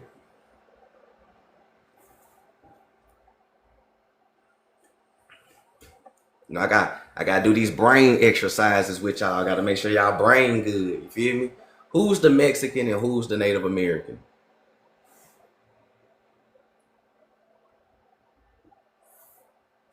BCU said, Big C said one. Same person. Creoles said one. Then said nah.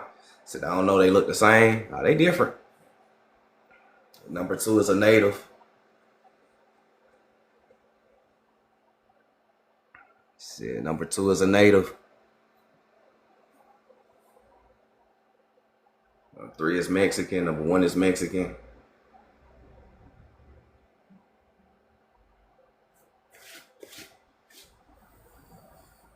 Number one.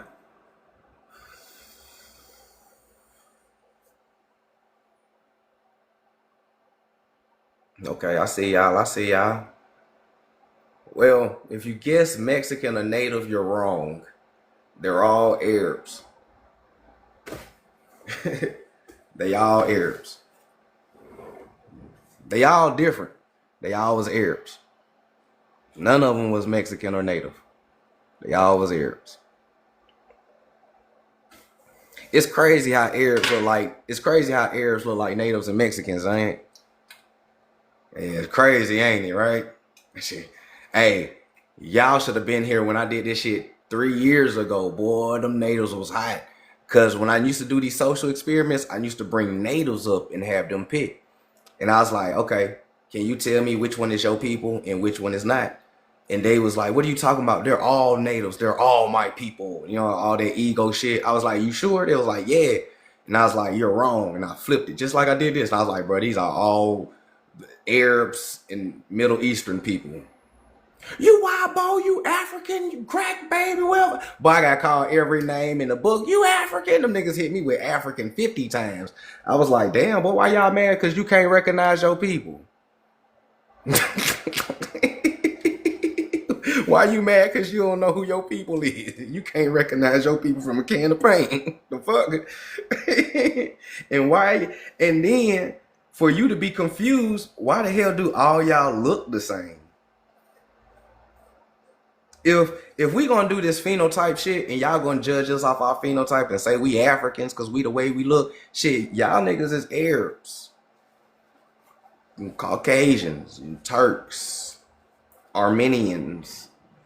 You know what I'm saying? The Palestinians, nigga, Israel. You niggas is all those, and y'all look just like those niggas. All y'all look the same, cause all y'all the same goddamn people. Nah, real shit. They all the same people. Arabs. Listen closely what I'm about to tell you. For those who don't know, and you can research this.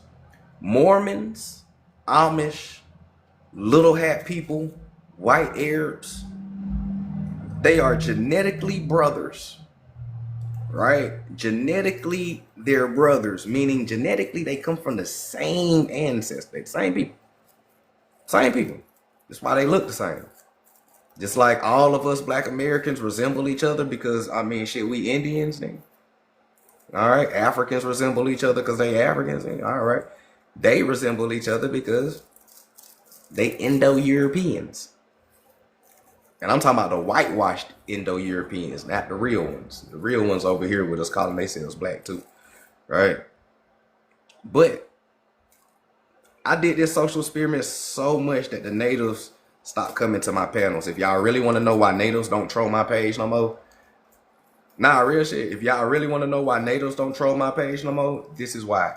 Because I used to do social experiments on their ass. And their ass used to fail horribly. And they stopped coming over here.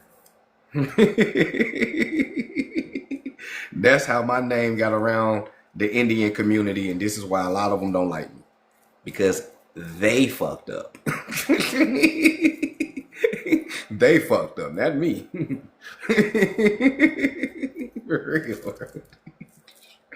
So, you know, if y'all want to, you know, content creators out there, start doing social experiments on these niggas.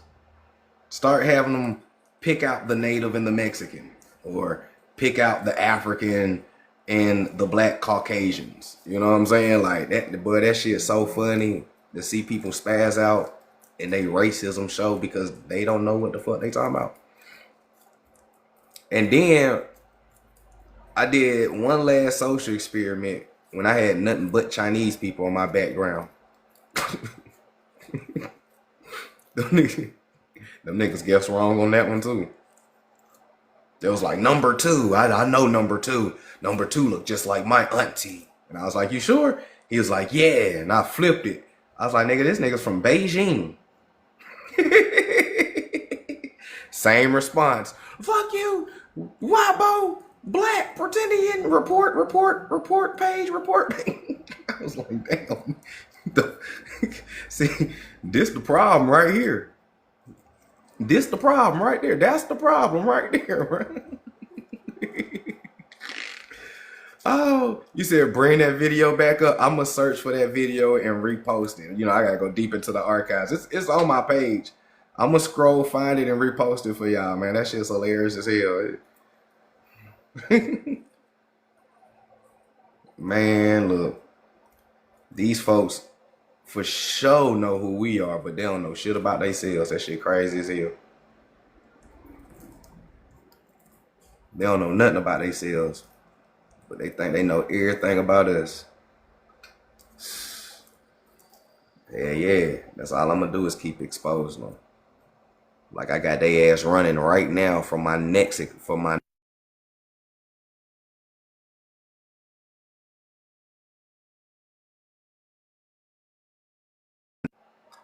Boy, right now I got these niggas running from this right here. This is why a lot of them mad right now. Aboriginal was happening. This is why a lot of them mad with me on Facebook right now. I got they ass running. Just like that video I posted on my page. Oh, dude. I was like, why do y'all always protect white pretendians? What do you mean? I was like, come on, bro. I was like, is this an Indian? He said, I don't know. I don't know if he's an Indian or not. I mean, he might have the ancestry, so technically he's an Indian. I was like, bruh, me and you both know that this is a white man. I was like, okay, let me show you another one. So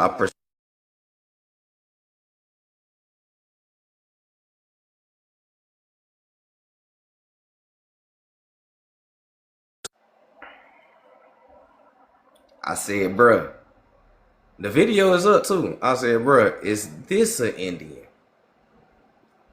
I told you, I don't know if he's an Indian. I mean, he might be Indian. He might have the ancestry. So those who have the ancestry technically are in there.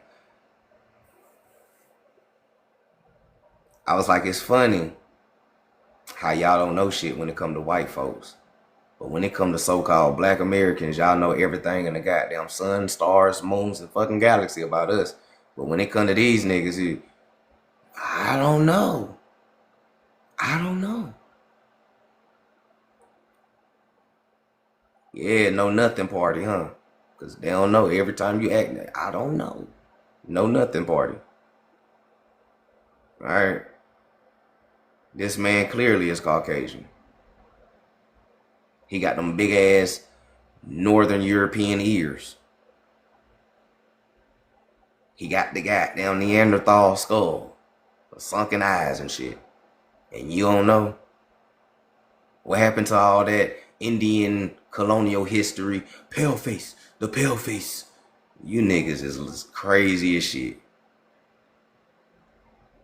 But all you did was just expose your racism, though. You exposed the very Racial Integrity Act. All you do is expose your racism. You must get it from your daddy. You must get it from your daddy. Oh, you get that racism from? You get it from his daddy. You feel me?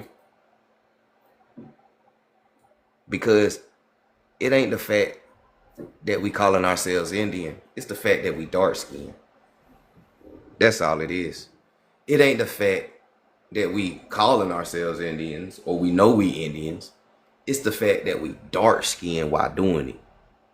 Now, if we look like this nigga on the background, they wouldn't have no problem. I promise you. If we look like this nigga on the background, they wouldn't have no problem. I could be fresh from the Ukraine and be like, yeah, nigga, I'm Indian. They'll believe me. Fresh from the Ukraine. As I just showed y'all, plenty people from the Ukraine was going to the Navajo in the Hopi reservation. I just showed y'all that plenty Japanese people was going to the Navajo reservation. Census records, genealogical proof. Yeah.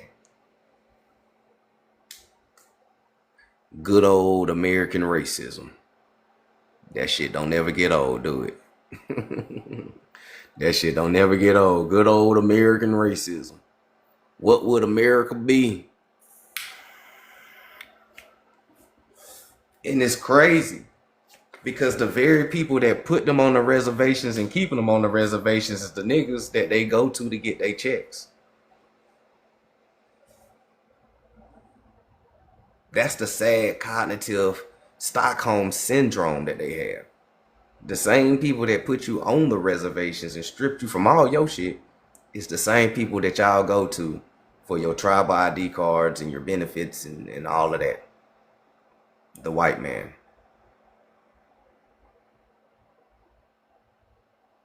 Y'all worried about us on TikTok talking about we Indians. Y'all need to be worried about these pretendians in the BIA. Ask them niggas for a DNA test. That's who you need to be asking for a DNA test. That shit gonna come back 98% Slavic, 73% Ukrainian, 100% Neanderthal. Y'all worried about the wrong people. The reason why y'all always protesting and can't get shit done is because you got people in your office sitting looking like this. That's not for you. They just want your benefits. These the people who want the benefits. You can't solve where the kids going missing at on the reservation, and it's only y'all on the reservation, but don't nobody know where the kids going. It's motherfuckers that look like this that's on your reservation.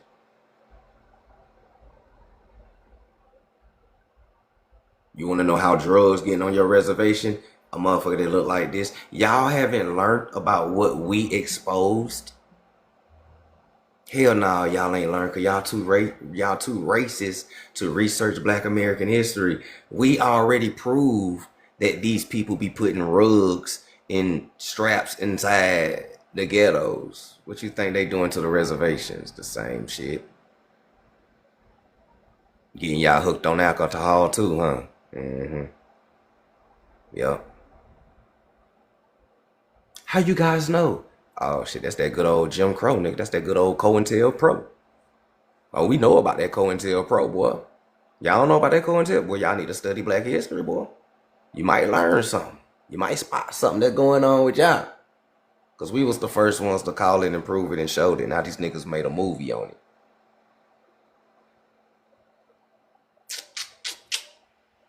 Can't save everybody though, right? Even though that we are the children of the sun and we are God's children, you can't save everybody. Some people ain't meant to be saved.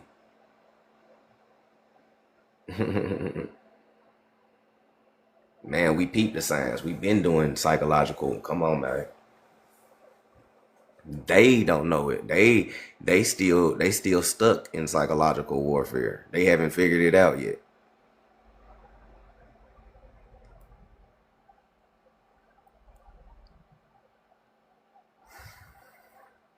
Why would our ancestors would have wanted to join these people? Our ancestors never joined these people. These people joined our ancestors.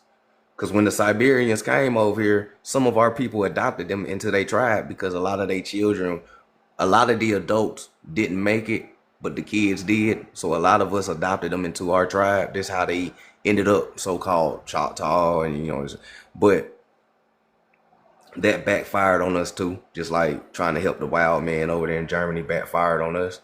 Just that kind heart. Right? But I get what you're saying. Why would our ancestors? Our ancestors didn't. That's why they never went out west. Everybody didn't go to Oklahoma. Majority of our people stayed right here in the southeast. Because we already knew what the business was. Man, hell no. I'd rather stay right here on my land and deal with reclassifications than be stuck on a reservation with motherfuckers that look like this and who is hella racist, who don't want us. And the ones who did go to the reservation ended up getting detribalized later on by these same people. And they end up bringing their ass back home to the southeast. So shout out to your grandmama and your grandparents who ain't never moved out west and they stayed where they was at. Because I'm going to be real. I'd rather deal with reclassifications than a fucking reservation and enrollment and tribal. Fuck all that shit. I don't care about being enrolled. I don't care about no casinos. Fuck them benefits. I don't care about none of that shit. If this is what the BIA look like, these niggas don't determine who's Indian or not. Only thing these niggas can determine who's Caucasian or not. As long as a motherfucker look like this inside the BIA, I don't give a fuck what they gotta say. My grandmama chumped them every day. Bitch, my people been here longer than your goddamn white ass people. The fuck, you can't tell me shit. You know what I'm saying? And that attitude is called the rebellious that I just read to y'all in the book about, right? We are rebellious, right? Rebellions. But that's a fact though. They can keep all that shit. I ain't never started doing this to even try to enroll in nothing. I did this purely for the history and education of the youth and my people who didn't know, and to help them find the truth. People learning and applying the knowledge to their real life is a great enough reward for me. Now, if people want to donate and sling some gifts to your boy or sling something to your Cash App, purchase a book, I appreciate the support as well too. But my mission from day one is always my mission. I do this shit for my people and for the young folk, man. I don't give a fuck about no tribal ID card. I already got a tribal ID card. It's called the United States Driver's License. Unfortunately, I am part of the United States tribe. Shit. What are you talking about? I'm already enrolled in something, fam. Shit. I'm already enrolled as a US citizen. That's my tribe. Good old US of A. So shit, I'm cool with identification cards, nigga. And I really even I damn sure really don't want no money from you niggas because y'all are probably a disrespect a nigga. Knowing y'all, everybody else getting $10,000 and y'all cut us $2,000 checks. I know how dirty you niggas play. Y'all will probably cut us a $100 check fucking with y'all. That's more disrespectful than not getting nothing, nigga. Cause I'd be liable to tear that whole shit up. For real, I like, man, y'all are detribalize me fast, nigga. I flip that $100. Okay, I'm gonna show y'all $100. Man, y'all are detribalize me so fast, nigga. I'll probably get kicked out the first day. So to save everybody a headache, I'm just gonna stay right here where I'm at. Good old Indian territory. Right, good old Indian territory. You got a Sam's card, remember? That's what I'm talking about. From the Sam's tribe. If you enroll, they'll reclassify you as a freeman. Yeah, ain't nobody trying to be. My people ain't even freemans. And you got to deal with that reclassification. You said you got books, man. I got hella books. I got a playlist on my main page called Books, and I show you a whole lot of books. So if you want to save the video or screenshot and go download the books later on, archives.org, feel free to do so.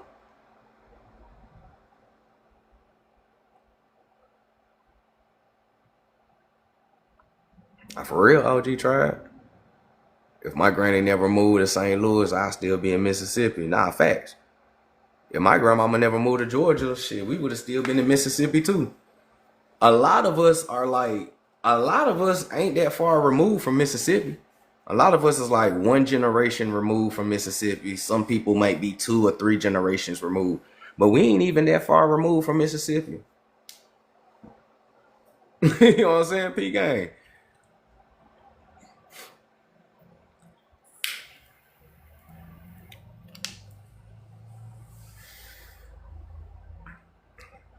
So before we get up out of here, y'all, if y'all haven't hit that follow button, make sure y'all follow the page so you can be notified every time I go live so you don't miss a live. Also, if you want to check out my YouTube page,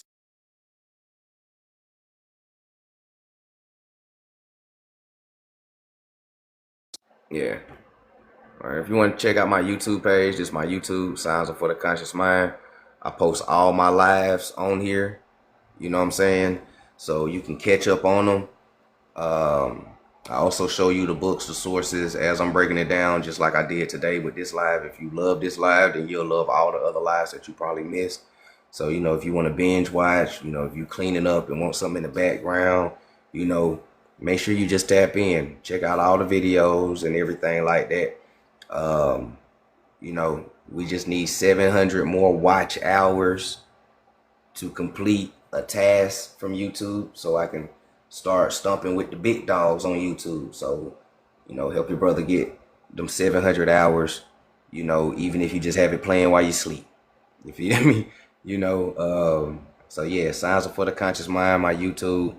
If you haven't grabbed a copy of the book, the link is in the bio, right? The Gumroad book. I appreciate whoever grabbed a copy of the book while I was on live. I seen that.